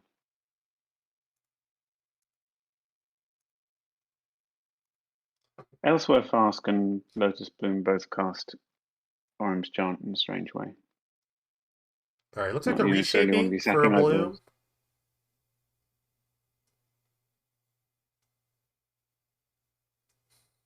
I mean, 5 cards in hand, presumably some more Ponders and Opts and things. Or just eggs. Oh, wow. Alright, there's the Sunrise with 1 draw. But now a lot of mana. Yeah, they're not getting a lot of... They have a lot of mana. Only 3 cards left in hand. Yeah, they're not getting a lot of extra cards here. Oh gosh, another Sunrise. Yeah, so this is danger of fizzling time. I guess if they just have tendrils, they could just win, right? I mean, they're a little short, but yes. Pops Scry's in the bottom. That so now if they bottom. Oh, they're sacking again. This is 9. Last card. If the last card is tendrils, the game is over. No, they didn't sack for black, so they have Lotus Bloom. Lotus Bloom has black. Oh, I see. You mean Sorcerer's Spyglass can name Cranial Plating here. It can, but I think if M-Doc has a land, they have a lethal without plating. I see 5, 8, 11. Oh my 14. gosh, this is close. Yeah, 4. No, they passed turn. They have a land. They passed the turn here. Orange Chant kicked. Thanks to one of the Lotus Blooms. Orange Chant. They went for it. Did they have another? Go until they find an orange chant.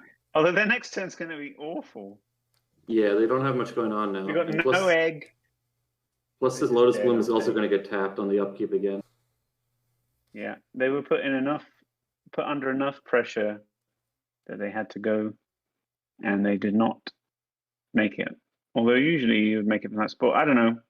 They did a lot of pondering and opting, and not a lot of egg playing. Yeah, they just had 1 egg. That was the problem, right? So each loop was only 1 extra card. Yeah, upkeep.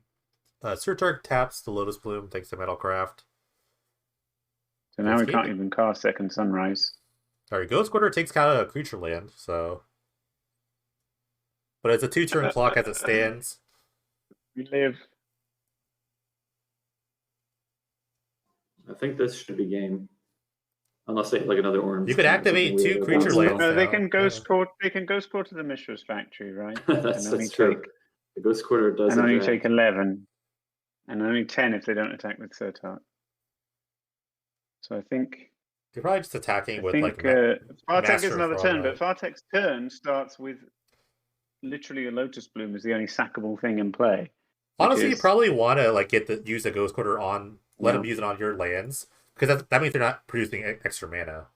You probably just want to do that. I mean, I definitely animate everything and attack with everything except the Surtark here, don't you? Or cast Thoughtcast. Drawn, of course. Yeah, or cast Thoughtcast. Okay, that's also an option. That's an extra artifact for the Master. I was going to say, like, if you draw artifacts here, it's kind of the same thing as activating a land, right? Because it's like more power for your Master. Sure. Yeah, 1 artifact per mana is a good time. You can still activate both the factory and the Frostrock in this position and pump the Master 2 more. Yeah, I mean, it probably doesn't matter how much damage they do this turn because they won't kill them and they will present lethal. I guess what And you could have done is Far tap Attack is not really going to do anything, right? Because they have 1 card in hand. They're going to have 2 cards. What would Right. those 2 cards be? I guess an egg and a sunrise. And They're going to try then to force you the just hope Ghost it goes Quarter. really, really well from there. They're going to try to force this Ghost Quarter. Or there's that. It's going to Yeah, take it. you have to attack for at least 13. Yeah, I mean they have no outs probably. Like Yeah, even if so- they might have No, missed. I wouldn't think so. Not Game unless they 2 play goes to Trigger Creep, which I Affinity. don't think they do. It's One more interesting. I wonder if prediction. Opt is bad in this deck because you could have played Neg in that slot. Like Ponder, sure. Possibly. I think we don't Ponder's actually Ponder. have that many eggs that are legal though, like good ones. I don't know. Oh, really? Yeah, we don't have any of like the Sky Cloud egg or any of those Odyssey eggs that are like actually really good. They're kind of awkward, but yeah, they do cost 1, which is good. I mean, we have Alchemist's Vial that they're not playing, and that costs mana to sack. Yeah, you have You really to want the actually ones that activate you can it, which sack is for free. not, Yeah, if you can't not sack them for good. free, they're not great. Sleeper Dart, but it needs a target. Does it need a target creature sacrifice? Yeah, it does. No, okay, I see. They're playing all the ones that are like actual eggs. All right, game 3. Who do you guys got for game 3? I actually don't know. I have Well, no idea. I mean, you have to think that eggs would be favored on the play, right? But who knows? Eggs favored on the At least play, end up. but if they don't suspend Lotus Bloom, I would change my opinion the other way. And no Lotus Bloom suspended, so. And they did not, but they did keep 7, so it's a good 7. Right. It's a good hand. If it doesn't have Lotus Bloom and it's keepable, then it's obviously very good. 1 minute left to predict. Already All some right, I put information 5. already. I put 5 grand on Affinity. I'm a high roller. Oh, there you go. There it is. I put 30 or 40 on Affinity last time in the last game. It paid off better. handsomely. That was a good payout. All right, turn 2 Opt here. Far attack. Does Opt Also scries at the depends on bottom? M-Dog's hand. Maybe he kept the 1 lander with some 2 drops or something. All right, shows a star. Yeah, like slowly the This is the right kind of just start, like, but there's no Lotus Bloom coming. All No right. Lotus Bloom coming makes such a Turn big 2 difference. Master for M-Dog. Yeah, this is strong. And it's Yeah. big. They've got an artifact land and a drum out. So if they have reshape here, they could potentially turn 3, right? So like there's a very real chance that they can get a turn 3 kill here. Ooh, and there is reshape. Of course, right. There isn't just Lotus Bloom suspend on turn 1. There's also reshape to get a Lotus Bloom. Is the same difference. Yeah, so they could just win there here. it is. If they have a second sunrise. Yeah. Or Fate's Reward. That's the land drop for Fate's Reward. There it is. Oh, that's a shame. They won't be able to play Ghost Quarter then. Yeah, I was about to say. But they passed turn. They needed the Ghost Quarter. But just a pass here. 4 cards left for the Eggs deck. M-Dog, though, no with second sunrise, but they may have a Faith Reward. And they get to draw 2 cards. It's just a value reward, I guess. I mean, there's more turns to be played in this game. There's no way for M-Dog to kill this turn or probably next turn. So they don't need to. They didn't need to go off then, although obviously if they had, it would have been great for them. M-Dog hasn't seen any Tormod's crits. It's true. Maybe I'll get one off this Astrolabe. Yeah, Tormod's gets pretty nasty against second If they sunrise. play Tormod's crypt, do you Oh, there it is. I'm a psychic. Off the Astrolabe draw, for sure. Ask and he shall receive. Okay, that's big. That's really big. So now we're going to kill him possibly next turn. Commentators help there. Yeah, and have to go through the crypt. And a Surtar. The opposite of the commentator curse. Yeah, commentator's blessing. It's also because I put you got to say, M-Dog is looking pretty good here, as he has all season, as he won almost every tournament he entered. Yeah, it's pretty wild. We'll see, though. The game's not over yet.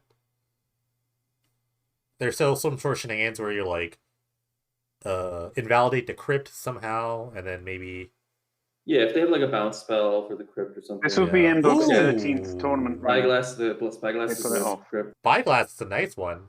You could name Tormod's Crypt here. Ooh. They do have. That's- I guess they don't have rebuke up. Oh, yeah, I guess they don't. Yeah, because you can't improvise with the Surtark. Correct. No. And even if you rebuke this, then it's like the Tormod's Crypt is tapped, and you might try to go off there. So potentially they go off now. Potentially they pass Yeah. the turn because it's very hard for them to die. It- But if they have a sunrise, then they might as well play. Don't you just Crypt in response then? Maybe. Well, nothing's gone to the graveyard this turn, right? So it just essentially doesn't do anything. I think they brought back a face reward though, so they actually put a face reward back with the. Oh, with the Bubble. yeah. So you can. But you probably you just get a little bobble in value. response, but you probably just bobble in response anyway. So. But then they get to name cranial plating or whatever. Like maybe Yeah. I don't know. Not a lot in it.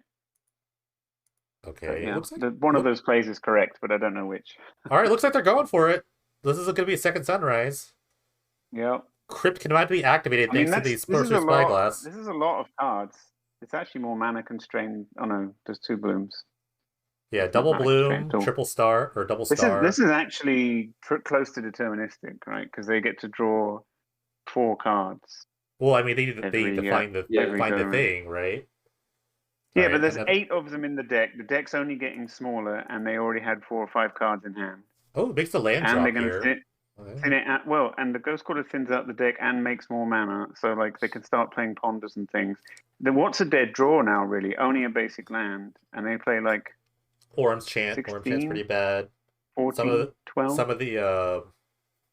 of the bounce effects are probably pretty bad. Yeah, like Spyglass and Bounce and things. I guess they could draw a bunch of sideboard cards that they no longer need access to, but the speed at which this is happening tells me they already have the next one rolled up, and each one is easier than the previous one, right? Like it's not Right. like the number of cards you're drawing from gets smaller, the number of cards you're drawing to stays the same, and you have more mana and you draw more cards. Yeah, but here's the expertise from Fartak, already knowing how to kind of do this Ghost Quarter in response to the card draw to get a fresh shuffle. Oh, nice. Yeah, this has been very well played by both players. Well, we'll see. A little pause right now, laying cards in hand. Who knows? Maybe they didn't draw it. They could just. I think it's just the point of now you've got to scroll to the card you want to play. This happens with Swans, right? You've got the kill, but you've got to go all the way back to card 6 to find Lightning Storm, and then go find the Spirit Guide. Make sure you've got control held down. Right. This Face is the life of the reward. combo player.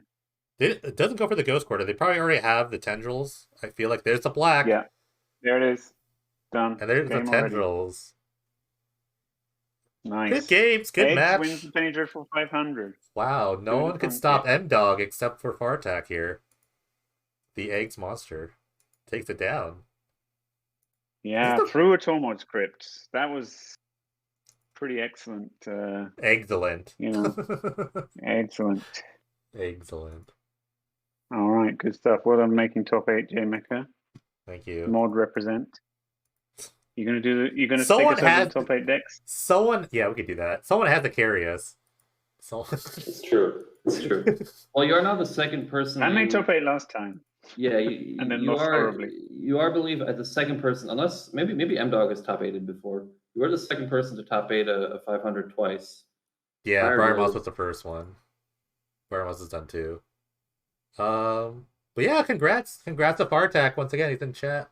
Everyone, give him congrats. That was a great tournament. Fartak's only loss was to Affinity as well, I believe. So good comeback win there. That was actually a really good match. Like I think everyone thought Eggs would just like roll over, but M-Dog, fought his hardest. Fought their hardest. Yeah. No, I think Affinity has the tools to fight the combo decks in the sense that it has blue lands, some, and even main deck counter spells and a really fast clock. So like it's not easy. I don't think there's any deck that finds this Affinity deck easy, especially not piloted by M-Dog. Good stuff. Actually, wait. I'm Vinny actually top 8'd today too, right? They've also done twice. Affinity Who made did? 19. We're talking about people who have multiple top 8s and 500s. I'm Oh Vinny. yeah. They played the green deck, the mono green control deck, Mm. and they top 8'd in season 19 as well. Should we talk about the top 8 decks? Sure. Let me Because just I make have sure. some opinions on that deck because I built it and Okay. they made some changes I don't agree with. You're just waiting for that one. All right, we'll start with the Yeah. winner though. We'll go with eggs first. We Scoreboard. should All I'll say to that. Scoreboard. start. Eggs good. I don't know what to say. I'm not a big fan personally of like click intensive combos, but once you like get this down, you're rewarded, I think. And this is probably the best version of eggs we've seen like Yeah, throughout the I think history of the Penny good Dreadful. players are never in danger of losing on time. Agreed. I think Yeah. I think the best win con is Pirate Spellbomb. I think it's better than Tendrils, but I suspect that That's true. If you go to the real extreme, like World Gorge of Dragon, you need to make 708 mana so that you can see Right. your whole deck and then Right. Yeah, I guess Tendrils is a slight nod to time. Correct. But I think it's fine. And other than that, and I mean, yeah, I think the deck has like pretty obvious weaknesses, but it is pretty good in like these racing matchups where they don't have relevant interaction. I mean, he's the only. I mean, there were a few X players in the tournament, and Fartak is the only one who even top 8'd. So obviously, yeah, I don't think it's they pilot as well. bananas busted or anything at all. It's just And obviously the Lotus Bloom did a lot of carrying here because there's not a card we usually get. We got it this time because of the Time Spiral remaster. Oh, it changes the deck completely, doesn't it? I mean, with reshape as well. Right. You've got eight Black Lotuses with some caveats. That makes a huge difference. Two eggs decks did make the top 16. This one, the winner, and I believe D Pro Chip also made top 16. So that was a good showing though from the archetype. Yeah, that's pretty good. Although I mean, I think I'd be curious how many people played eggs because maybe it was only 3. I don't know. Let me see. 1, 2. I think at least 3 people. I think maybe 2. Wait, let me look. No, definitely. There's definitely a 3rd. 2. Because Tom and I played against Pure Vadu, who was also an eggs. Oh yeah, 2 out of 3 is good. That's good odds. Yeah, that's pretty good conversion rate. Like this was like one of the decks I was planning on seeing honestly, and I made sideboards for it. So my prediction kind of came through. All right, second place, Affinity by M Dog. So yeah, I can't get behind not playing Ravager, but again, they've proved me wrong. So they're definitely the player to be. They won 12 tournaments and reached the final of the PD 500. So this build is at least pretty good. To be fair though, I looked at this the other day, like maybe like a week ago, and their win rate with Ravager in the deck was actually slightly better than without. So I don't know. They also only have 10 blue sources, but they're playing in Soul, 2 Metallic Brute, 4 Thoughtcast, which is they have Astrolabe. I take it back. And mana base is fine. They literally have cards to say Affinity on it, which is not like other Affinity decks of past. Astrolabe is the real concession there, isn't it? I mean, you don't really want to spend 1 mana, but it does put an artifact on the battlefield, so I guess it's fine. No, they definitely just played it. Yeah, I don't they definitely played Enforcer just to get the. They only have 9 snow sources. Affinity cards. So Astrolabe itself isn't very, very reliable. True. It's interesting. I think 9 is fine. I like 10, but like 9, I think it's fine. I mean, 9 is like turn 5, 90%, right? But you don't want that card on turn 5. You have Thoughtcast. I mean, I guess maybe you don't want it that early. Maybe it's like a later game with for your master or your Thoughtcast, and you don't ever want to play it on turn 1 or 2. So you need like one. You definitely need other 1-drop artifacts to make like stuff like Frogmite and Mirror Enforcer good. Yeah, so I guess you might as well have something that can make that happen. Yeah, you might have things that can trip. I played 2 more lands so that I could hit all my sources without playing Astrolabe. And then I only had the only blue cards were Rebuke and Master, which I'm prepared to wait until turn 3, 4. So the mana. I lost a single Ensoul artifact. That doesn't hurt. That hurts. He had 1 Ensoul artifact. I hate that card. I hate that card, but I can't deny that they'll sometimes win games. It beat me in the top 8. Yeah, I've lost to it. I mean, I've also bounced the thing that's going to be put on and gone many times. Yeah. So I don't know. It's a bit. I mean, I guess Affinity is kind of an all-in deck in some sense, but it feels to me like it's actually extremely consistent at putting out a load of damage. So adding a sort of variance aspect, I don't know. It's That's just a true. one-off. And also, like, yeah, and that's the other thing about cutting Ravager is I feel like your resilience goes a little bit down. I mean, if you plan on playing a lot of racing matchups, but they did. Yeah, I mean, there's only 4 lands to sack to Ravager. I mean, you really only kind of get to sack for free Darksteel Citadels and Drums, right? Maybe like a I mean, if you're Memnite playing no longer able Astrolabe, to attack. if you're playing Astrolabe, I feel like Ravager gets even better. But... Ravager shines against blockers, really. If your opponent's playing Correct. Wall of Omens and shit like that, you can just like make it so that whoever's unblocked kills them, and that's nice. And plating doesn't have that effect when you can't make black. So I don't know. I like Ravager. I'm looking at their. I 5-0 10-0'd with Ravager this morning, so I'm looking at their final. So they had to beat Wizards and Swans and Wizards and Swans. Wow. So I'm sorry, okay? I'm sorry. Things aligning a little bit in their favor at the end there, which is, sorry. they deserve it. So the Swans matchup overall this season is bad for Affinity, but as discussed, I think that's probably because you have to do the math with Affinity, and you give Swans a whole turn or 2 extra if you don't do the math. Right. I just want to say it I was could guarantee I was 2-0 against Affinity before this with Wizards. All right, next deck is Jeskai Ascendancy from Ear Terms, kind of like. Well, Ear Terms is the master of this. Yeah, the representative. His latest thing is Niveus Wisps, which he sings the praises of, but is only playing 3 of, and one Cerulean Wisp. I don't understand why you have to main deck Oust in this deck. I guess. You're not. Yeah, aren't you just fast enough? I mean, you've got to assemble. I mean, it's good. Like Oust is a well-positioned card, but like, why in this deck do you need Oust? Like, I just don't. I mean, if you're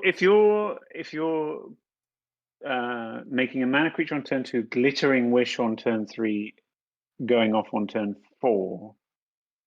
No, you're not really too slow. What are you too slow for there? Nothing. No creature deck, right? We just saw Affinity struggle to do 20 even with its good draws. Yeah, I don't know. You need to buy time eventually. It's another like 1 minute spell. No, like it's like a fine. Yeah, it's a fine card, but like it just seems to me like you could just play another cantrip or whatever. 2 is not the worst. It's also interesting that there's only 6 mana creatures in this deck. So like, it feels to me like they always have Caryatid. I mean, they probably mulligan towards Caryatid. Yeah, they always mulligan to the. That's another point of contention. I can't really get behind mulliganing towards the 6 of, but whatever. They get the results. So. Can we look at? Can you scroll up and look at their matchups here? Let's see. Yeah, so they lost to Affinity and Eggs at the end in the round 5 and round 6. I mean, having 7 Ascendancies must be great, obviously, and having Caryatid is obviously great. Having Fate Stitch is obviously great. The Legacy version played Wind Zendikon. I haven't seen anyone play that. I guess the problem with Wind Zendikon is can it only enchant an island or something? And Legacy you get islands that are also... I don't know, it's any land. It's interesting that we haven't bothered with Wind Zendikon. I don't know if it's good or not, but... I don't know why MCG Bot's not working. Enchant land. I mean, I would play 4 birds. Why is Wind Zendikon good in Legacy when they were playing it with Probe and Treasure Cruise, and bad in PD? I don't know. MCG is not even a match. I don't know. I couldn't tell you. I would trust Ear Terms to build this deck. Obviously, he has an insane record with it and just made the top 4 of this tournament with it. Lost to X twice though, so maybe it's slightly slower. If you're just goldfishing, slightly less consistent. They also beat Eggs earlier. Look, all they played Eggs in Affinity. What is? Oh yeah, they played against Affinity 1, 2, 3. 3 Affinity, 3 Eggs in their 9 matches. What's Black Astrolabe? Mono black. So they played mono black twice, 3 Eggs, 3 Affinity, and a Core Blade. I like that Core Blade deck. I don't know if it's good or not, but I like it. When Zendikon is not good in Legacy, Ludwig Frito, but when Zendikon was played in Legacy when Treasure Cruise was not banned in the Just Go Ascendancy deck that Sam Black designed, that did get some good results. And so I'm just curious why we don't play it. But there's only 2 fates to just I guess I don't know. You don't need too much. I don't mind 2 Fate Stitcher because you usually find it when you're like you usually draw half your deck when you're comboing, so you'll find one. But yeah. But I mean, Fate Stitcher also does the job of Caryatid, right? While being a bit more vulnerable. Yeah, it does kind of. And wins Zendikon for that matter. So like I know there's like 2 different types of like Ascendancy decks. There's like the actual Jeskai deck, and there's a Glittering Wish version. What do you think is actually better, or does this prove it? I think it's got one to tournament be doesn't prove anything. I think it's got to be this version. Like Caryatid is so good because it makes you able to combo through any amount of removal, unless it's Edict. And that's very important. And then by the time, making fixtures or whatever, well, they can kill those. It doesn't really matter because you've now got 27,000 cards and you can flesh blood them out of the sideboard. And, it's... Yeah, I guess having the package and the sideboard's really nice. And you can play Lockmere Serpent for some reason. I guess you can get it with the Wish. I think that's just in case it slaughter games you or something. Yeah, you got to have something that wins the game somewhere in your 75. If single birds in the sideboard, I love it. Yeah, the single birds interesting. I mean, birds is for racing, right? If your opponent is on eggs, for example, you want as many birds as possible because they maximize your chance of playing an Ascendancy on turn 2 and winning on turn 3. Correct. I would just main deck 4 birds in this deck, but I mean, I'd be tempted. But how are you casting like an Ascendancy on turn 2 if you have to play turn 1 birds? It is tough. Yeah, you can't. That's one. You can't. So, yeah. I mean, the thing is, I guess, that when you play it on turn 3 and then cast a spell and untap your 2-drop mana creature, then you still win the same turn as if you tapped out on turn 2 to make it and then untapped and won, right? Is that true? Yes. That's both turn 3 kills. So I guess it doesn't. Imagine a deck like Fortified Village. I was thinking, imagine a deck like Fortified Village. That'd be kind of gross. Well, I would trust the Eterms to build it because he's not a butters with it. I mean, it's interesting that he has expressive iteration. I can't imagine Glittering Wishing for an expressive iteration under any circumstances, but maybe you could.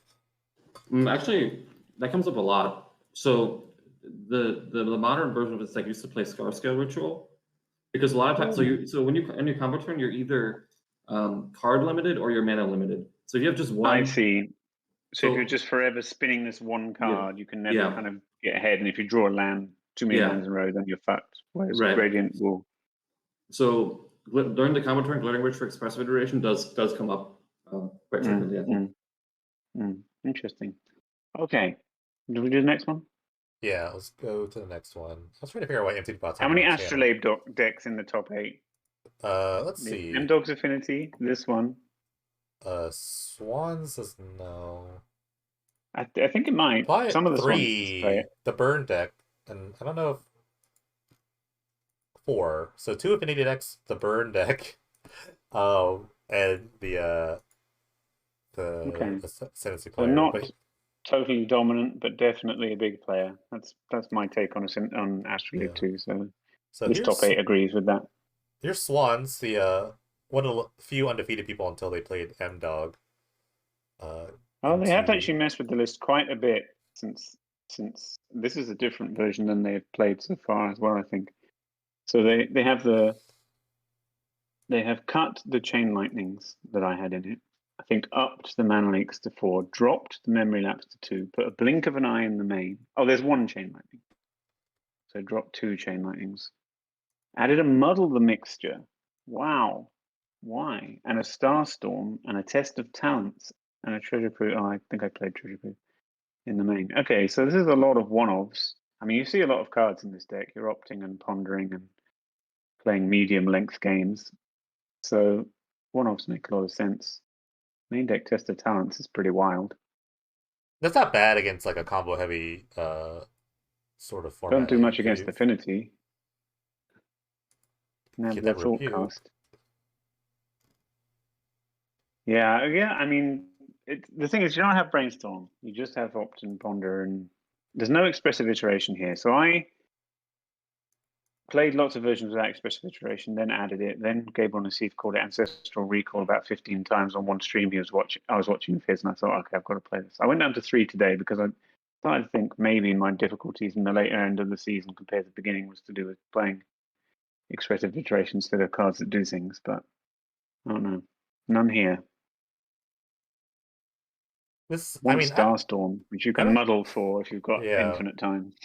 I'm actually really surprised to see this deck actually make its I think rounds. Starstorm is a pretty good card just to have because it cycles. I don't think it's a Oh, bad. It's Starstorm's very great. slow. It's It's very great. slow on both sides, but at least it has both sides. Yeah, like I said, True. you can Mana muddle base for is the it. same. So I mean, the things that nobody seems to cut are 4 burst lightning, 4 chain of plasma, 4 opt, 4 ponder, 2 memory lapse, 1 lightning storm, and then the rest is dealer's choice. Oh, and at least 3 spirit guides and 4 swans, and the rest is a choice. And this choice seemed to have served them pretty well, although they did Yeah. lose to Affinity twice, played by I, M-Dog, which is exactly my experience of playing this deck. You beat a lot of people and a lot of different things, but you but the, normally lose to M-Dog playing Affinity. but they also beat two other Affinity players, so they went 2-2 against Affinity. So it's not like the Yeah, I think I'm worst. like 7-0 against non-M-Dog Affinity or something. No, it's not that good, but Yeah, the sideboard's like kind of more the same. I guess I kind of see your it was shenanigans great. point. Makes elves a free win. Just good against aggro. Like even with Force a bunch Crypt of can kill that shenanigans, trigger. you couldn't really beat the Affinity player. It's really Yeah, I don't funny. know. I don't know that shenanigans is what you want against Affinity. Shenanigans is very good at like It's very good against border posts. yeah, Like it's that very good deck against just beating up folds. like it's very good at beating up bad Completely artifact folds. decks like Border Yeah. Post or like Dice Factory, like I like to play. But Yeah, I I don't eventually know. I went don't to know about Smelt Affinity. because I wanted to hit the man land so badly, and I still lost. I think I don't know how you turn that around, to be honest. But anyway, it was close in the one we watched, so not All right, hopeless. The overall results this season is like 19-16 in Swan's favor. all right. Are Swans is you great though. I mean, all against right? red decks or slow decks, it's nuts. Crazy about that. I know you're ready for this, but here's the green deck. Top eight. We're in the top eight portion. So they Gonna net decked the loss. version that went 5-0. I think. I don't know for sure, but I saw this as well. So they went up to 4 Ruffalos, which I can definitely get behind. I was playing 3 because it's legendary, but because it's an easy cut to cut Oh, one you've got because to it's play like four. because you're like, oh, it's legendary, I'll cut one. I mean, it's fine. But so the Ant Queen doesn't make any sense to me. I don't know why you want Ant Queen in your deck. Like I don't know what matchup that's for. I don't know what It was like very good in like M13 sealed. It's like right, bomb. right. So I don't know why. Like just play a second Hornet Queen. Like that card's insane. Like Yeah, Ant Affinity. Queen needs a lot of work to be even remotely as good as the Hornet Queen. Although I Yeah, guess you can make an Ant Queen sooner right. and start to stabilize. Right, but you also have Wolfbriar Elemental, which does a similar thing. Yeah, I Wolfbriar. So I don't. Wolfbriar seems pretty close to strictly better than Ant Queen. Yeah, Yeah. So multiple I don't ground know. bodies straight I away instead of and then they an cut the option to make Garrux, more. which makes no sense, and they're playing four Harmonize, which is like fine, but I cut the Harmonize for because like those matchups where you want Harmonize don't really exist that much. So like yeah, so I can't really get behind cutting Garruk. Like Garruk's one of the best Did cards they in the go deck. 7-0? Uh, They had they an lost round early loss. 2 to Mindcrank, and they kind of ran the table from there. Nice. So this deck, so I think this deck has the tools to beat both Affinity and Heroic because Hornet Queen's a very good card against both those decks, and you have Fracturing Gust in the sideboard, which you can cast very quickly. I actually had a deck built, and I built a version of this for the 500 that I was going to play, but then I like audibled last minute, and I moved my 4 Tangles to the main deck because I figured there'd be a lot of aggro. So there's 4 Tangle in the sideboard. I think Tangle's a very good card against Affinity and Heroic as well. So you could Yeah, if you do incredibly powerful things, but just not yet, Tangle's yeah. the card you want. Yeah. So I mean, the reason like I played a league match, I played a league last night, and I went 4-1. I lost to Mono Red, which they kill your mana dorks, so that's a tough matchup. Yeah, But yeah. I think that There's only against so decks much that Wolfalo don't Haven can do.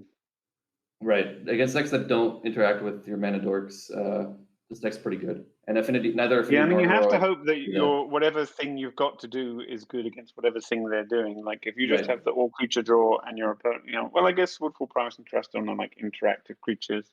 Yeah, and you have it's like a toolbox with Primal Command, and Primal Command can like time. It's like Primal Command's like discards this deck's Time Warp. Like you put a land on No top. love for duplicant as a one-off. That's a good idea. I was thinking about Platinum Angel also as a one-of in the main deck because a lot of decks are cold to Platinum Angel. You're starting to get quite cloud posty at that point. Yeah, that's true. But I guess Rothlos or Cloud Post. So I was playing Kogla, which fights a creature on ETB similar to Duplicant. Yeah. So I think it definitely cut the Ant Queen for a Kogla is pretty nice. Kogla also naturalizes on attack, which is pretty strong. Yeah, I mean, they seem to play a lot of rain attacks. Combo and aggro and mid-range and beating them all here, so... Yeah, this deck is pretty reasonable, I think. But yeah, I would just play Garrick, probably, and cut the Ant Queen. And I mean, Turn to Repels is good. Turn to Repels is always really good. I think not playing 4 is like wrong. I would say. That's probably true, yeah. I mean, you have a lot of ramp creatures. Like, it just sucks to draw your second Ruffalos if they didn't kill the first one, that's all. Yeah. But if they didn't kill the first one, maybe you're in good shape anyway. Like, having played a lot Ruffalos decks in the past, too, it's like I always want it, even if I draw like 2 or 3 at the same time. Because sometimes in some matchups, you expect the first one to die anyway, so you just play another one. So it's like, it's not a big deal. There were like a ton of like interactive decks, though. Outside of like, maybe like the Burn deck, or maybe like, I guess like Aggro Slide. But a lot of decks were just kind of like they were saying, like 2 ships passing in the wind. I think Aggro Slide is probably unfavorable for this, but not like totally terrible. Like I think you could beat Aggro Slide, because you go like if you play Ruffalos on 2 and they play Lightning Rift on 2, you get to untap with your Ruffalos, and then you can do something that they. Assuming you're on the play, yeah. Yeah. And then you get to maybe do something that they can't keep up with, like kick a Wolf Fire Elemental a couple times or whatever, and it starts to snowball then. But yeah, I think this deck's pretty good. It's probably underplayed, but I don't think it's like the best deck in the format or anything, but it can do things. It's a good showing. I mean, kind of like I said, right in the table, played against all sorts of different artifact or just all different decks in generals. It beat Merpat like playing Ooze. Like, how does this deck beat Ooze? Yeah, when I won the tournament, I beat Ooze twice. Can I see their sideboard again? I'm curious about something. Can you scroll out to their sideboard? Yeah, I did. It's 4 Tangle, 2 Crag, Plate, Bailoff, 2 Fraction Gust, 2 Orbs of Warding, 2 Tormod's Crypts, Creeping Corrosion. So I had Damping Matrix in my sideboard to beat Ooze, but yeah, but you can't play Damping Matrix if you have Ant Queen in your deck. So I mean, I don't know. That's true. That's a good point. I don't know. That had to go. Right. I actually ended up cutting Damping Matrix. I didn't think. Yeah, Ooze wasn't that popular. I cut it as well. Ooze was not that popular. Speaking of me, though, here's me. I was really held up by my game 2 loss, my round 2 loss. This guy, G3, actually won like every match until the very end. and then they made 9th place and I made 8th. So they actually carried me this entire tournament. I mean, I had to like win a bunch, but I mean, you also got the pair up to End-Dog in round 6. Yeah. So that helped out a lot too. And I lost twice. That was ridiculous. I mean, if you're watching the video, this is going to be obviously a YouTube video, but you already know my thoughts, but just to reiterate. Blade Spicer is good. It's just something good on curve. I would never cut Pain Harmonic on it. I just love jamming 4. I don't know, it's just kind of like a meme deck. But Ponder makes everything a lot smoother. And all the other wizards are just kind of like there. They just kind of do the best thing at curve. Reflector Mage, Seek It Oracle, they kind of just do the best thing. It's really just a Venser deck. Venser's... It's honestly pretty amazing that you made top 8 with this pile of cards. I never casted Archaeomancer. I agree. Venser's really good. Like, sometimes if you can't deal with the ban, and then it's just a snowball. It's a big snowball. Venser is great. It's so tragic that we're going to get Riptide Lab from MH2, but Venser's going to be gone. It's just so tragic. So sad. I really like... The biggest reason I wanted to play this deck was because of Venser. I really wanted to play a deck with Venser in it. This is the best Venser deck I could think of, especially paired with the ban. Because Venser is awesome. You can play Venser in Swans. What? I did a bit. I mean, you can play Venser in a good deck if you want to. No. Or you can play this. Like a lot of decks like Affinity just can't kill in a ban. So if you go like turn 2 in a ban and you just curve it out, you just You go If you like go the turn band 2 in the reflector ban mage. against Affinity, they're probably doing a fist pump because you played a vanilla 2-1 on second turn. No, you can ask M Dog. Every time I beat him before this tournament, I just went in the band reflector mage fencer, and they just died. There was there was one game where they were playing like 6 permanents a turn, and I It is bounced 6 interesting. It is permanents kind of with like Venser. it's like it's a similar logic to the Ruffalos deck in that way, right? Like it's something where what you're doing is intrinsically a lot less efficient and a lot more clunky than what Affinity is doing. But because they don't interact with you, you can sometimes beat them because you're guaranteed like your important 2-drop, which is because of the ban or Ruffalos, will always live. So you actually so the strength so the weakness of your deck is that it's clunkier, less efficient, but because they will never interact with a 2-drop creature that you're playing, you can actually catch up sometimes. Yeah, pretty much. Like, and I have just playing 8 in a band. Panharmonicon's really good. I'm just glad this card is gonna make top 8 and something. Oh, this card's silly. Where's Saffron Olive? Oh god, what did I click? I hate the ban. I Yeah. hate everything about this deck, really. But apart from Benson, I never got to play Mark of Asylum. That's mostly for like Reflector red Mage decks. is also good. I mean, I can imagine you beating up on Heroic and things like that. Like, it's It's not a the close. It's worst actually card. it's a super close matchup because if they have a bunch of like God's Willings or save offs, it's actually could be It's really not much of it's annoying. close. I don't know why you're playing this deck. Oh, I don't know. It's that or the Galta deck, and I thought that this deck beats a Galta deck, so that's why I chose it. I did see you more That's than once bounce essentially all of your opponent's permanents, and I guess yeah, that's that pretty glorious, even if that it's not happens. good or likely. Sometimes that happens. My I sideboard saw was Wizardiness I played 4 Disenchants concede and to bouncing on his lands. so I'm starting to see the point where you said Chance is not where you want to be against Affinity. I played 4 Disenchants in the hopes that like it'd be good enough, and I wish I'd actually played like Day of Judgment, honestly, in this slot. But you can't just play a pile of Disenchants and hope that you win. But it has like carryover effects against like Jeskai Ascendancy, stuff like that. So that's why I didn't mind playing 4 Disenchants. Blind Obedience was Yeah, great. I Blind mean, Obedience was great. I just want to say that. Disenchant is an above-average card against Affinity. Don't get me wrong, but I do think if your deck is, entirely Disenchants, you are going to lose. Yeah, I think I wanted something If it's big. Disenchants and Treasure Cruises, maybe.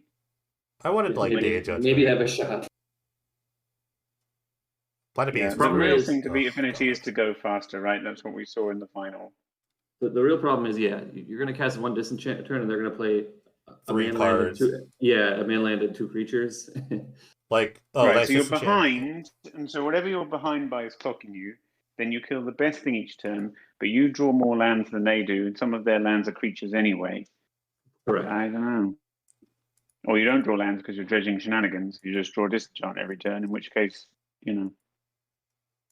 they will always stay ahead by the number of creatures they were ahead when you started casting shenanigans every time. Honestly, I probably played Day of Judgment over the Timely, but Timely kind of was okay. I actually won a game. Actually, the one game I won against M-Dog was because I resolved the worship, and I knew they couldn't deal with it, so I won. I just had a Blade Spicer That's and a a very worship. J-Mecha play, the one-off worship in the sideboard and winning a game with it. Yeah, he like rebuked something. He rebuked a Venser, so on my end step, or his end step, so I untapped, played a worship, and he conceded instantly. So I was like, awesome. Works. That worked out. This is actually against Burn. That sideboard slot was... It's good. I think, I mean, like I said, like it goes back to the part that was like, if they can't interact with your creatures, then you could just play these like random things that like worship. Worship is a powerful magic card. Yeah. In its slot. I mean, there's a lot of ways around it. For sure. But Affinity can't do that. It doesn't stop life loss, and it doesn't stop, bounce, disenchant, and it doesn't stop them just killing all your things. But yeah, in the right spot, it's unbeatable. Right, here's the next deck. Another Affinity list. Actually, the same M-Dog list, so there's not much really to say. It's the exact same list, except they have one less rebuke for one more, it looks like Etch Champion. Yeah. So not really much to say. To repeat ourselves, they lost to Swans and they lost to Jeskai Ascendancy. They had a bye, so they kind of ran. They did they did beat Jeskai Ascendancy in the Swiss though, and lost the rematch. Yeah, so that always feels good when you win the rematch in the top 8 when it matters. They also were Fartak's only loss, so that's true. Basically the same list. So if you look at this, they went 2-1 in every round for the first 5 rounds. So sometimes sometimes you win 5 die rolls, and I'm not saying that doesn't happen, but They definitely had to work Could for be. it. That's for sure. I mean, they lost 0-2 to Swans after a long discussion about how that's a bad matchup. So, I mean, good for them. So, don't know what happened there. But yeah, I mean, any deck can lose. So I To any guess. other deck, obviously. So I guess it's official. I guess Mirror Enforcer is better than Ravager. Now that 2 of them are in the top 8, it's official. Right. I guess right. This is the best. Honestly, if I'm going to play any deck for the rest of the season, it's going to be a mono blue Affinity with 4 Ravagers in it. So I'm gonna play that. Maybe I'll win. I'm just gonna play that green win deck with. tournaments. I'm gonna throw out all the bad cards and play a bunch of Hornet Queens. I'm playing that green deck. Oh, God, I hate that green deck so much. It's so good. If they want to beat you, they can. That's what I hate about that deck. All right. Last but not least is Burn once again. The winner of the kickoff. Very similar. Oh yeah. Is it basically the same deck that says it changed? I think it's way different. There's a lot of different cards. Okay, that's good. So I guess for comparison, I'll pull up the other. Still got Astrolabe. Still got Shrapnel Blast. Dangerous no Wager. Blast anymore. Dangerous Wager. That's the card I love. Dangerous Wagers come in for some. Oh no, there is Galvanic Blast. This is pretty much the same deck, I think the deck that won the Shard Body kickoff. is new, maybe. The deck that won the kickoff was like super untuned. They cut the Flame of Keld for Dangerous Wager, so they Actually, no wait. Which was my favorite card in that deck. It's the only card I didn't hate. It's a bit different. There's one less Shrapnel Blast for one more Lava Dart. Lava Dart's amazing. I mean, honestly, Lava Dart is a great card. This could be the best Lava Dart especially deck. with Thermo Alchemist. I mean, Thermo Alchemist Lava Dart is good times. Although I'm playing 3 Thermo Alchemist, I guess, because 2 lands is like a stretch goal rather than a final. I did manage to get paired against the only mono red deck with my Infect deck, so I guess I deserve an award for that.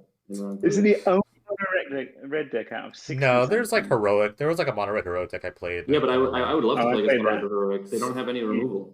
Fiends and +3/+1 and Scry ones. No, to be fair, there was also one cycling deck, which I also wanted to fade. So it's not quite. I'm exaggerating a little bit. Only one cycling deck.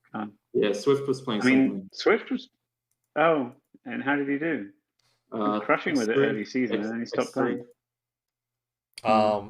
Outside the top 16. Yeah, X3. He finished X3. Yeah.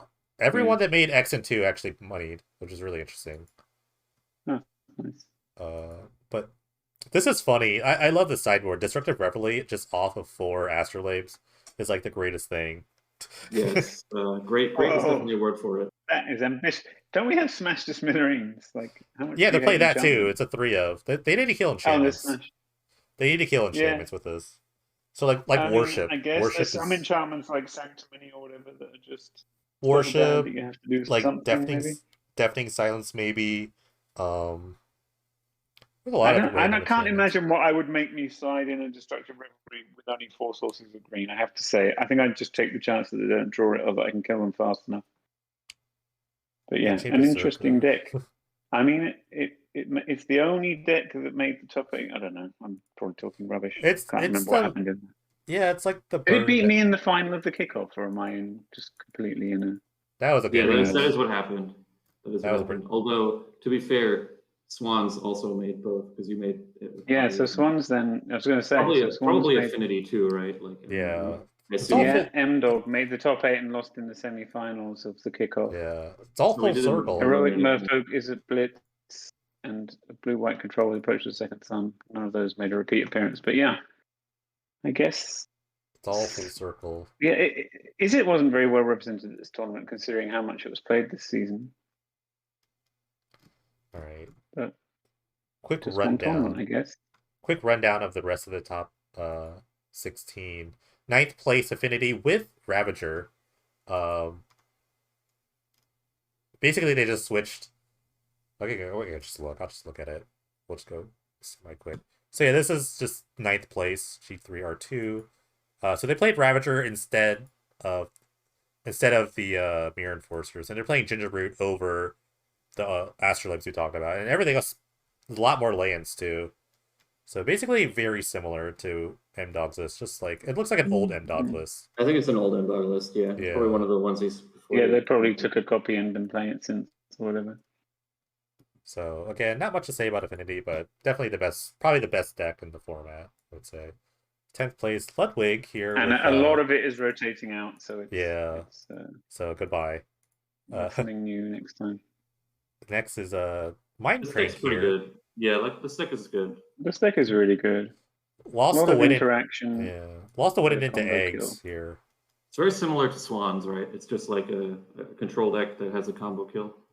Yeah, but it's more controlling and Yeah. slower to combo. Well, I don't know about slower, but it's somehow less neat. The combo is a little more fragile but it's also like it's more fragile and less fragile. The at the same combo time. isn't really fragile as long as you do it slowly.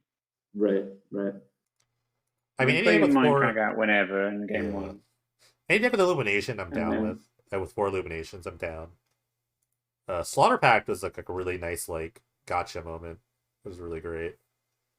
Yeah, I lost to Slaughter Pact. I lost to Ludwig 2 or 3 tournaments in a row with Swans, made the top 8 and then lost to him 2 or 3 times in a row. And Slaughter Pact got me real good one time. You know, he tapped out. I made my Swans. I cast my chain. Yeah. Just a lot of 1-ofs in the sideboard, but I guess you look at a lot of cards. Yeah, and it's actually quite a good control deck, right? You can actually just lose to Tasiga. I don't know how many Tasigas there are, probably one. Just the one. But you know, but it is a long game control deck. It will find Tasiga eventually and can just do that if necessary. Especially like Serpent. Just one is pretty low on that plan, I guess. But I think I played a league with this. Definitely trying to establish more control than Swans. Having black where you can kill anything is like quite important to being able to go into super late games. We got another Crazy BLF special here. In what place is this? 11th place Trapped Zomba with Esper allies. Oh man, this deck is really bad because they keep copying my list, which is awful. Like the one I knew he was gonna say this. I knew you were gonna say this is awful. One of Change the Outcast and the sadly Cliffside Lookout is the best 1-drop ally I could find. Also, if you go to the sideboard, there's fractures in there for no real reason that are just hard to cast and disenchants. You could have actually played Disenchant. So I don't mind the deck as a whole. I don't mind the deck as a whole, but I don't like the lands at all. Like we have Port Towns and Choke Estuaries, and you're not playing any of it. Well, you're right. Yeah. So what happened was I used to have Astrolabe in this deck, and then I cut it, and I forgot to change the lands. Yeah. But yeah, I've also been to get snow basics for you to have 13 sources for your Astrolabe. I see. Yeah, that's exactly. Terrible. Yeah. So they could be 2 Port Town, 2 Choked Estuary, or anything. Yeah, that would probably be better actually. Yeah, this deck's not bad. Like it's bad, but like it's built badly, but it's not a bad deck overall. Like the game plan is not bad. Like you can Rally and Return to the Ranks are pretty strong cards. Yeah, exactly. And they're like it's like you have like like the Excavator, Mill Yourself, and then Rally or Return to the Ranks is a pretty nice.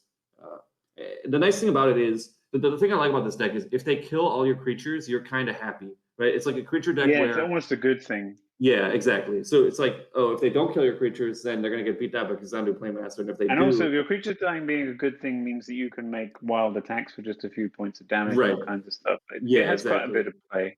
Yeah, but it's also in 3 colors and is playing. Yeah, it's clunky. Outcast. Right. And Ondu Cleric. Right, and Ondu Clerics like can be good in some matchups, but yeah, like the obviously if you're playing a deck that's attacking your life total. Yeah, Cliffside Lookout is definitely like going pretty deep. I have put a. Oh, is it a 1/1? Is it the 1/1? It's just a 1. Yeah, it's literally a 1/1 for 1. God, because we don't have pump your team to 5. Because somehow Expedition Envoy is like too expensive. Somehow we can't have Savannah Lions, so we have to have. What is this deck is very draw dependent. Wait, what is a 1/1 for 1? What's a vanilla 1/1 for 1? What is? I don't know. Fugitive that's what it is. That's what it is. I mean, Wizard. You could play Changeling Outcasts, which can't be blocked, which is nice. I have put a Captain's Close. But also can't block, and also don't have the late game ability. Right, and making black mana on 1 is much harder than much more awkward. Eager Cadet. It's an Eager Cadet. That's what I was wanting to say. Yeah. You do get to play 4 Phantasmal Image, which is pretty sick. Yeah, Shapeshifter is great. I like Shapeshifter a lot. I really misunderstood this much when I played it. I won the game where they didn't play a second land, and I lost the other two because I'm an idiot. Yeah. Another Affinity I may have player lost them anyway. It has for more play to it than you'd think. 12th place. Yeah, for Another sure. Affinity. Another Lol. M Dog Let's see, list. So again, M Dog's really, Mhm. and this is the M Dog influence here. Oh man, this match was so sad. I lost to them when I had Plague Stinger and Blazing Shoal and a protection spell, and like I just kept drawing basic islands, which is probably my fault. My deck's probably got too few black sources to be. It's probably too ambitious on the mana, but yeah. So I lost game 3. Well, you can't win 12 tournaments and not have someone copy you, I'd say. So yeah, not surprising to see more M-Dog Affinity. It's pretty good. It is the best deck. We will never establish whether Ravager was good or bad, but I guess the actual evidence we have says bad. Ravager. Well, I mean, like I said before, I looked at his win rate with Ravager and without, and it was you said better. It was better with Ravager over a small sample size. But now that he's been playing with, that was before this tournament. So I'm sure if you add this tournament, now the non-Ravager. I would say the difference between Ravager and some other sensible choice in that slot is less than the difference between doing the math before you attack and not. Right, exactly. Before you cast your spells. Playing deliberately is yeah, that's actually a good point. Just like not having to math out things with Ravager makes your like life easier. Well, maybe, but it's also just the way. Sometimes Ravager makes it even harder because you have to work out, if I attack with this set of things, is there an impossible block? There's a lot more permutations with Ravager. Because you don't want to lose your Ravager. Yeah. I mean, like when I played the white Affinity list, I remember some plays where it was like I would just sack everything in my Ravager, put it on like a creature land on my end on their opponent's end step, then untap Day Judgment. Like you can't make those plays. Well, that's with the Ravager. And that play was great. Yeah, it's on video. All right, moving on.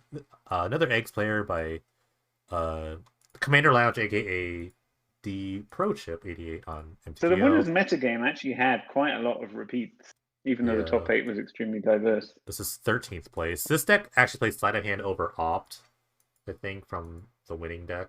It's probably better, but in this deck, I mean. Yeah, that's like the main difference. The sideboard's a little different too. No, they're playing Labman as like an alternate win con versus like Brain Freeze, which is probably fine. You kind of just want something else to do. Yeah, I don't think we'll see this. Slaughter games protection. Is this getting priced out? I'm not really sure. I mean, the Lotus Blooms are gone, which is pretty big. Okay, that's a big one. that probably makes it at least a turn slower, and it makes Reshape not do anything, and basically you have to rebuild the deck now. But is Reshape staying? Oh, yeah. Good luck. Actually, A Reshape for anything other than 0 is not that hot, is it? Yeah, Lotus Blooms are now 28 cents, so yeah. Hi, Felicia. Second MTGO price. I think the only reason we even got Lotus Bloom was because of the Time Spiral remastered, right? Yeah, Star looks to be out. Well, it also got banned. It got shadow banned by Simian Spirit Guide getting banned. True. The only deck it was in became unplayable. Yeah, Star seems to be out. Ghost no ad nauseum in this top 16. I was thinking about playing Swansea has one of the best win rates of the season, but nobody played Ad Swansea. I think the deck is just nonsense. No, one person did play. One person did play Ad Swansea. Oh, did they? Yeah. Yeah, one person. We watched one. They lost horribly somehow. Well, Affinity won 19 tournaments. Heroic won 9. Aggro Slide won 8. And here is Heroic at 14th place. Dat Rubino. Let's see. This is actually a poor showing for Heroic. Highest place was 14, I think. Yeah, I think Heroic's not particularly well positioned because there's a lot of eggs and Jeskai Ascendancy, and those decks Heroic has a hard time with those things. Why are they playing this card? The Lost. Yeah, you do have white sideboard cards, right? So you true. That's the crazy thing I think about this, where it's like you're a white deck that has like a lot of you want enchantments, and there's like 0 Deafening Silence. I don't understand why they wouldn't just play Deafening Silence. I don't get that either. That seems like a slam dunk, especially because you can protect it with the Alciad. It's probably better. There's no Alciads in. Oh, they are Alciads. Yeah, it seems what's very, condemned for? Yeah, it seems very focused on like beating matchups that you're already like the 4. Like it seems very focused on beating like aggro matchups with like the Mask of Law and Grace and the and the Spirit Mantle. I guess they don't have Spirit Link. The Spirit Mantle. Spirit Mantle I can get behind. That card's very strong. Yeah, Mantle's great. I actually like Yeah. Mantle. But like, you know, I mean, Mask of Law and Grace is kind of ends games on turn 2 sometimes, but I agree that I guess like, you're probably pretty but good. how many in those like you're black pretty and good red in those decks? matchups already. But how many Yeah. black decks are actually good? Right. We've looked Yeah. through this entire top 16 or almost, and we've Yeah. seen 0 black decks. Right. Mindcrank plays black. But And Yeah. you're Oh, sorry. already- There's one black deck. Yeah. Yeah, and you're already good against the red decks. So, I mean, Light of Hope, I assume, is to destroy the enchantment from Jeskai Ascendancy. and also Wait, how? Lightning Rift, I guess. Light of Hope, I'm saying. Probably The be- 4 Light of Oh, Hope. this card's just here, just as a meme, I think. It's Yeah, just it's- it's a meme, yeah. Yeah, which could have been a definitely silence. Right. Yeah. Yeah, I don't know about Light of Hope. The card seems very like. I mean, I know it's just a disenchant, but Was it gain life, destroy enchantment, or put a +1/+1? Yeah, So it does so have it triggers like heroic. a pretty okay I mean, mode for heroic in the Yeah. final choice. So yeah. it's like I'm- I can bring it in. I don't have to. It's not dead Yeah. if they don't play an enchantment. I can miss still get I the miss kill. Defiant. I miss Defiant Strikes in this list. This is so sad. to not see I the- would always play Defiant Strike in this list. I don't understand why you wouldn't. Even if it's the Ethereal Armor, so I want as many things as possible to be enchantments list, I still want Defiant Strike. Yeah, It's just a freebie. yeah, matchups where like you It's just the need to exact keep same like as all your other cards, only it also draws a card. yeah. It's so good. I mean, I would Yeah. consider playing Niveus Wisps, which taps your creature. I'd really wonder. Yeah, I'd really wonder why they played like all those Light of Hope and really just to play like knockout cards against certain I mean, decks. Jeskai Ascendancy, I was going through the list of tournament winners. Jeskai Ascendancy is 4th place in that list with 5 tournament wins. So maybe just literally for that. Okay, 15th place. We can put this in like the value sort of centric decks. With Xerneas. Mid-range. We finally got to a mid-range pick that isn't yours. Well, I mean, my deck was like probably other mid-range deck. I beat them. I did beat them in the best. I think of everyone 3. was excited this season for Ephemerate Muldrifter, and it essentially did nothing. This is probably the most successful Ephemerate Muldrifter deck in the entire season. They Yeah. probably Light of lost Hope to for Rune they probably Taylor. lost to Aggro Slide, which in the first round, which Yeah, and they is what lost you to get me. whenever you sign up with the mid-range value deck. Whenever you dirtle. Yeah, you automatically get paired against Aggro Slide. That's the rules of PD. Yeah, And then they I lost to Jamaica, bouncing all of their permanents. With yeah, Padlock. game 3 they got a bit What a flooded, life. and I just like Eliminated memory in lapsed them round a couple 4 by- times. It was like we like traded games in the third game. I just like I think they vindicated the land, and I just kind of came back with a Pain Harmonicon and a Fencer, and the game was over. This is the So, first yeah. deck I tried to build, I think, even before Swans. I was like, okay, but I don't want to lose to the combo deck, so I'm going to play 4 Typo Yeah. Scholar This in was my definitely Ephemerate deck. And then I was this just like, this doesn't work. The mana doesn't work. It's bad. But I noticed that he did pretty well. So maybe yeah, it's this is just me. definitely like one of those like week 1 decks that like, oh, this is gonna be sick. Look how good Ephemerate. Look how good. Look all the stuff you can blink. And then like, Yeah. and now this is like the Four weird like, Vindicates and Lockmere Serpent is a bit more controlling than I ever tried to build it. Well, I built like a blue-white one, which was like, I'm going to blink Ventus forever and you're never going to resolve a spell again. But that was also bad. Magister Yeah, Work I is don't pretty know. insane. Scarlet is trying to cover a lot of sins here, right? This deck is This slow is just as all hell. no. This is just Esper cards I like. This is just really it's just Yeah, I don't know it's if I like the Tide Hollow Scholar 5/2's not bad. combo here, but Skull or Ephemerate's not bad, honestly. On turn 3, you just take. I'm a card saying from like them. if you wrath away your own Scholar, but I guess maybe your Scholar's died by that point. So Yeah. Magister Worth is a powerful card though. But, No, Magister I Ephemerate's like pretty great. Magister. I like Magister What's a the lot. site? What's on the But you site have to here? get there. This deck can get there, I guess. It's got Reflector Mages. It takes 3 mana to kill its opponent's creatures to a large extent, and that's pretty rough. Oh, should play Is Rebuild Rebuild. the best card against Affinity if you're also should- in white I and should've played- black? Surely not. Actually, I should have played like single Rebuild in my Cyber. I forgot about this card. I would like to Every play time I this see one. Rebuild against Affinity, they just replay every single card that just got banned. It's fog. It's fog. That's all it is. Its best mode is end of turn. If you're playing it to Fog, you're gonna lose. I think. Yeah, Especially I against played like the one today M-Dog because builds. I'm just desperate. But Like I don't you think play it's this like end of turn, basically end of turn. That's the only time you could really play it. yeah, Um, just kind of undo the mana as well as the creatures and buy a deck couple of turns. this deck should just play 4 Venser. Imagine if they played more It's probably Vencers. If they played more that's sweet. Vencers. Vencer is sweet. Alright. Last but not least, Clans in 16th place. With another Affinity deck. So that's what, Yeah. 5 Affinity? I think Yeah. there's no question that it was the best deck this season. Really, Yeah. or Okay, not another very much mirror. question. To Another be fair though, effects. I think the conversion rate of Affinity was lower than like something like Eggs. I mean, Eggs only had 3 and 2 in the top 16, and like They made maybe. a wow, they made Well, a I run. guess if there were 5 in the top 16, then maybe there need to be 10 in the field, which maybe there's not that many. Maybe I'm wrong. They made a run for sure. They lost the first round, won like the Mm. next 5, and then lost their winning in here. Yeah, they must have been feeling good going into that mirror, but the Infinity Mirror is a strange beast. Yeah, because you can't really play like cards we just mentioned, like rebuild stuff like that, in the mirror because it just It's destroys even you. weirder because you had access to all 5 colors, so you were bringing in things like ancient grudges. But even Right. so, this is the first time they played PD, says Yeah, Ludwig. and Player. that's the strength of the Grabbed the deck. list, Yeah. 1 game away, went into a game 3 for winning into top 8. Not bad for a first Yeah. effort. Affinity is great. So that's fun tournament. I count I count 11 Affinity lists in the field. So if 5 of them made top 16, that's like fine. That's like a pretty good conversion rate, but it's not, Yeah. So it's not like 5 were played and all 5 made top 16. Yeah, I get what you're saying. Yeah. But yeah, they're definitely the go-to aggro deck. Completely took Agreed. over from Red Deck, and I think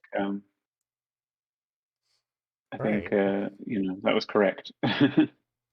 Well, another fun tournament once again. Final thoughts about the tournament or Congrats season on the in top general? 8, Yeah, J-Mecca. I enjoyed this season very much. Lots of good decks. I kind of just like obvious Affinity was the best deck until right near the end.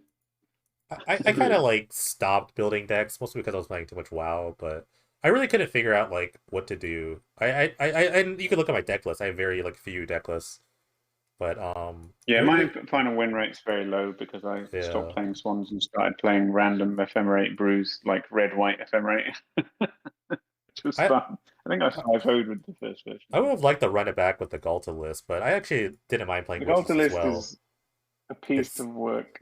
It's complete Very nonsense. It's actually just complete nonsense. But it's actually, did you see my? Did you see mine? Did you see the one? I won a tournament with one that I liked a lot. Oh, the green white. That was really good too. One. Yeah, Look at it. I did see that. That was. Were you hush noting then? Yeah, I was hush noting, yeah, but I like I added the Vivian's. No, Vivian's great. Yeah. Yeah. And Galtas. Yeah, because like you don't really lose anything by just adding white. Flashing in Galtas. Correct. Yeah, you're flashing in Galtas. Yeah. Yeah, there's a deck on the YouTube. Being Superion is going deep. I mean, if you go turn 1 Tree Speaker, you get turn 2 Superion. I was playing the stupid. Yeah, you have to go deep. Like you kind of run out of cards to play. Yeah, you can't play Lupine Prototype. That's just the card's not good. That's what I was doing. Yeah. It's not good. Great. No, because like you play this against you play Mirror Superion against Aggro Side, for example, which is one of your bad matchups. They can't kill it. They actually just can't kill it without specific cards. Yeah, I mean, Apply 6 on turn 2 is great, don't get me wrong, but that's got a lot to do with Tree Speaker. Like, having something to do with this is like my secret plan against Aggro Side list. This is just for the future, is that you just have to play an X3 or an X4 and protect it. That's all you have to do. You play it early. And Tasiga, losing with like Delvery decks to them is so depressing, but Tasiga makes all the difference because it takes 6 mana of them to kill it with a Lightning Rift. Yeah, you just have to invalidate their good card, which is Lightning Rift. And the other cards are very easy. Venus Slayer is also a good card, unfortunately. Yeah. But yeah, fun tournament overall. Yeah, it was good. It was good. I was a bit worried we might get quite low tonight. It's obviously the smallest one so far, but because the season's definitely shrinking towards the end here. It'd be interesting to see how much it comes back, or if it's like COVID's over. I don't sit inside playing Penny Dreadful anymore. But obviously the format's way bigger than it was, COVID's not. So. Well, COVID is not over. So let's be real. Wear your mask. Oh yeah, it's coming back. So we'll get everybody back for the new yeah. We got a super spreader in Tokyo right now, so that'll be fun for the world. But yeah, wear your mask. Be safe, everyone. Thanks all for watching. I don't have any. And rotation is Thursday night, Friday morning. And rotation is soon. The rotation is very soon. Who's hyped for Flash Mirror? It's going to be awesome. I've been having a little spy on what might come in. Good lands. Yeah, It's going to be good. lands are good. All right, we're gonna send it off here. Thanks everyone for watching. Appreciate support. Good, Jake. Uh, Thanks we'll for the be stream. yeah, we'll be back eventually. Thank you. All right. All right. Take See you guys care, around. Yeah. Bye.